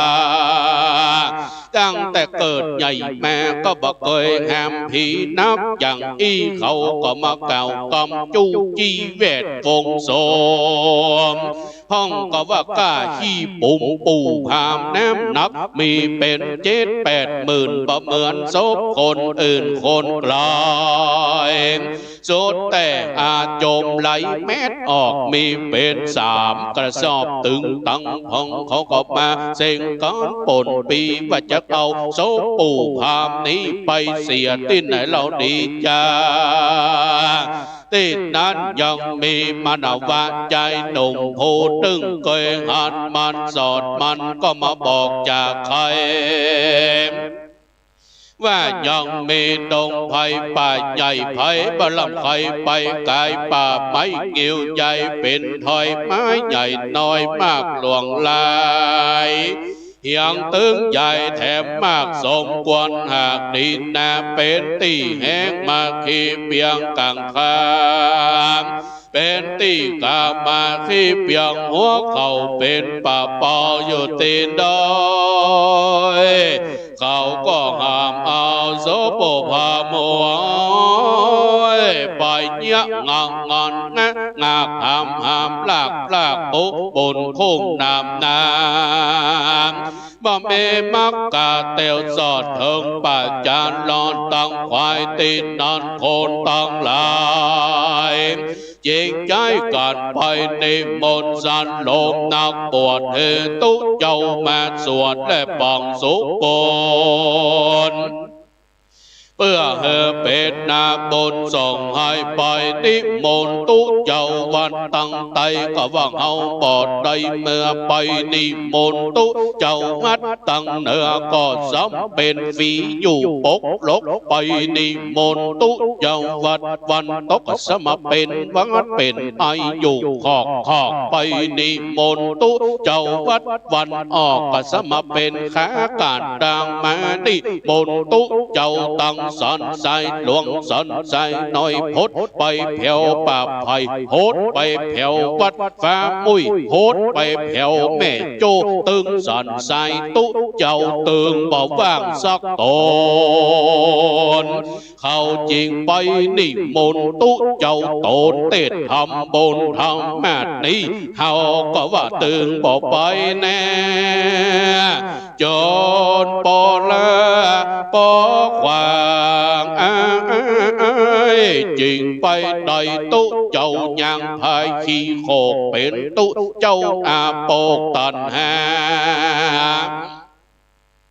พอดหน้าตาเหมือนผีหุ่นหัวขาวสุนปุ่นหลังโกยังโจโอวัมนาตะลงแผ่นผ้าก็บอกเหมือนพายแอวก็ไวก้นก็กึ่งสองแก้มตึงดังจ้องเขียวงนงอนปากเปี้ยวน้ำหมากเกี้ยวแปดแถวกลางสองหูแยนดังหูจังเท่ากำไม่เต้าสับไปทงตาเล่จงเลือกเลือสลิดปื้อว่าอยู่ไปมาปะอุบาสกเคยปองออกเท้าจงเอาบาดใส่เข้ากับตังไม่เต้าเราไปตลาดแล้วตันก็ฟังมันโนมัดนาไปลอดป่าจะตั้งควายที่นั้นเขาก็ยกเอาขอนผีปู่พามขึ้นสู่กองหลวงจักพาปกหัวมันออกเคินหวกงอกอยู่สุนบุญเอาพาปังสุกุลมาปาดคอโอกาสตันพระจีโดเอาไม้เต้ามาต่อยป๊อกเอาน้ำตูนมาหยาดไว้แต่ริมปากก็บอกหูจักกามพระจีโดมุ่งอย่างบะจ้างปันปอนแนะปันสินเต้านับกินนับอยู่เป็นพระปู่อสุรสม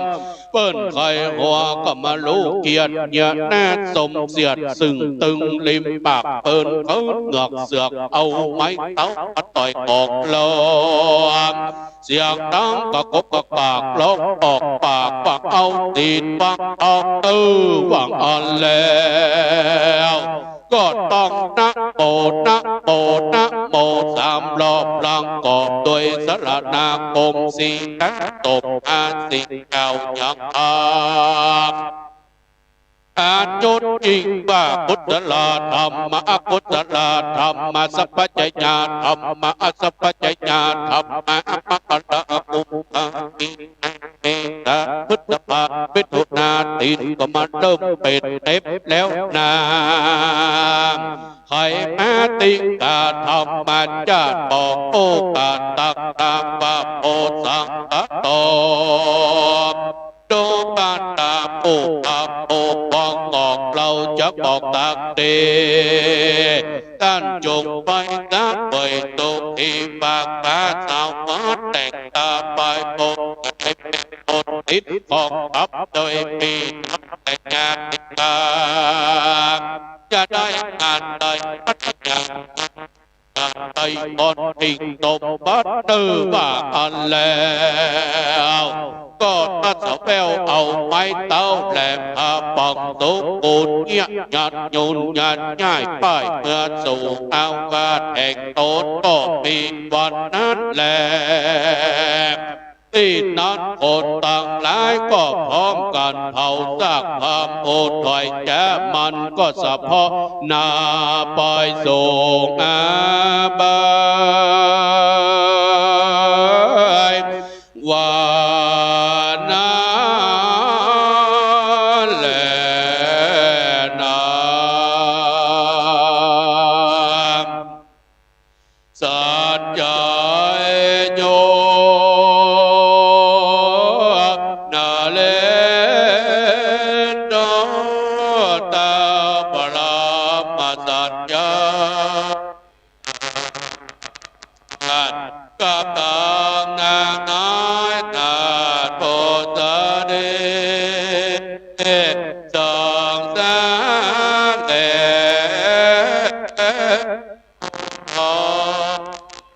ตัดเตตาเมื่อเขาแน่ตัด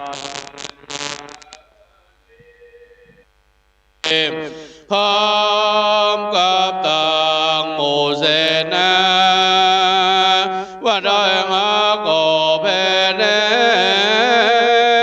ก็ได้จอละเลไป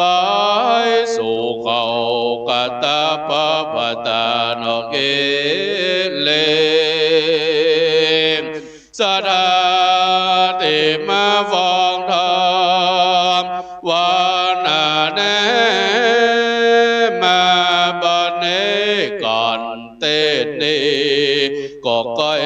ปาลิโยสาเนโลก็ขอสดาเปน้องจงได้บุญก็สองเป็นมิ่งมองก่อนแม้ผลใหญ่กว่าหาดานาได้อย่าได้เกิดว่าส่งฝ่ายงานจุดหนอยิงใจอายุวันนะสุขใจและสุขกายอยู่ดี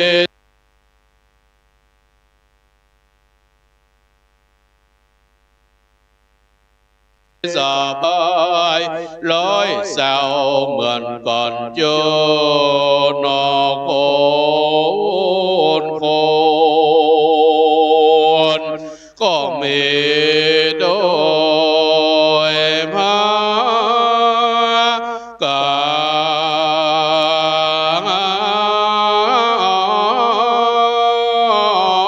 รดังกล่าวมานี่แหละนะมหาลัญจำปะปองในที่ต้องกลิ่นยาสังวัฒนาวิเศษจากห้องเทศมหาราชกันลอยเลือง อันปลาดาปลาดาไปด้วยกะถาว่าดอย69 บาทกะถาก็บังกรมสมเลศเสด็จ อันธรรมยังสาธุกลังกะโลมาเสสาธุสาธุสาธุมหาราชกันที่12ได้11นะครับจบลงแล้วเนอะนะครับเมตตาธรรมของท่านพระครูสังฆพระวิมลวัดบ้านมอนสลีโพแฝดเมตตาเทศนาจบลงไม่จนพอจะลูกการไปกรรม เสียงดังเสียงใหญ่ดีแต่เจิญเจ้าภาพเนอท่านรองศาสตราจารย์ปรีชาล่ามจ้างคุณประสิทธิ์ชัยอิสระเสรีอย่างเดียวเนาะประสิทธิ์เดียวกันต่อไปอ๋อนั้นอันคุณประสิทธิ์เนี่ยทำกันท่านรองศาสตราจารย์ปรีชาล่ามจ้างเข้าประเคนเนอะนี่เขาจะสักคติเขาจะเปิดการมั่วขอนอกการมั่วระหว่างสี่กษัตริย์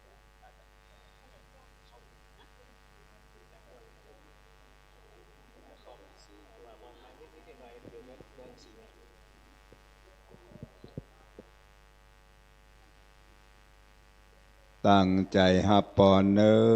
หยาดน้ำฮับปอนนะบัดนี้เชิญศรัทธาญาติโยมทั้งหลายตั้งอกตั้งใจมาปอนเนอมีน้ำญาติกระตั้งจิตตั้งใจ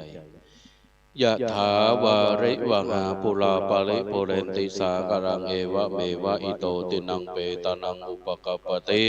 อิเชตังปะเทตังตุมหังคิปะเมวะสมิจันโตสเปปุเรนตุสังกปาจันโทปนลาโสยะถามณิโชติลาโสยะถาเจโตปนิธานาโตกมะกัมหาธนาตันเจ้าสมณะสัทธามูลสัทธาอันหากได้ปุจจาธรรมมหาจารเวสสันดรจะดูก่อนห้วน11มหาราชอันนี้มีโดยประการสันใดดังอันก็ดีสมิจันตุก็ขอให้ได้ปานอุดมสมสลามักไฟจุยงจุประการอย่าได้ลงคงค้างนั่นจงจักมีแต่งแต่ดิลีวิรุลังหาพุทธศาสนาอโลกาสุขิตาโหทักสังหาสเปหิยาติภีสปีติโยวิวัจจันตุสปะโลโกวินาสตุมาเตภวตวันตรโยสุขีติขายุโกภวังอภิวาทนาสีติสา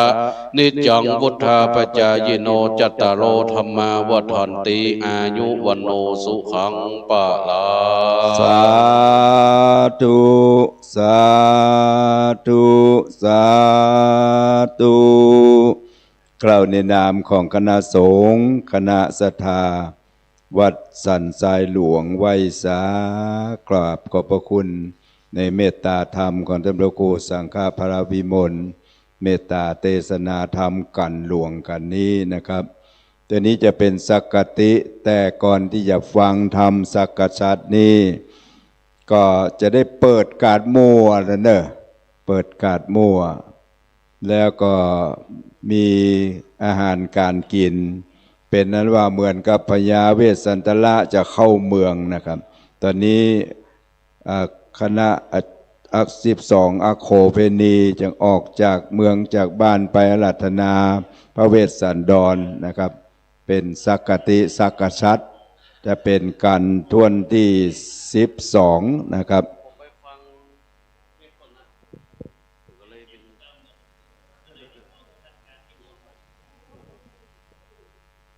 เปิดการมั่วเนอะเปิดการมั่วครัวแรงนะครับได้เป็นการเฉลิมฉลองนะครับเฉลิมฉลองในการที่จะได้เข้าป่าไม้ไปอังกฤษอาราธโมทาธนานิมนต์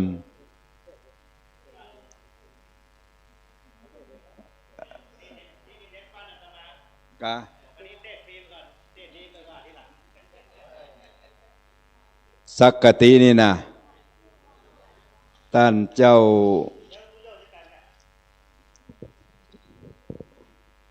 องค์แสดงพระธรรมเทศนากันที่12สักกติหรือสักกษัตริย์นะครับ นี่เต้าตั้ง6 องค์จะไปปบปะกันเมินบะปะกันไปประชุมจุ่มนุมบนเขาวงกฏดีใจล้ำจำใจหลายมีหันมดนะครับ จะสยบตายการนี้พระพลวัตจันทวันโนวัดเข้าแต้นหลวงนะครับ จะได้เทศนากันสักกษัตริย์สักกตินะครับศรัทธาทั้งหลายที่เป็นเจ้าภาพก็คือ เจ้าภาพกันสักกษัตริย์สักกตินี้คุณพัสิทธิ์ชัยอิสระเสรีเนอะได้เข้ามานั่งในคงชะตาเป็นปีกุลปีไก่นะครับเปิ้งจ้างเปิ้งหมู่นะครับได้อยู่ดีมีสุขนะครับมีอายุมั่นควรยืนโจกลาภวาสนาบารมีไหลเข้ามาบขาดนะครับเนอะบัดนี้องค์แสดงขึ้นนั่งบนธรรมาสน์แก้วเป็นที่เรียบร้อยนะครับมหาลาจาปาปังปาลิโยสานังสุดเสียงบ่เสดบัดนี้ก็มาถึงห้องเหตุสักกติกันน้อยกันน้อยญาติกากาดก้อยแล้วได้สมาคมปิติจื่นจมแก้มโศกเศร้า6 เท้าเจ้าเต้ากองกันสหัสเนตรคุณสวรรค์ล่ำเปิงต่อจิงฮือหาฝนแก้วหล่อไหลลงตกอาบองค์6 เท้าเจ้าจิงได้สติเล่าคืนมา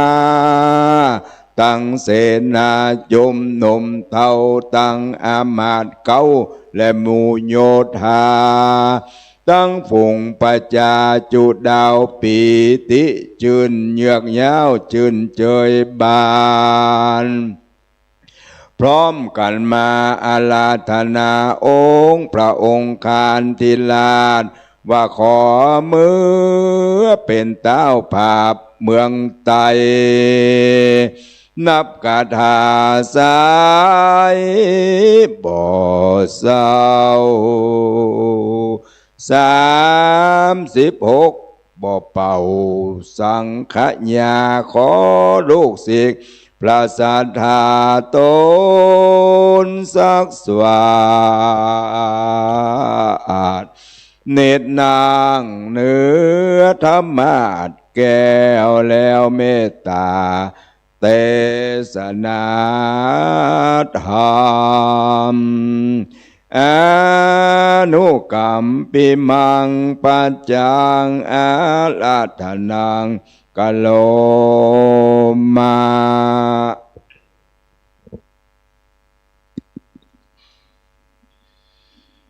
โส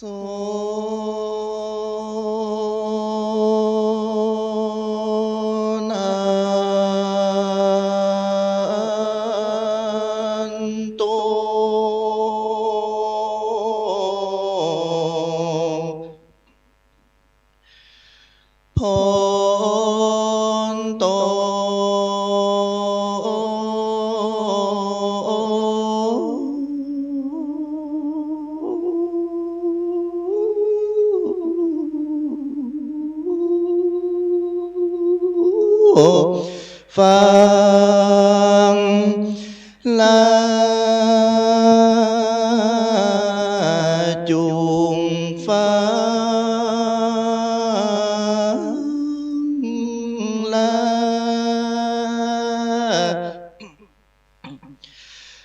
สัทธาตังลา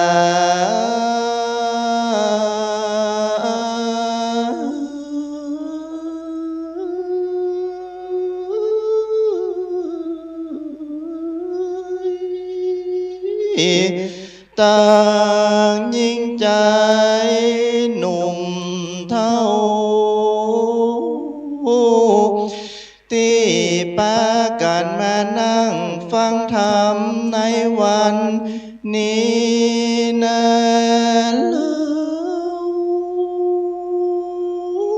ก้อยโอดใจเล่าฟังไป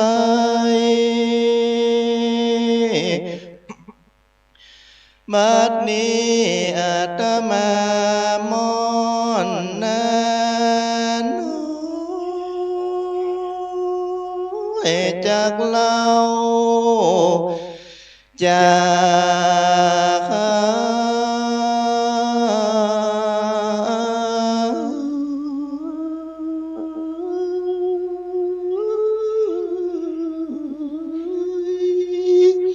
เรื่องวัฒนธรรมไทยมีหลายแบบเบาตามโบราณอาจารย์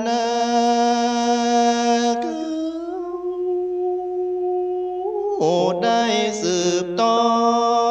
ดกันมาอย่างการตั้งธรรมนี้บางที่ก็ลวดสืบจะ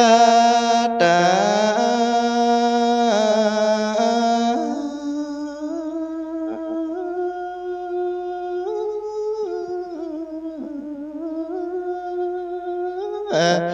เหตุว่าทำแต่ละผูกนั้นนาเป็นธรรมจะตาดังอย่างทำผูกนี้นั้นอันอาจารย์เจ้าขายมาเป็นธรรมผูกที่12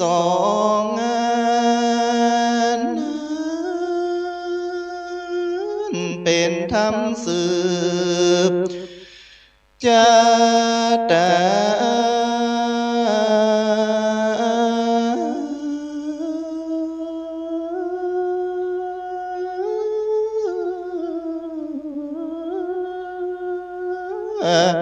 ผู้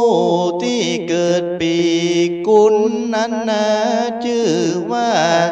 สักขติเนเจ้าผู้ใดได้สืบจะตานั้นจักได้อยู่จะเลิศดีจากปนจากขอวันเดือนนะปี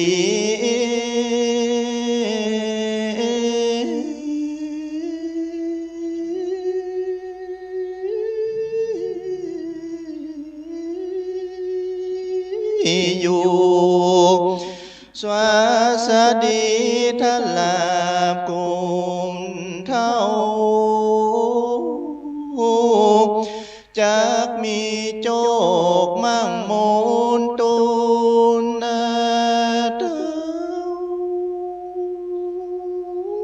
อายุนั้นเล่า100 ขวบเข้าตีค่ะเกิดสิ่งใด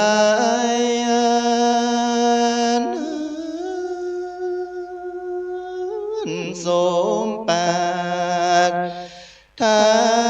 นา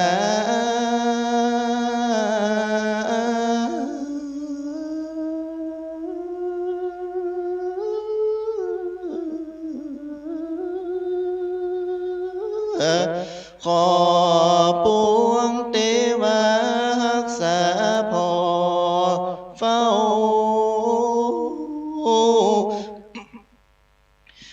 เหมือนการกู้คน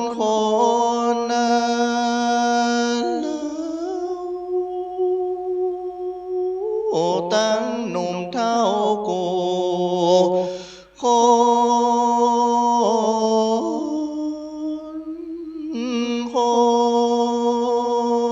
นจงมีความสุขเตียง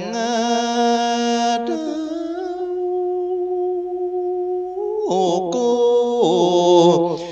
ตัวโต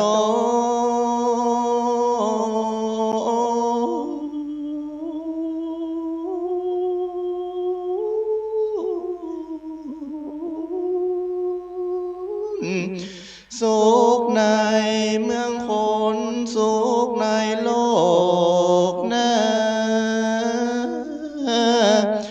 ขอ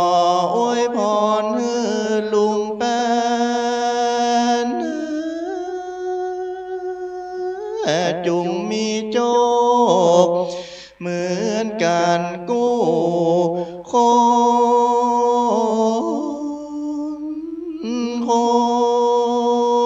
น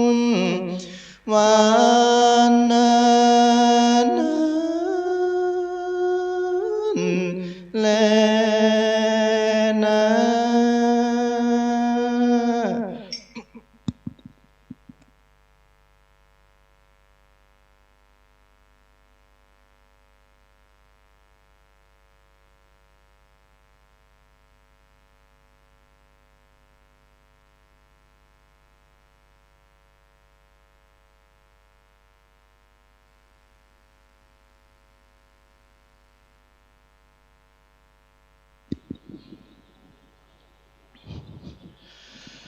นะโม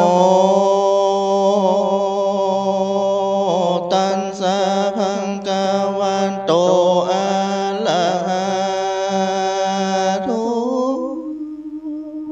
สัมมาสัมพุทธัสสะจาลิกุมาโลมุจจาลินทาลาสติเลขันธาวาลังนิวาสาเปตวาจุนทาสาลาทาหัสานิอาคตังตัมมังคาภิมุขาเนวาทาเปตวาตาสมิงปะเทเสสิหาพายาคาทิปิขังคาทิสุอาลักขังสุวิหิสุสังวิทาหิลำดับธรรมเทศนามาส่วนว่าเจ้าจาลีสลีหนุ่มเนาอันเป็นเจ้านำพลเข้าสู่ภัยสนปากวางจริงหือตั้งขันตีขังมูจาลินทาสาลาสะปัตถะเครื่องพร้อมนานุ่มน้อมดูงามเมื่อยามโลดยังไหวนาลูกเจ้าฟ้าหากแต่งมากวนโลดต่างมวลมี40,000 เล่มก็ฮือบายนาสะพอซึ่งมากา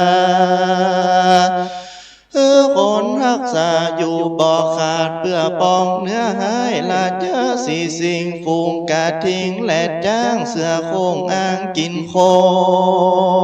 นบ่ฮือกะตามลายแก่ลีผลม้วนหมู่ฮือเขาได้อยู่สุขสบายอันว่าเสียงลีผลต่างอะไรเกิดกองนั้นตัวต้องหิมมาปานผ่านป่านแผ่นดินดานจักแอนเป็นต้นว่าจ้างห้องแสนสะเขียนตัวแห่งเวียนสอนยากมานีกากอันคำสองมือกำหินแน่นจ้างแก้วแก่นสงครามพ้นไหลตามจูจอดบางพ่องกอดกำแคม กูบละแอบเข้าบาห้องสาสวาจุคนมาจังมาสนกันไปค่ะคือเสียงรถนั้นอืดตัวดงลีฝุ่นผงทุลีมืดคุ้มอากาศกุมไปบนจอดตุงโซนลายซ้ำมีพร้อมพำลายสีก็มีฮันแลเมื่อนานพามหาสัตว์เจ้าได้ยินเสียงเกินเก้าลีพลฝูงหมู่คนโห่ห้องเสียงสนั่นกองเต็มพายเจ้าตกใจเหลือลาเกิดว่าข้าซึกมากเหลือลายได้ข้าตายเสียแล้วยังตนแก้วสนใจแล้วพร้อมใจกันตั้งหมู่ปากันเข้าสู่ศาลาเพื่อจะฆ่าสองทลาปีน้องในแห่งห้องดงลีพระราศีเวสสันดรจิงจวนพระอังคณาดนงเหล่าขึ้นสู่จอมเขาสูงใหญ่สองเจ้าก้อยไต่บนดอยแล้วจวนนางมาทีเล็งพอลิพลพาเจ้าป้อแห่งตนมากนักก็มีแลส่วนพญาเวสสันตลาจะได้ยินเสียงโยธาทึบแถบห้องให้แหบกังวลมีตัวตนอันสั่นห้องให้ปั่นกว่าได้เหตุว่าตัวเดียวได้ไล่หมู่ให้สะสู่เจียนจ้ากับนางพญาจะเจ้าว่าดูกาละนางแก้วละเจ้ามาตีปูทะลงสมดีอันว่าเสียงเกิดกองโลกาลิพลโยธานาเนืดปูนดีเงืดดีกัวฝุ่นผงมัวมืดฟ้าอันตังคนจ้างมาหลังกันมาบ่อาจขนานับได้เหมือนดังป่าไม้จักเกื้อนจักปังจอดตุงยางใหญ่ยืนซองเต็มจุห้องหิมมาปานมีข้าสังคานิลุทากา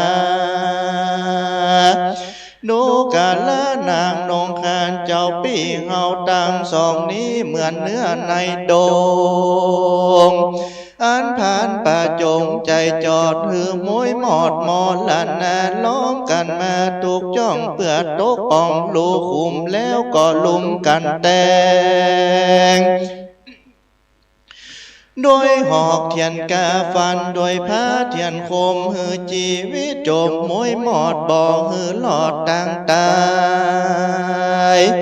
เจ้าเมืองต่างอะไรปองกระตำโทษเขาคิวโคตรว่าเฮาพอดี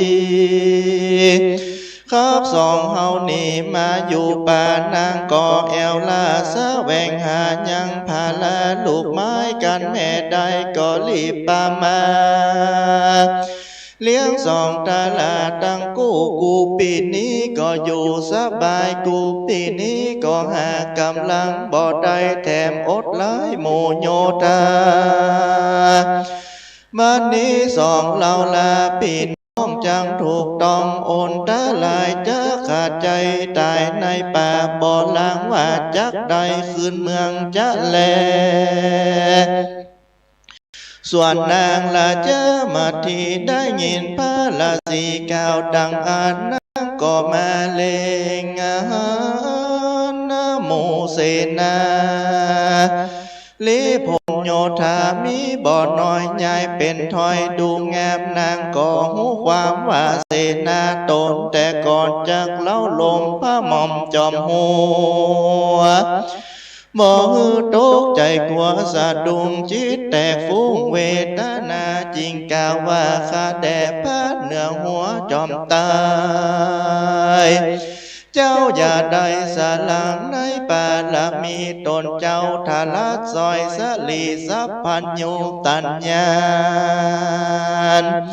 จากนำสัตว์ข้ามพ้นจากโอคาสงสารเสียแล้วเข้าสู่เบียงแก้วนิลปาน ข้าศึกได้เป็นมารหายก็จักประการป้ายปาละมีจะแลพระมหาสัตตละสีฟังนามาทีกล่าวแก่เจ้าก็ว่ากรรมนั้นมีแต่บ่ผิดมวลจิงจวนนางคืนสู่ที่ศาลาฮือฮาทายามันเตียงบ่อคอนยังเก่งขามก็มีวันนั้นแลเมื่อนั้นพาผู้บ้านสนใจผ่านแผ่วก็จะกลับโดยนางแก้วละเจ้าผู้สดีว่าดูกาละกูปีนี้จากผ่านภายเข้าไปก่อนฮือเจ้าผ่อนโดยไปส่วนหลานฮักนงไว้ตั้งกูก้อยเข้าสู่ปลายหลังจึงรีบพันเข้าสู่ยังที่อยู่เวสสันดรแล้วหือยศมีดังเก่าเป็นเต้าเหล่าปอสองมหาสาโตเมื่อนั้นพระมหาสัจเจ้ากับนางนอนเนาละเจ้ามาทีลำเปิงดีคืนหอดว่าพ่อเจ้ายอดสนใจจะกะไก่มาสู่ในแก้วกูศาลาหันพาปิตาทีนลาดยุละญาติเตียวมานางก็ยกมือนาสาแต่ไว้จริงเจียนละจะต่อเสียงหวานว่าข้าแด่พระผู้บ้านเจ้าน้อยข้าน้อยชื่อมาทีทะลงเกษีหมดเก่าขอไว้ตีนเจ้าพ่อชอบตามกองพระตั้งสองน้ำตาไหลนองต่อหน้าลูกหักพ่อสิเนหาตนแก้วพ่อพญาจะพาสาไหลซึ่งลูกดาวว่าดูแลเจ้าตั้งสองพี่น้องเจ้ายังบ่โศกเศร้าอันใดบ่มีภัยอาพาธบ่มีพาญาติอันใดจะลือข้าแด่พ่อเป็นเจ้า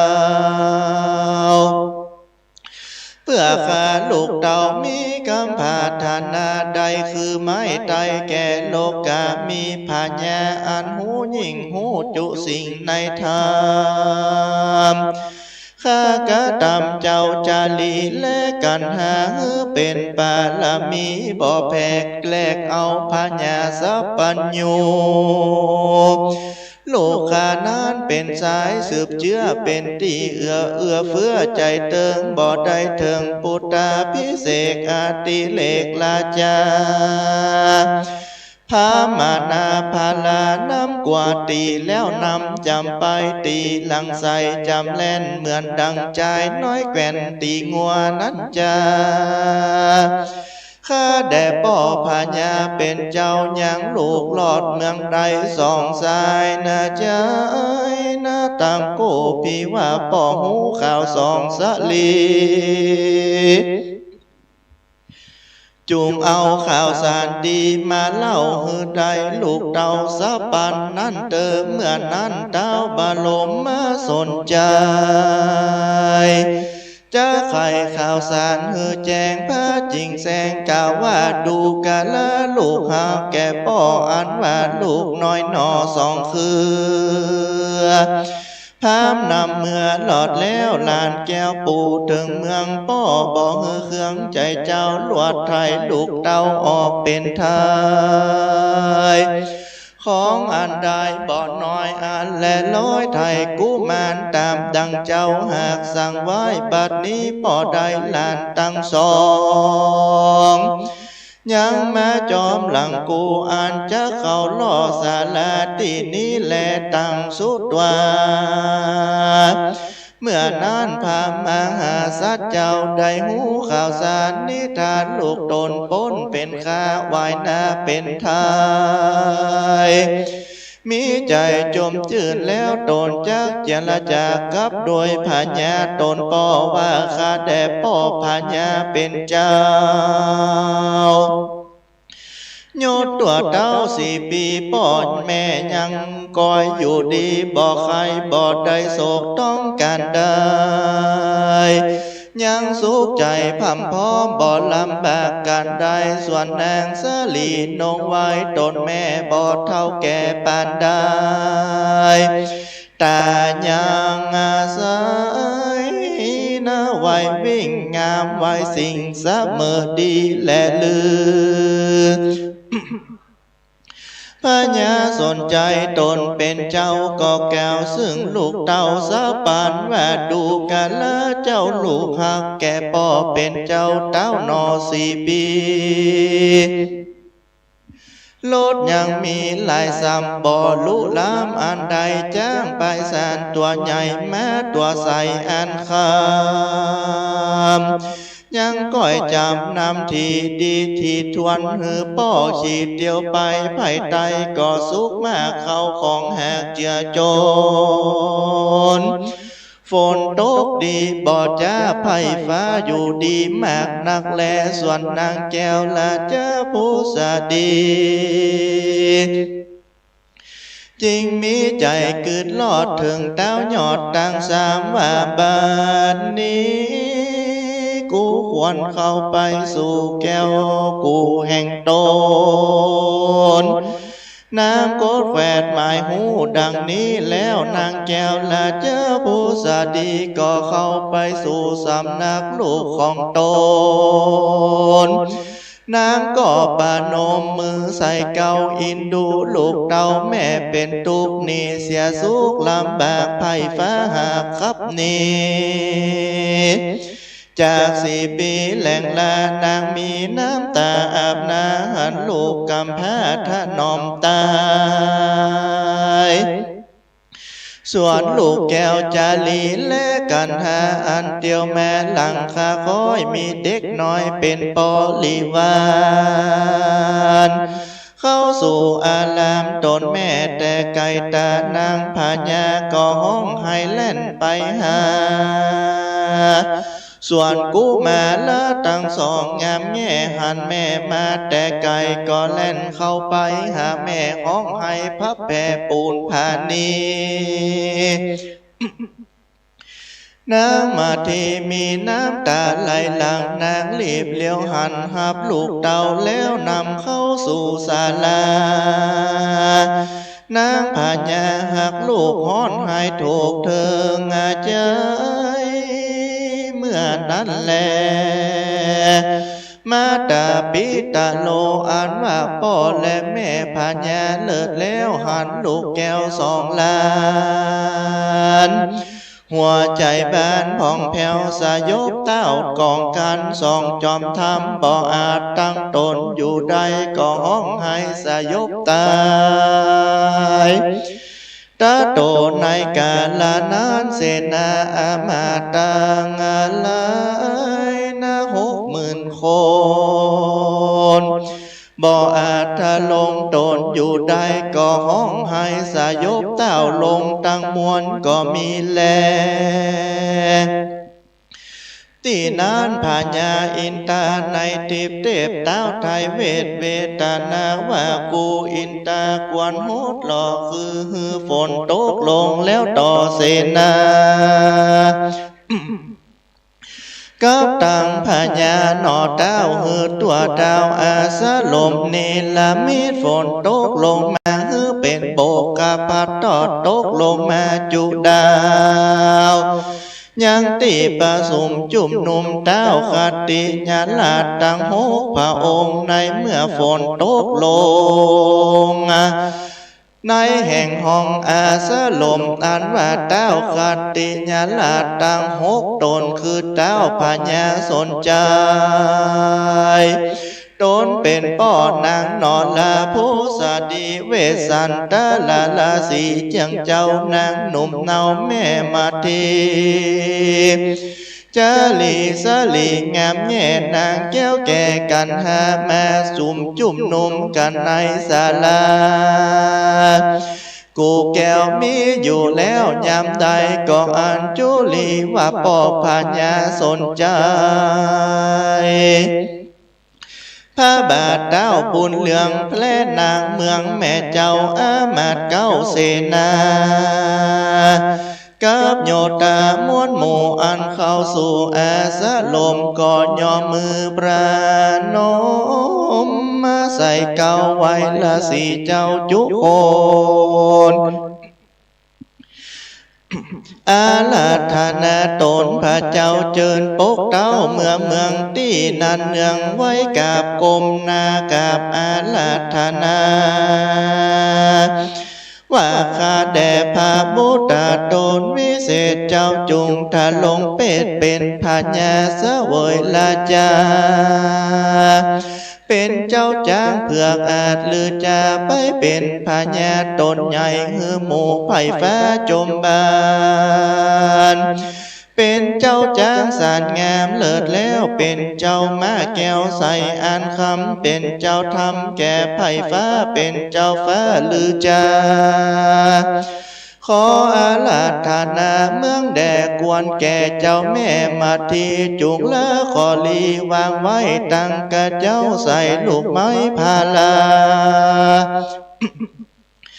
ละตั้งเสียงนาดำนาจอดบ้องขออาราธนาเจ้าพี่น้องดาเมืองว่าอันก็มีวันนั้นแลก็มีโดยพากันดังกล่าวมานี้แลนะสังคติญาปะปังนิทิตังขีญาอันแก้วยังสักคติอันประดาไปโดยกาถาว่าได้36 ภากาถานิทิตาก็บังคมสมเลสเด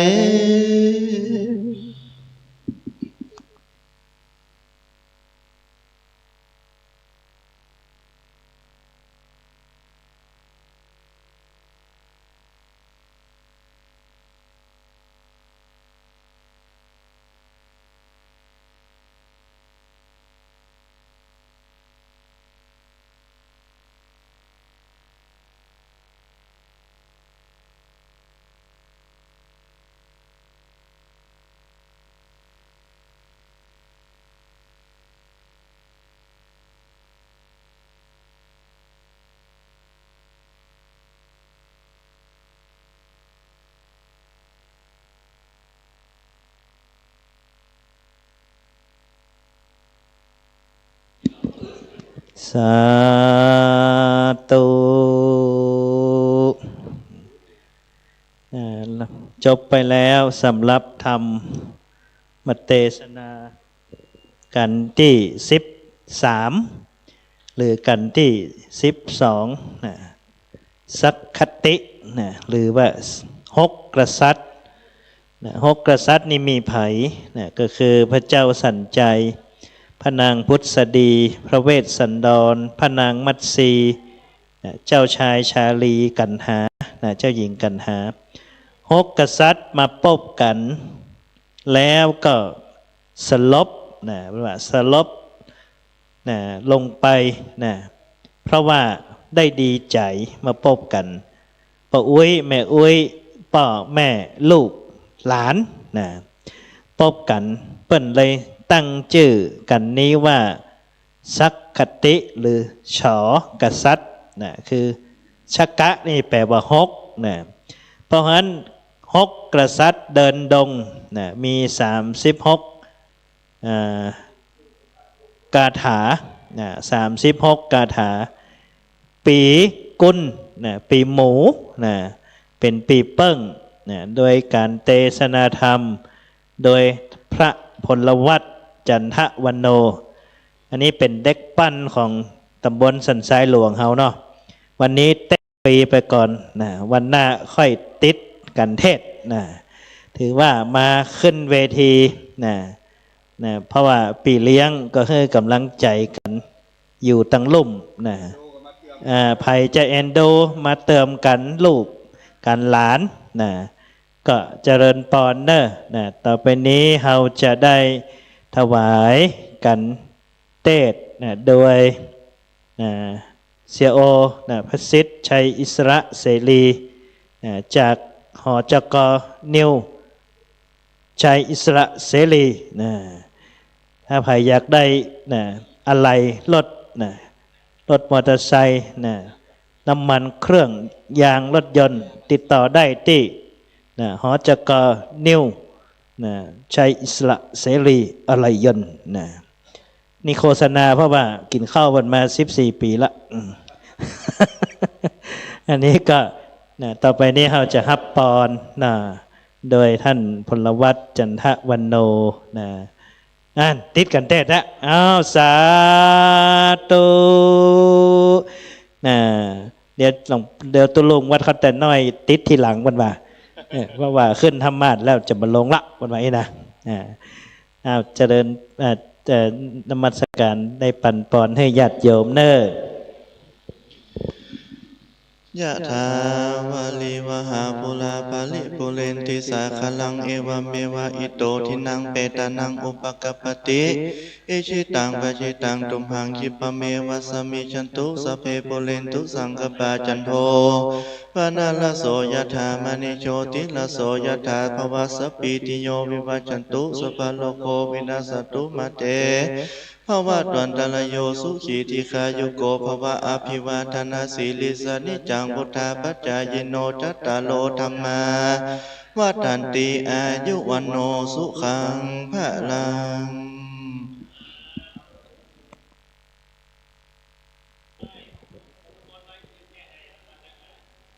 เอาน้ำมนต์ตัวลูกตัวหลานเนอ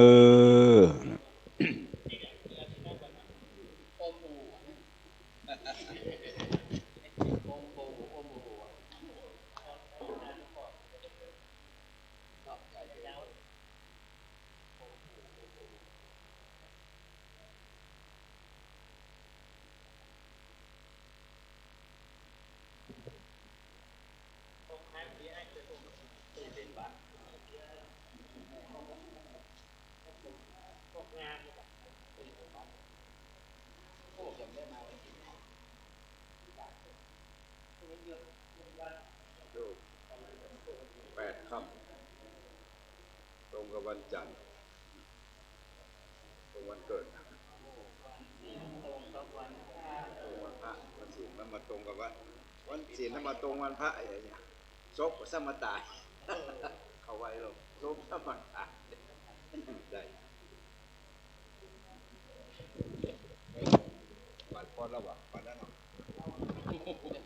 ก็หลงก็ลืมมาเมาโหดจนครับท่านอาจารย์พลวัตรจันทวันโนครับได้เมตตาวัดข้าวแต้นหลวงเทศนาธรรมสักกติม้วนนะครับพนานอยู่ลุ่มบนเมากินขนมคกกินมีเลยมันได้สาธุสักครับขอบพระคุณเนอครับต่อไปกันสุดกันซอยละกรกันนี้กันสุกกันบานเนอะกุคนต้องตานกันนี้ต้องเข้าสืบชะตากันนี้สำคัญนะครับกันที่13กันสุกกันบานพระเวสสันดรจะได้กลับบ้านกลับเมืองเป็นเจ้าต้านเต้าเจ้า2 ตีเนี่ยครั้งเนี้ยก็เมตตาปรมีของพระครูเจ้าตำรครูสันติสุวรรณโชติเป็นประธานหน่วยอบรมประชาชนประจำตำบลสันทรายหลวงเนี่ยเจ้าเก่าอยู่นี่นะครับเนอะวัดข้าวแต้นน้อยได้เมตตาเดินทางมาเทศนาธรรมวันนี้ท่านเจ้าว่าจะเทศ2 ชั่วโมงมาได้วะครับศรัทธาทั้งหลายเนอะนิมนต์เต็มที่เจ้าศรัทธานะครับกันนกร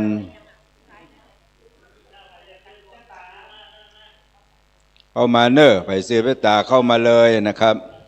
เข้ามาเลยรวมกันหมดชมรม ผู้สูงอายุบ้านสันทรายหลวงนะครับคุณประภัยพันธ์ชัยเปงเป็นต้นเป็นประธาน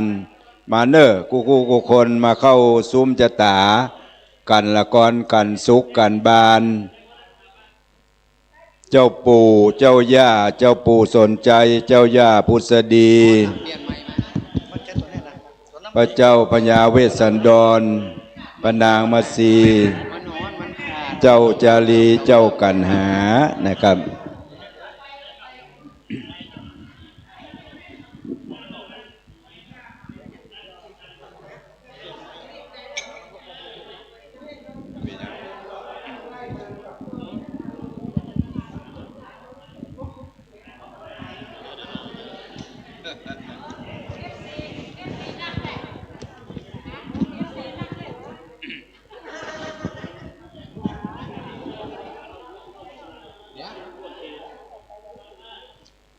สังก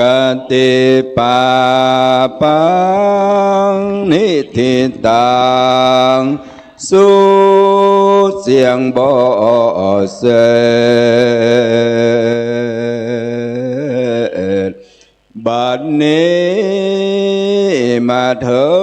งห้องเหตุนักกาลากันดังกันกันสุดซอยลาปังเวสันดรเจ้าฟ้าพระป่าไม้มาเมืองเตจะปานเปลือเลืองพับโลกลากว่าเก่าเป็นเต้าเหล่าหนอสองตีหุ่นสวรรค์ตอดปันลงยังฝนหาแก้วอยู่ต่างเต้าผ่านเพวอยู่อวยตาล600,000 คำจุวันวานบ่ขาดพลาบเมียนจา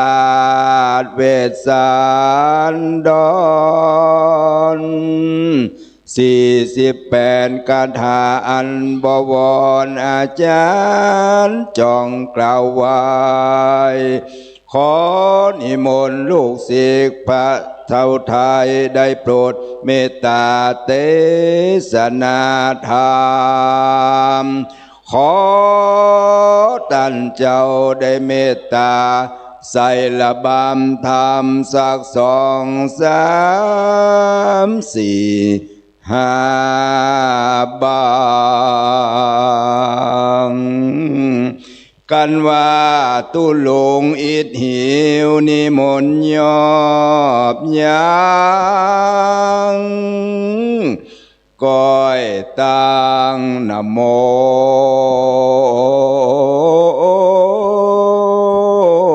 ไปพัมมังธรรมมุตตมังปัญจังอาราธนังกะโลมาพุทโธเมนา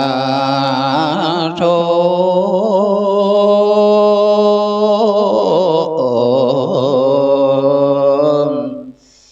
ธัมโมเมนาโธสังโฆเมนาโธอิติปิโสภะคะวา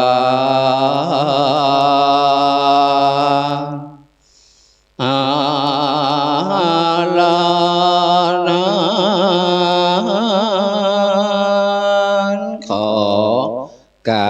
าบไหว้ยังพระเงาไทยสัพพัญญูองค์มารมมาคูโลกลา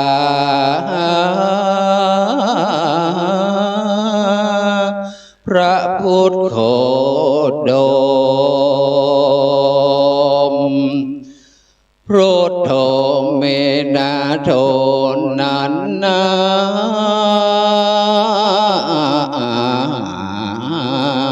เจ้ามนลาสัทธาตังหลายตังหนุ่มและเท่ายิงใจเป็นที่กราบไหว้บูชานาคือพระรัตนตรัยเจ้าสามประการลูกศิษย์พระผู้บานขอนำธรรมคำสอนชาดกเวสสันดรการสุดซอยรวมตั้งหมดตั้งแต่เก่าถึงปลายชื่อว่านครการมีกถาพรัน48คาถาขอราธนาใส่ระบำธรรมหล่อนป้อนน้อยและป้อนนานอาลาธนาถ้าอิดย่างสักกรรมก้อยใส่ละบำไปเถมน้อยอาตมามอนน้อยมอนน้อยจะเตสนา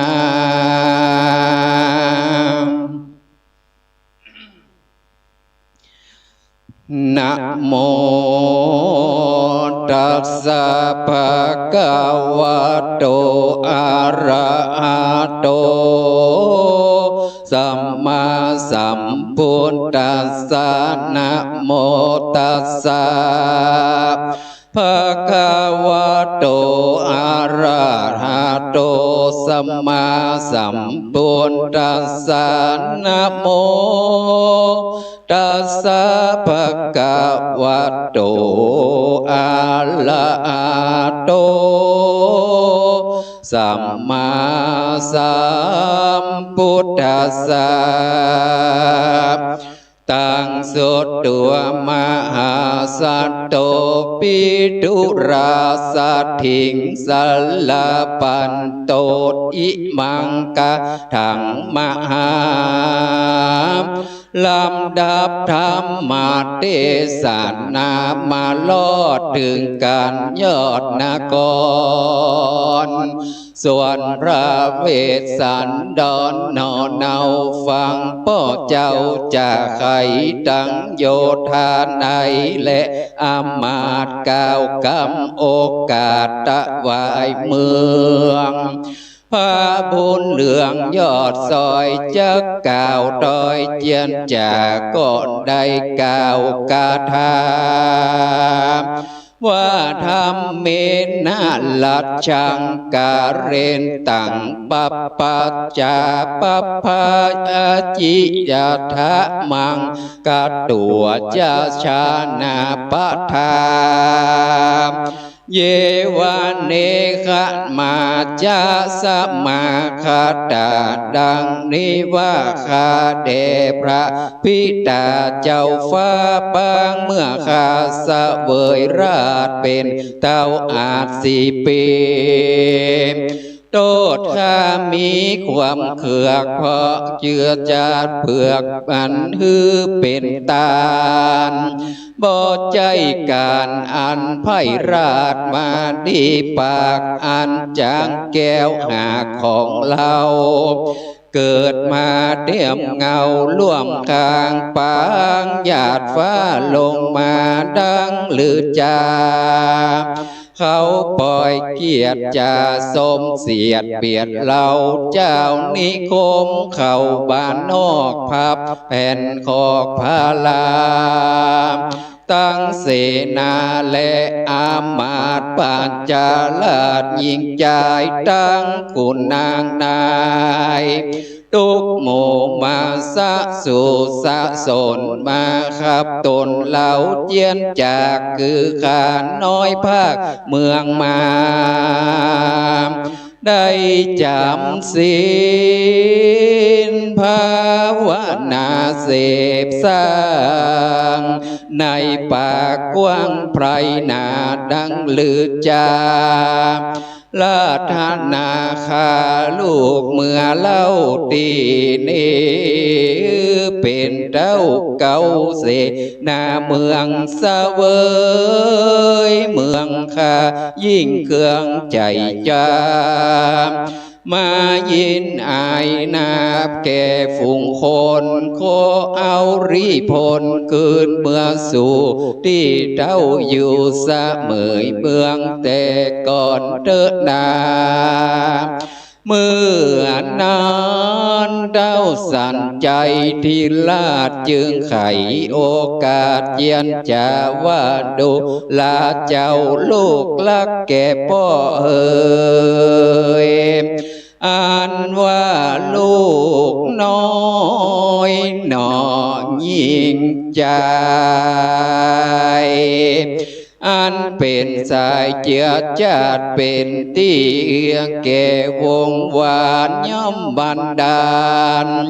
ยังทุกโทษอะไรโสดกังวลมีถึงตนพ่อแม่ตั้งเต้าแก่วงศาตั้งหน้าอาปาปูตั้งมิตรกู้งูยิงสหายอันแม่นว่าข้ากวนตายก็จากตายแดนใดลูกหน่อไทยตนบุญจงมาเป็นคุณแทนพ่อศึกสร้างก่อสะเบยเมืองมียศเรืองดังเก่าเป็นเต่าเล่าซองตีเด็ดเดิมมหาสัตว์โตส่วนอันว่ามหาสัตว์เจ้าตนองค์อาจแม่นใครสะเบยราชสมบัติจึงใดทาลัดโดยอันตนบาทกาถาว่าปันนาสาลังปาวิสิตุดังนี้เป็นเก้าส่วนมหาสัตว์เจ้าก็แก่เครื่องละศีละไว้ตั้งผ้าเปลือกไม้กองดาเอาผ้าขาวมานุ่งห่มปาดหอยสังวาดมีเปลี่ยนแล้วเสด็จเวียนภาคออกอย่างไปนอกปันนาศาลาจึงได้กล่าวคาถาว่าอิตังปันนาศาลังกันว่าพระปันนาศาลาอันนี้นาวิเศษอยู่ในปันเตต้ององวานเป็นที่เรามาอดเสพสร้างป้ามเป่งมั่งยังกิเลสภาวนา7 เดือนนานมาสลัมอยู่เสพสร้างป้ามเป่งปาลเมตานเจ้าเรสีใสสะอาดกับตั้งน้อยนาดกันหาตั้งนางราชมัตสีอ่อนเนาตานแก่ตนเจ้าฟ้าคนอินอันว่าแผ่นดินก็มาไว้วันสะนั่นไปมาการว่าพระราชาตานแล้วเจ้าโตนแก้วนาลีนาก็ปาทักษิณ3 รอบไว้น้อมนอบอำลาโดยปัญจคาติตอบ อ้อยนาโลอาสาโลมอันว่าจ้างตัดผมผู้ฉลาดก็ได้โมยมวนเกาลาดลาจาเอาน้ำอบมาหลายหลากให้เงินมากนาให้คำมาตั้งไว้สะเสกแก้วแก่นได้บุญมีมาประดับดีอาภิเษกเป็นเจ้าเอกราชาตั้งอินตาบนแหล่งลาสะเบยฝากฟ้าสวรรค์นั่นแหละเตนะวุฒตังเหตุดังอันกถาพันทานางอันวิเศษพระพุทธเจ้าได้เตสนาในอริยปิฎกะว่าตาโตเวสันตโลราชาลาโชสลังหาปวายิดุลาสาลีบุตรอันว่าพระยาเวสันตลาจาได้ข่าวสารมาไว้วาดอันเจ้าเมืองมาลาธนาก็มาจำลักกายาโดนผ่านแผ่วมาละเครื่องเจ้าฤาษีทะลงเป็ดดียืนจอยครับเครื่องคอยเต้าห้อยหากดูงามเสนาตามไหลหลังตุกดาวกันกัดกันแก่นมาอันคนนาน้องเนาตั้งลูกเต้าและเจ้าพระยาตั้งเสนาและอำมาตย์ตั้งไพลาศและเศรษฐีมาลาธนาแม่มัตสีนอนเนามาลาธนาเจ้าสิกปงลงมาสะสงเกตเก้าราชพิเศษเบิกลายสีมาฮดหล่อดีเลิศแล้วเป็นนางแก้วเตรียมเมืองและนาตามมาทังปากาเสนโตสัทธาอาหาสีลังหาโตสุจิวันโลสัพพลังกาลาภูสิโตปัญจยังภาคะมาโมหะยากะขังพันธิปะลาตะปังภิกขเวดุลาภิกขุทั้งหลายส่วนว่าพระยาเวสันตระบัวบานเจ้าระรงคานเกตเก่า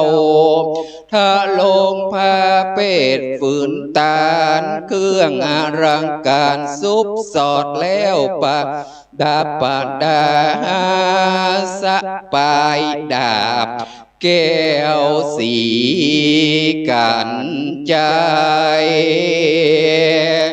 ลาสมีใส่มาพาซึกขาบสมปานถ้ารงจ้างสารเอกอ่างงางอนควงข่าวใสโยธาใน60,000หน้าจอยจืนเจียงคานเป็นบริวารเวทล้อมเห็นอ้อมถวายปอนข้าวนอนมาเตพระเวสสันดรตนศักดิ์สวัสดิ์จงเป็นเจ้าจ้างอาจลือเมืองได้ลุ่งเรืองสร้างก่อตั้งนางนอกแก้วเทวีได้จำเลิศดีก่อนเดินเนินอิทา ญปัญจยังสัทธาสองโสภาน้อยนาดได้เสวยลาดเมืองกวางลำเปิงถึงปางลำบากอรไทยเจ้าหากยินดีโดยสามปันเทพสีอันตนได้เจ้าจึงใจไปที่ยังกองเพรีได้ปกเปล่าแล้วก็กล่าวฮือเล่นมโหฬารสพมีกาดมัวเป็นต้นน้ำศรัทธาต่างหลายในเขตเขาวงกฏก็มีหาแลนนาส่วนว่าสองกษัตริย์ได้เสวยเมืองเก่าปราบโลกเล่าสองทีเจ้ายินดีจื่นจอยได้ปะอย่างลูกน้อยสองสีส่วนนางราชมัตสียอดซอยก็เจียนจ่าถ้อยกับลูกแก้วนาโจมจื่นแล้วได้กล่าวกาถา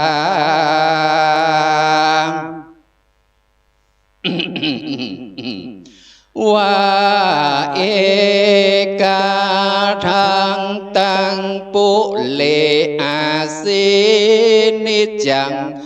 กันติสาสายินีอิติเมตังวัดตังอาสิดังเดดูลาเจ้าลูกลักแก่แม่อันพรามเท่าแก่นำไปสุดวิสัยสลัมแม่ก็พร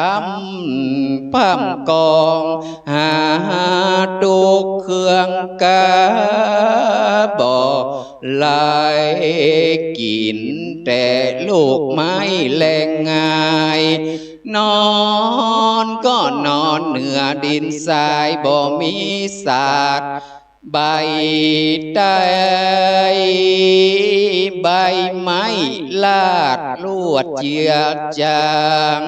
เอาหนังเสือห่มห้อยหนาวเย็นจะจอยระนัดใจลูกสมไว้เอ่ยแม่เจ้าอันพรามเท่าแก่นำไปสองนงไว้ภาคห้องเอาสองพี่น้องไก่กาแม่ก็อาตะว่าร้องไห้เกิดถึงลูกแก่นไทยทุกคืนวันแม่หัวมันลูกไม้มาบ่ได้เป็นลางเหตุเสือสิงสางมาอยู่ทาจักกันกา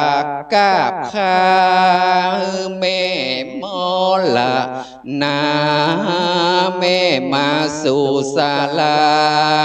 เป็นอันเยือกเย็นแม่น้อมเนื้อกลงหาสองเขือเล่นไปไตเล่นไปเหนือทุกทีเย็นตานัดตีบ่หันในจะเล่นน้ำโพสดีปิโคเทวีส่วนว่านางพุทธดีโดนไว้แว่นฟ้าก็มาเลือกแผ่นผ้าผืนแปงก้าแสนคำแดงเป็นขนาดกวนแก่สะไปลาดเกยทะโรงแหวนทำมาลงซุปสอดต่างแก้วยอดดูดีสองใสสีใจชาสมแก่นายอราชมัตสีส่วนว่านางพุทธดีแม่เจ้านางแต่ง แล้วใส่ป่าเอาคำไปฮื้อสาวกำนันแก่นใจไปฮื้อแก้วแก่นไทยราชมัตสีก็มีแหลนนา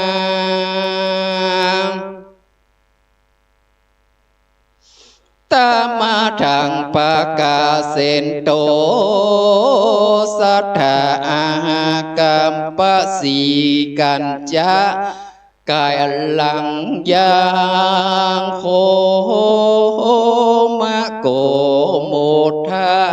ปาลานีดังนี้ภิกขเวดุลาภิกขุทั้งหลายตนทรงสินใสสะอาดเป็นกีนาสาวจะชาติอันดีจักกล่าวถึงว่านางสุพุทธดีแม่เจ้าจมจื่นยาวยินดีกับเต้าราชมัตสีสะไปแม่แก้วแก่นไทยจึงนำมาวัดนาถามวลมากผ้าหลายหลากนานาคือผ้ากำปาสิกาใสสองซ้ำแสงแลบลำใหญ่บัวจึงใจหัวหางแสนแซวสมแล้วเลี้ยงแ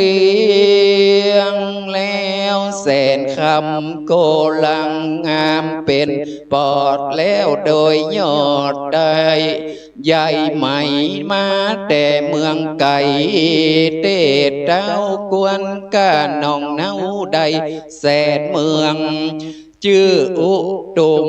พระละเหลืองร่วมฟ้าดูหากผ้าดังลายมีตายายลายยอดปูนดีตาสอดแยงดูตาหนึ่งชื่อเขาสิเนรุมาทวีปตาหนึ่งชื่อสมุทีปตีฟองตาหนึ่งชื่อว่าอุดรโขงองค์ทวีปใหญ่กว้างงามตาหนึ่งชื่อบุพวิเตหะใจปุณโดแหมตาหนึ่งชื่อจงปูยาวย่านกว้างแหมตาหนึ่งชื่ออัมมาละโกยานสร้างสมบัติแหมตาหนึ่งชื่อลูกพระจันทร์กวัตติลาภแหมตาหนึ่งชื่อเทวดาอยู่ภาษาวิมานคำตาหนึ่งเต่าจตุโรกนำอาจนาแหมตาหนึ่งพระยาอินอยู่ฟ้าเสวยลาดตาหนึ่งพระยาพรหมองค์อาจแหมตาหนึ่งมีกีตาเป็นล้ำเป็นเรือแหมตาหนึ่งลูกมาลาที่ลาดตัวดีตาหนึ่งลูกกินนาลีแอนฟอนตาหนึ่งลูกกินละนอนย่อนเจยโจมแหมตาหนึ่งลูกจะยิงสมสู่สร้างแหมตาหนึ่งลูกสาวห้างกลางเรือนแหมตาหนึ่งปอกกาเดินเตียวเตดแหมตาหนึ่งลูกแม่น้ำเตียวเขตแดนเล่าแหมตาหนึ่งลูกสะเปาคำไว้ตาหนึ่งลูกจางล่าดงไพแม่ใจนำไปถวายแก่เจ้ามัตสีสมนัก ดีใจจะทะโรงผ้าก่อซ้ำดูงามและนาตะโตโคมันจาแหวนธรรมลงสูบสอดนิ้วนางนาดกวนแก่เดาลาเทวีแลนาอันว่านางนาดสนมหลับใจมานั่งอยู่ใกล้ถวายสารส่วนพระผู้บานเวสสันใจที่ราชนาก็คือโอกาสแก่นาที12อาโอดเพนีกาอาเต้าที่ลาดกอปงลาจะรางวันแบ่งปันกันหลายสิ่งเล่นเสพยิ่งดังเมืองสวรรค์ก็มีหันแลนาตามมาทางปากาเซนโตสัทธาสัมปันติตังอารัญญาณิภิกขเวดูลาภิกขุต่างหลายส่วนพระสนมสหายนอลาบอกกาตามโตดข้าเปียงกันบ่มีทันทกรรมเจ้าลอดเมตตาลอดจุมปูก็มีหันแลนาพระยาสันใจที่ลาดจึงโอกาสแก่เสนาวานดุลาเสนาตานจุงลีลาไปก่อนเราจักผ่อนไปตามทนดื่มลามหลากไหลหลังจักมาทางแถวไปฝูงจางใจเลิศแล้วหมู่ลดแก้วแก่นกอดไกวเจ้าจาลีนำไปก่อนหน้าส่วนว่านางนอลากันหาก็ลีลาไปจอมพระเวสสันดรจอมนาฏหมู่นางแก้วลาดกันหาหมู่นางราชมัตสีงามใจจะไปดันเจ้าฟ้าไปทัดเจ้าฟ้าเวสสันดรหมู่พระผู้ทอนตนปู่ไปทัดหมู่นางแก้วมัตสีหมู่นางพุทธดีตนแม่ไปจอมหลังแก่ด้านตั้งหลายฝูงเด็กใจไปตามหลังเป็นหมู่ก็มีวันนั้นแลสัตติโยมังคังส่วนพระญาสันใจก็ไปโดยมังคาบ่โหดใด60 โยชน์เป็นทลา2 เดือนมาจึงลอดเวียงแก้วยอดเจตุตะละนครพระผู้ทอนเป็นเจ้าก็เสด็จเข้าเวียงใจก็มีเมื่อนั้นแลนามส่วนว่าเจ้าป่าจาก็ประกันมากราบไหว้ว่าพระนอไทยปราบจุมปูจงมีสุขอยู่เตียงเต้าเป็นเอกราชเจ้าสัตย์ใหญ่ใส่ผ้าเป็นเจ้าใหม่แต่เมืองแดดส่วนพระยาเวสสันทราชก็ขึ้นนั่งอาสนะมีปัญญาคืดคุ้งใจห้อยมุ่งถึงตาลวันผู้เป็นวันพระมาตรงวันศีลพอดีเนิม กาลุงเจ้าอย่าจกจักเข้ามาขอทานกูจักยกย่อโดยง่ายจกจ่ายเป็นท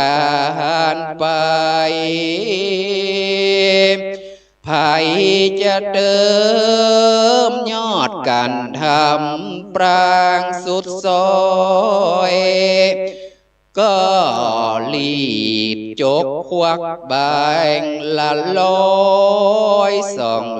ก็ได้เนอเจ้าเมื่อนั้นหินปันทุกรรมพระลาศีลาอาจแห่งเต่าทีลาดอินตาก็โอนหากาลองกะด้างแข่งมาสำแดง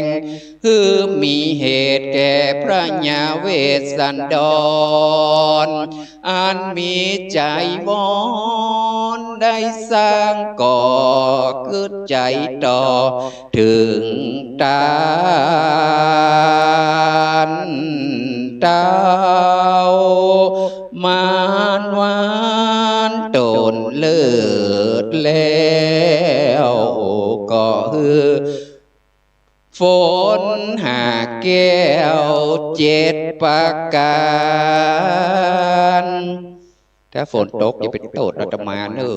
ตกลงที่สถานวัดสันทรายหลวงบ่ขาดฝนหาสะอาดจุมปูนดีโจมย้อนแก้วอุดมแควบยิ่งบ่อใจแก้วอิงจักแห่งเป็นแก้วแปงเมืองกูนกาตกแต่ฟ้าลงมาตกในลาจะวิเวทคุ้มน้อยตกที่ถ้อยลายแถวตกเปียงแอวขอโทษตกเปียงแอวบ่มีวางแหล่นาในวันลุงเจ้าพระญาเวสสันตรเจ้าก็คืออามาตย์ต่างหลายฮือปักหมายยังแก้วฮือปั่นหมายยังแก้ววิเศษนาก็ตกเขตคุมอันใดจุงจักไว้ฮือคนผู้นั้นแล้วเต้าตนแก้วลาจาคือคนนำมาอย่างแก้วอันตกแล้วไปนอกแดนดาวขอคนต่างเอามาไว้ในสางอันใหญ่เข้าของเก่าใหม่ทมทองก็มีวันนั้นแลนานตาโตเวสันตโลราชาตานังตัดตัวนาคติโยเมื่อนั้นพระญาเวสสันตราชเกิดในขัตติยาชาติวงศาอยู่ปั้มเปงปาลมีธรรมไปใจอาลาธ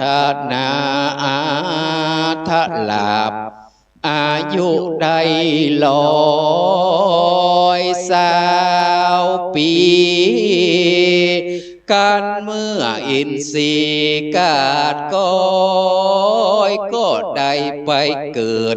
บนปราสาททิพย์วิมานเทวสถานจานาวิโรธยืดจันฟ้าโสดตุสิดาเทวราชในห้องอาวาสสวรรค์ก็มีแลนาสัทธาอิมังธรรมเทศนัง อาหาลิตัวสาตากังสมุทาเนสิสัพพัญญูพระพุทธเจ้านำเอาอย่างมหาเวสสันตราชาดกอันได้ยกขึ้นประดับประดาไปโดยกาถาได้ปานหนึ่งแล้วดีนี้พระดลแก้วจักนิคมอันสมนิยมเตหือแจ้งประเยืองแสดงเทศนาว่าปิขเวดุลาภิกขุทั้งหลายอันว่าหาฝนโบกลปัดนานี้นาตกลงในจุมญาติยามนี้บ่ใจตกแต่ตีนี่โคทลามฝนหางามไหลหลังก็เกยตกทางลงมาที่ในตามกลางญาติกาแล้วล่วงในเขตป่าแก้วเห็นมาปานโดยประการดังกล่าวมานี่แหละชาตากังสมุทานิโตพระพุทโธจากอันสำแดงยังจะดกอันเป็นนาทีตะและปัญจุปันนะพระก็ได้เทศนาได้เตรียมแตกคือแจ้งพระเจืองแสงเทศนาว่าโลเพนุเป็นโตสุตะโกเทวทัตโตอาโหสีภิกขเวดุลาภิกขุทั้งหลายอันว่าจุตกะพรามผู้ถึงชาลามแก่เกือไปหลังเรือแหลมขอยังสองสอบปอนอไทยมาเป็นข้าใจปั๊มเลินเมียมันตกมาวันนี้คือหากมาได้เตวัตเตในกาลบัดนี้แลส่วนว่านางอมิตตาปะนาก็ได้เกิดมาเป็นนางจินจามานาวิกาผู้มีวาจามากสนสอตองล่อพระธาคตในกาลบัดนี้แลอันว่าพรามเจตบุตรอันเจ้าเจตราชใจหักษาป่าไม้วันนั้นคือหากมาได้สันนะอามาตเป็นนายม้าแก้วลาดกันทังก็หากมาได้มาตามพระตถาคตในกาลบัดนี้แลอินทเทวราชาส่วนว่าพระยาอินตาเจ้าฟ้ากาโยกับมาเป็ดนาเป็นพรามมาขอนางงามข้าแค้วโดนหนอแก้วราชมัตสีกาลบัดนี้กับสงสารมากเล่าเกิดในเชื้อเผ่าผู้บานคือหากมาใดต้านอนุรุทธะเทละในกาลบัดนี้จุตารสีนั้นโสดสร้างผนวดภาวนา บัดนี้บุญนำมาเกิดควงมานั่งปางข้างหนขวาคือทำเตสนาสาลีบุตรเห็นในกาลบัดนี้แลสัญชโยราชาส่วนพระยาสัญใจตนประเสริฐเป็นเต้าเลิศราชาคือพระปิตาธิราชแห่งพระเวสสันดรปรมดรธาตุน้อยนาถโอรสาคือหากมาใดพระยาสีสุโธธนะป่อแห่งพระตถาคตในกาลบัดนี้แลนาอ่านว่านางพุทธดีตนแม่สร้างบุญแต่จัดหลังมานางได้ปูจาพระพุทธเจ้าโดยคันทะจวนจันทร์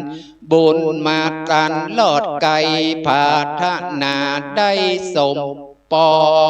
นนาเป็นพระเมเวสสันดรราชาบัดนี้แลนาก็หากมาได้นางสลีมหามายาอันเป็นแม่ปรางตาตาคาตะในกาลบัดนี้และมัตสีปีโคอันว่านางลาจะมัดสีสะไปข้าข้าวงามแต่เล่ากวนผู้กลัวผู้คนได้นำตนมาเกิดโศกบัดนี้เกิดหามาใดนางยะโสธลาปิมปาสีโสภางามแง่ใดมาเป็นพระเมเจ้าลาหูละในกาลบัดนี้แลชาลีกุมาโลส่วนลูกชายสายสืบเชื้องามก็คือชื่อจาลีมีศีลธรรมงามดีบ่ผ่อนบุญชาติก่อนบ่ไกลกาได้เกิดมาเป็นโอรสาธิราชโดนองค์อาจชื่อพระลาหุละเถระในกาลบัดนามกันหาสินาส่วนกันว่ากันหาลูกแห่งป้อลูกน้อยนอสงสารป้อเตตานบ่ไว้หากมาใดนางอุปละวันนาเถลีภิกขุณีในกาลบัดนี้และนาโสสาปริสาอันว่าปริสัตตั้งหลายอันเศษเหลือนี้ไสคือหากมาใดปริสัตตั้งสี่มีภิกขุและภิกขุณีอุปาสกะอุปาสิกาในกาลบัดนี้แลนาเวสันทโลราชโสโลกนาโถเอวังดาเลธาภิกขเวดุลาภิกขุทั้งหลายอันว่าพระญาเวสสันตละตนเป็นนักปราชญ์นอพุทธังกูลอันเป็นวงขุนเอกราชเป็นเต้าอาจลือชาคือหากมาได้ภัตตถาคตตนประเสริฐตนเป็นที่จังที่เพิ่งแก่โลกตังสามในกาลบัดนี้แลนาตุมเมภาวันตา ต้านตั้งหลายมวลหมู่อันนั่งอยู่ฟังธรรมได้ดาจามติดต่อบ่ขาดข้อลำดับมาแม้นว่าปาทนาข้ามเจ้าใครหันหน้าพระเจ้าอริยเมตไตรโยจงรักษาศีลนิสัยสะอาดฟังธรรมหาจาตุดวงงามฮือตานตามจะใจแม่นมักไฟอันใดเตียงสมใจไฟหอยบ่อใดกาดกลอยไกลกาขอศรัทธามวลหมู่จงได้อยู่เจยบานโลกา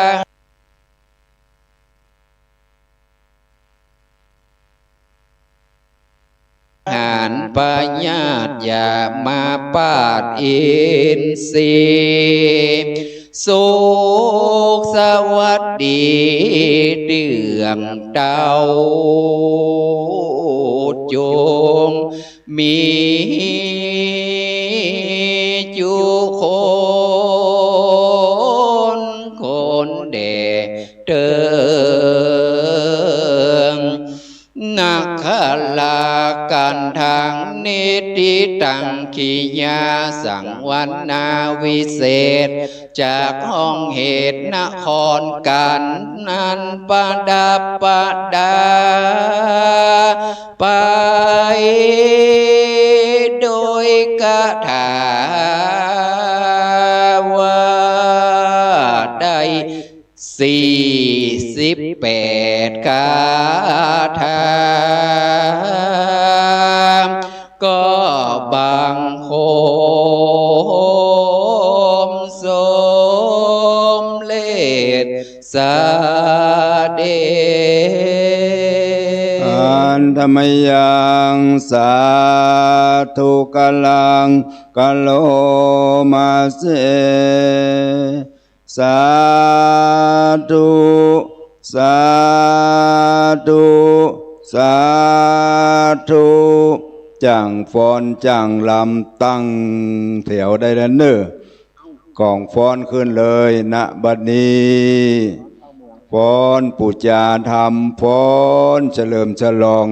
วันคล้ายวันเกิดของท่านพระครูเจ้าของเฮาเนอ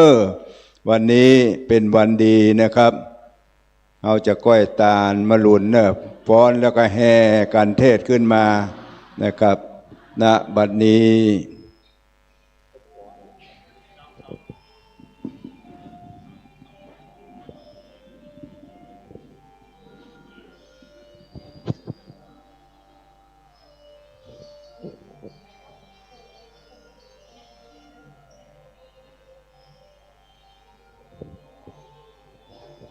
เวลาดี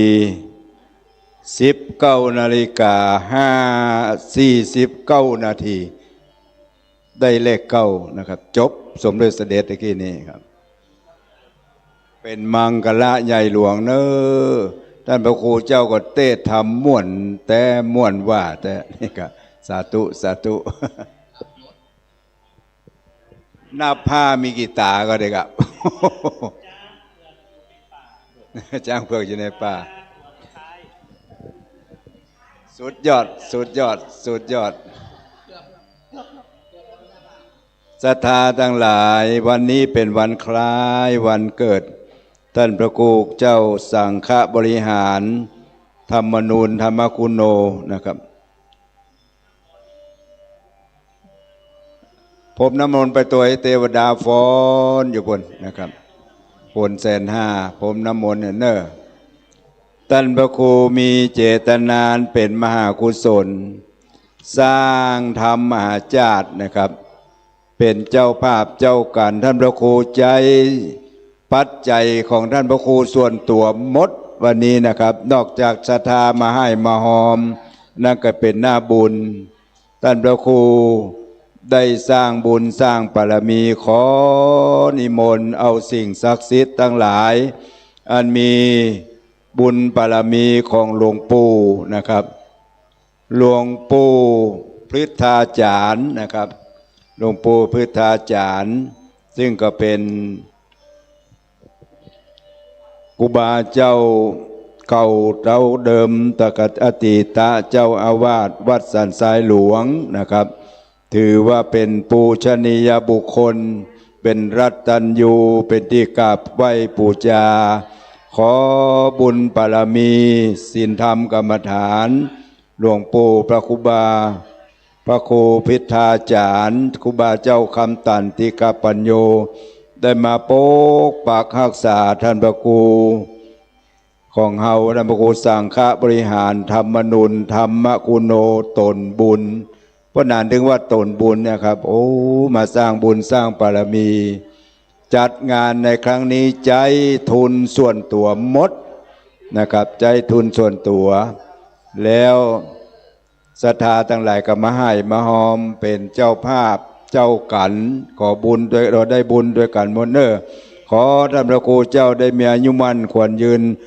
100 ขวบเข้าเนอศรัทธาสาธุดังๆสา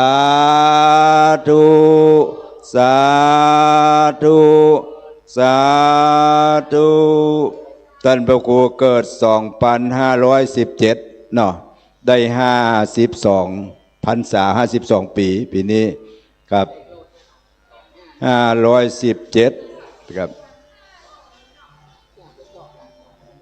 เทศธรรมวันนี้ก็จบ19 นาฬิกา49 นาทีเพราะนั้นจับเวลากดโทรศัพท์พอที่สมเด็จเสด็จ49 นาทีโอ้สุดยอดแต่อยู่เย็นเป็นสุขเนอศรัทธาการกุ่งลุ่งเรืองเนอะบ่มีวัดในเต้าในเปียงเนอะก็นานมาวันนี้ดีอกดีใจปลื้มปิติภูมิอกภูมิใจได้มาช่วยท่านพระครูเจ้าถวายงานท่านพระครูเจ้าขอศรัทธาหนุ่มเท่าทั้งหลายได้มีอายุมั่นขวัญยืนเนอะอย่างน้อยได้99 ปีผู้จุคนนะครับเนี่ยเอา99 ปีบราว100ครับถ้ามีบุญกว่านั้นสร้างบุญมามากหนาหนำได้120 ขวบเข้านะครับเนอะโดยเฉพาะท่านพระครูเจ้าที่เทศธรรมละกร สุดยอด ท่านพระครูสันติสุวรรณโชตินะครับโชดช่วงเหมือนทองคำมาสุวรรณโชติครับสุดยอดท่านเจ้าเป็นประธานหน่วยอบรมประชาชนประจำตำบลโอ้เปิงดีแท้ประธานอบรมประชาชนประจำตำบลสันทรายหลวงอยู่วัดเขาแต่นน้อยเขาแต่นน้อยหันว่าเขาแต่นน้อยมีตู้เจ้าถึง5 ตนหรอกะโอ้ไม่ใช่ธรรมดานะไว้สาอ๋อครูบาศรีใจก็มาบูรณะก็ว่าเหมือนจะเป็นสังฆญากับทุกเจ้าครูบาท่านพระครูวัดตาเกียนก็ตาเกียนใกล้กันก็ตาเกียนที่ได้ละสังขารไปฮะวัดเก่าแล้วเป็นอันเดียวกันก็สังฆญาใกล้กันปูอินคำสัญญาบัตรเพื่อนอย่างก็จำไม่ได้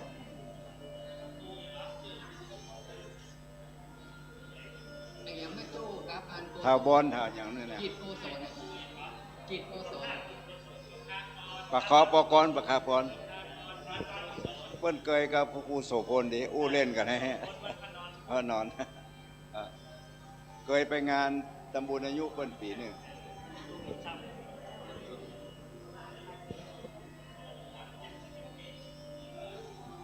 ตอนนี้นางฟ้ามาสู่ขวงแก้วทั้ง3เป็นจ้างฟ้อนที่งดงามที่สุดบรมครูจะฟ้อน8 นาที9 นาทีก็ได้นะครับเนอะฟ้อนแล้วปากันขึ้นมาบนวิหาร เฮาจะได้ตานการทำการเทศเอาปอนจากท่านพระครูเจ้าแล้วจะได้แผ่เมตตาวันตาหลวงวันตาน้อยและดับเตือนใจก็คือดับทุกข์ดับโศกดับโรคดับภัยเหลือไว้แต่คุณงามความดีปารมีแก่กล้าเนื้อศรัทธาทั้งหลายรับโจกรับลาภนะครับเปิงว่ามหาจารย์พาโรยจะโรยกันแล้วเนอะ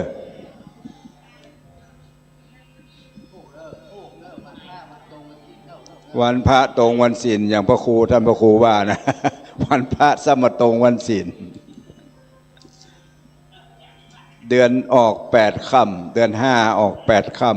ำตรงกับวันจันทร์โดยวันพุธวันเกิดพ่อนานวันจันทร์เนอะเกิดวันจันทร์นะครับไผ่หันก็แค่ได้อะเพิ่นว่าแต่เพิ่นว่าไปไหนกะดอกตาลดอกไม่บัดได้ตาลดอกไม้เหี่ยวเนี่ยตาลดอกไม้เหี่ยวอย่างบุพามไม่ได้อย่างอามิตาตากะตาลไม้เหี่ยวไม่ได้ผัวเท่าครับจุ่มนมตะกี้หมดแล้วเนาะอมิตาตาเหมือนนางจินจานมานาวิกาพูดถ้อยผู้พามเท่าก็เกิดมาเป็นเทวทัต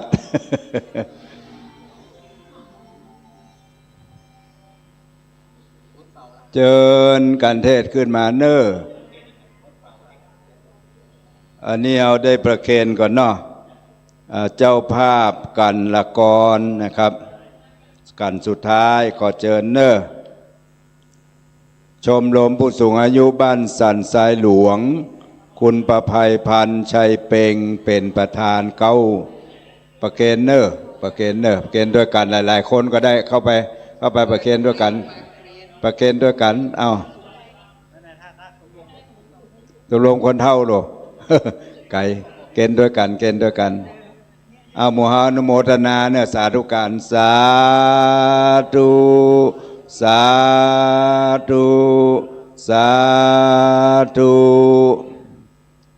อะไรเอาปอนแล้วจะนั่งที่เก่ากันเนอะแล้วเชิญรับของที่ระลึกคือร้านสิงห์กรุ๊ปนะครับจังหวัดลำปางเจ้าภาพดอกไม้คำขายสัปปะนะครับเพราะว่าเสื้อผ้าควรนุ่งควรใบกุบเกิบมีมดนะครับตรงลำปางร้านสิงห์กรุ๊ปจังหวัดลำปางเจ้าภาพดอกไม้คำที่นางพุษดีเนี่ยถวายนะครับมารับวันพระจะมาตรงกับวันศีล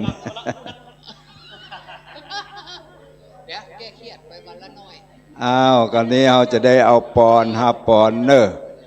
ปอนอันประเสริฐทุลุงจะมอบของที่ลึกพูดไม่ได้มอบก่อนนี่มอบก่อนว่าปอนเนาะก่อน5 ปอนนี้5ของที่ลึกก่อนเนอะโดยเฉพาะเชิญรับของที่ระลึกร้านสิงห์กรุ๊ปจังหวัดลำปางเจ้าภาพดอกไม้คำเนอะเข้ามารับอยู่เย็นเป็นสุขร่ำรวยเนอะปีนี้เอากำไรสัก100,000 ล้านได้นักนะครับได้หมื่นได้แสนขึ้นไปเจ้าภาพนะครับมอบของที่ระลึกได้รับโดยทั่วหน้ากันหมดนะครับขึ้นมาเลยต้นเอาไปตะปุ้น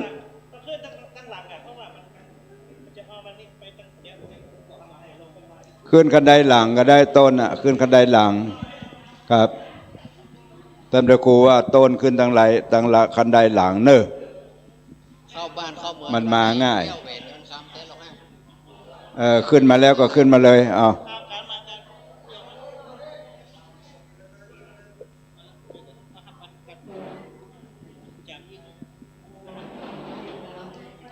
ช่วยกันครับ เจ้ากันฮับต้นมาตั้งประเคนที่ตุลุงฮับแล้วก็ยกออกมานั่นเดินมาทางนี้เลยเดินมาทางนี้เลยถูกต้องวนขวาประทักษิณจะไปวนซ้ายนี่มันถอยนะครับวนขวาบุญกรรมบุญจูเนออยู่เย็นเป็นสุขอันนี้จ้างฟ้อนหน่องามกว่าครับสุดยอดจ้างฟ้อนรุ่นแม่ครูบุญกรรมบุญจูเนองามเลิศแล้วเจ้าแว่นเงาใสใครตายเป็นไม้ไปจิตแจ้งผ้าเป็นว่ามาก่อนนะครับใครกลายเป็นลมเจยจมผิวหน้าใครเป็นอาภาห่มเนื้อคนมาก่อนเป็นว่า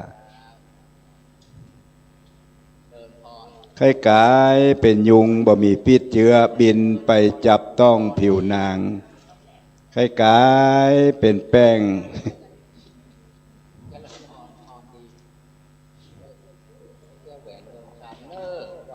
ช่วยกันอัญเชิญต้นผ้าป่าต้นกันเทศกันธรรม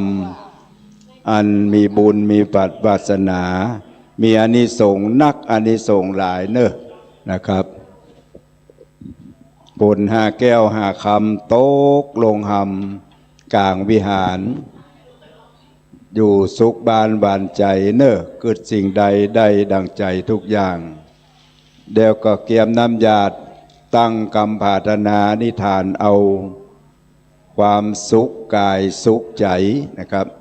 มากล้นโดยเข้าของสมบัติพัสถานและสมบัติภายในคืออริยทรัพย์ทั้ง7นะครับคือมีแต่คุณงามความดีนะครับเนอะณบัดนี้ตั้งใจฮับปอนเนอพร้อมเนาะจังฟอนนั่งหยาดน้ำก่อนเนอฮับปอนอธิษฐานจิตณบัดนี้ก่อนจะรับปอนอนุโมทนาบุญมหากุศลมหาแปลว่าใหญ่กุศลแปลว่ากุศลใหญ่วันนี้ท่านทั้งหลายตั้งแต่5 โมงเช้ากันมาจนถึง7 โมง 8 โมงเมื่อคืนนี้ก็เพื่อบุญบารมีเฮาจะได้มีความสันทะสามัคคีในศีลในธรรมประพฤติปฏิบัติน้อมนำเอาคำสอนของพระพุทธเจ้ามาประพฤติปฏิบัติวันนี้ก็ขออนุโมทนาขอบคุณมายังท่านพระครูสังฆบริหารธรรมนูญท่านเจ้าอาวาสวัดสันทรายหลวงที่ได้เป็นเก้าเป็นกันเป็นประธานในการจัดงานพร้อมกันนั้นก็มีชมรมของพ่อหลวงพ่อกำนันคณะกรรมการคณะลูกบ้านแม่บ้านอสม.พ่ออาจารย์พ่อน้อยพ่อนานมาช่วยกันในวันนี้บุญใดกุศลใดที่เฮาได้ร่วมกันทำบอกว่าเฮาทำนักทำน้อยวันนี้เฮาได้เหมือนกันหมดมีความสุขวันนี้มีความสุขชื่นบานหัวอกหัวใจยิ้มแย้มแจ่มใสภายนอกคือทรัพย์สินเงินทองเฮาหาได้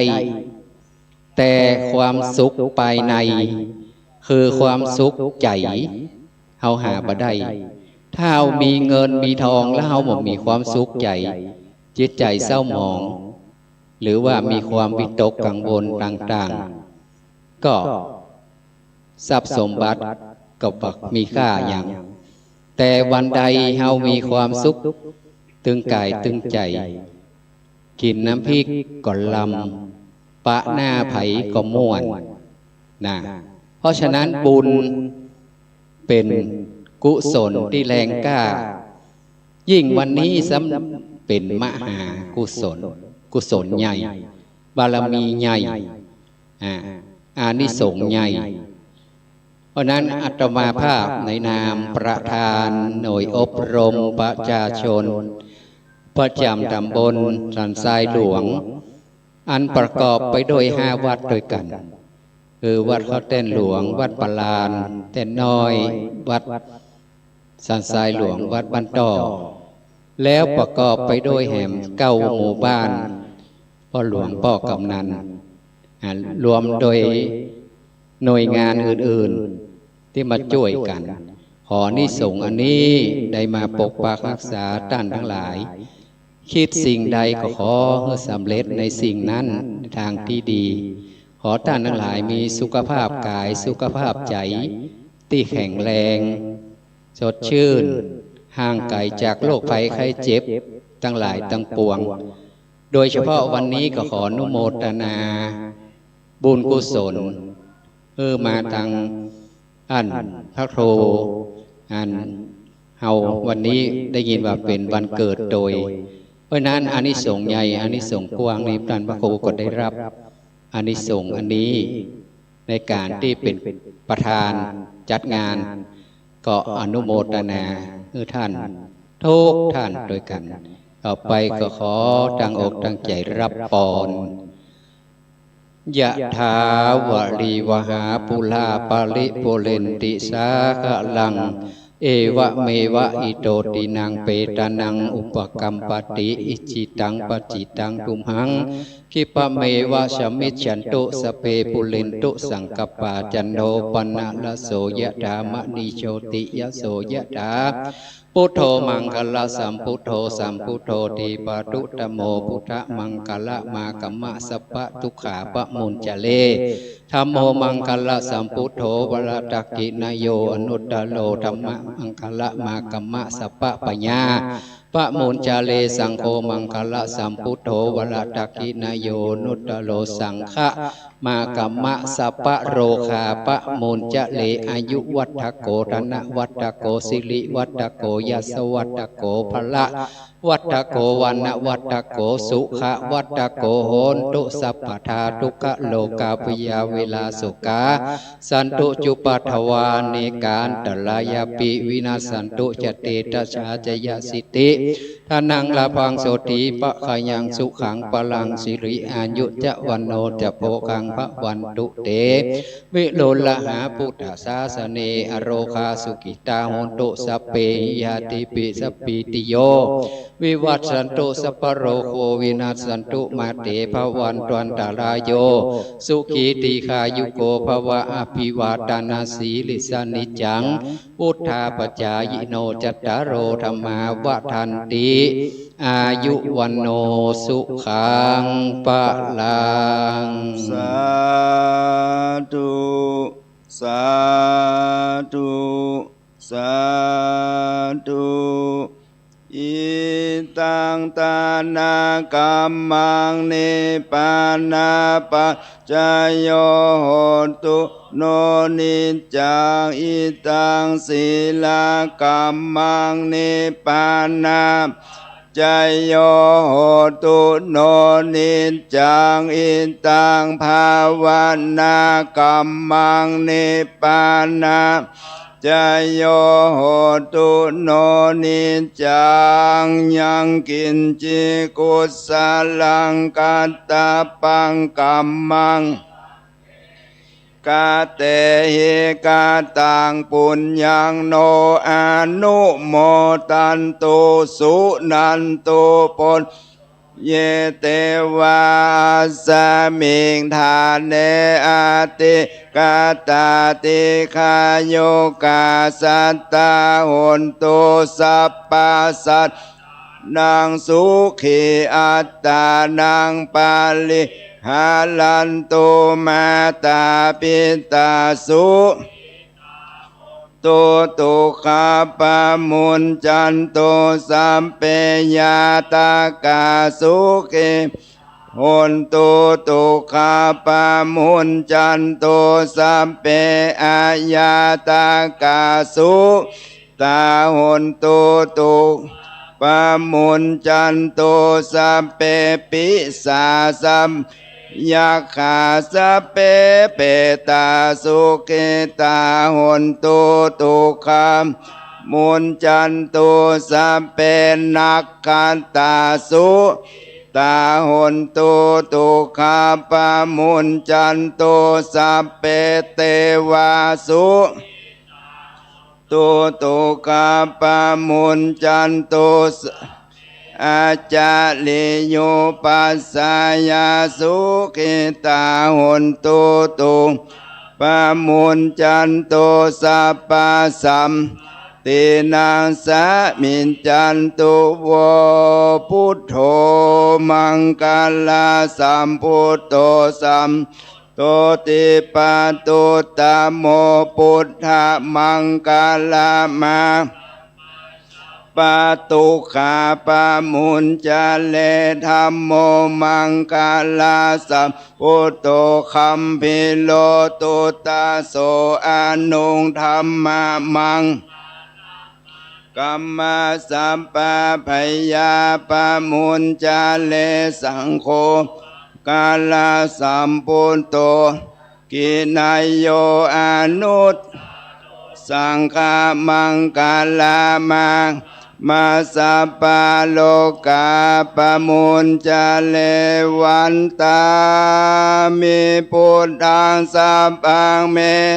สังฆามาตาเมปันเตวันตามิธัมมังสัพพังเมสังฆามาตาเมปันเตวันตามิสังฆังสัพพังเมสังฆามาตาเมปันเตวันตามิกัลโลอุปัสสาจาลิเยสะเมโตสังฆามาตาเมปันเตวันตามิกัมมัฏฐานังสัพพังเมสังฆามาตาเมปันเตวันตามิอาลาเมปัฏฐาสิสัพพังเมโตสังฆามาตาเมปันเตวันตามิเจติยังสัพพังสัพพันธาเนสุปฏิติสลิลาธาตุมหาโพธิงพุทธาลุปังสักกาลังสัตตานาคาโลเกพระมโลเกจมพูทิเปลังกาทิเปสลิลาธาตุโยสัทธาตุโยอะระหันตาตาตุโยเจติยังสุจตุลาสิติสหัสเสธัมมขันธ์สัพเพตังปาตะเจติยังอะหังวันตามิสัพพะโสวันตามิพันเตสัพพังอปาลาทังเมพันเตมยากาตังปุญญังสามินาอนุโมทปังสามินากาตังปุญญังหังตาตปังสาธุสาธุอนุโมทามิพุทธรักษาธรรมรักษาสังฆรักษาจัตตาโลธรรมาวทันติอายุวันโนสุขังปะลาสาธุสาธุสาธุกับเมตตาธรรมของท่านพระครูสังฆธรรมนูญได้เมตตาดับเตียนใจดับทุกข์ดับโศกดับโรคดับภัยโอเมสาละนังวะลังเอเตนะสัจจวะเชนะโสติโหนตุสัพพทานติเมสาละนังอัญญังธัมโมเมสาละนังวะลังเอเตนะสัจจวะเช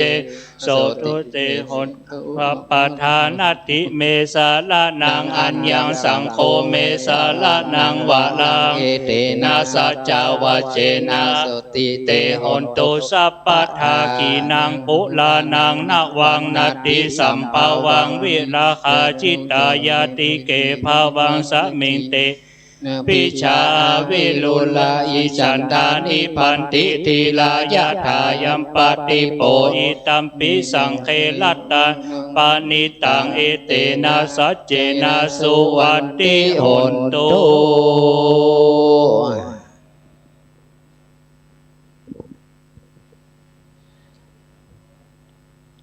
ทุกโศกโรคภัยทั้งหลายหายไปหมดเนอะตกไปสู่ไฟไหลไปสู่น้ำปอนะป้าอาจารย์เนี่ยน้อยหนึ่งนะครับ อิสิตังปฏิตังตุมหังคิปะเมวะสมินจันตุสเปปุเรนตุสังกปาจันโทปันนละโสยถามณีโจติละโสยถาเจโตปณิธากรรมกัมภาธนาหิเจ้ามหาสมณสทาและมุลสทาวัดสันทรายหลวงหากได้ละนึกกึดใจได้ออกปากหากมีด้วยประการสันใดดานก็ดีสมินจันตุขอจงฮึปานุโดมโสมดังกรรมกัมภาธนาจุเยื่องจุประการนั้นจงจักมีตีคายุโกอายุวันโนสุขังปะลังอยู่เย็นเป็นสุขเนอทุกท่านทุกคน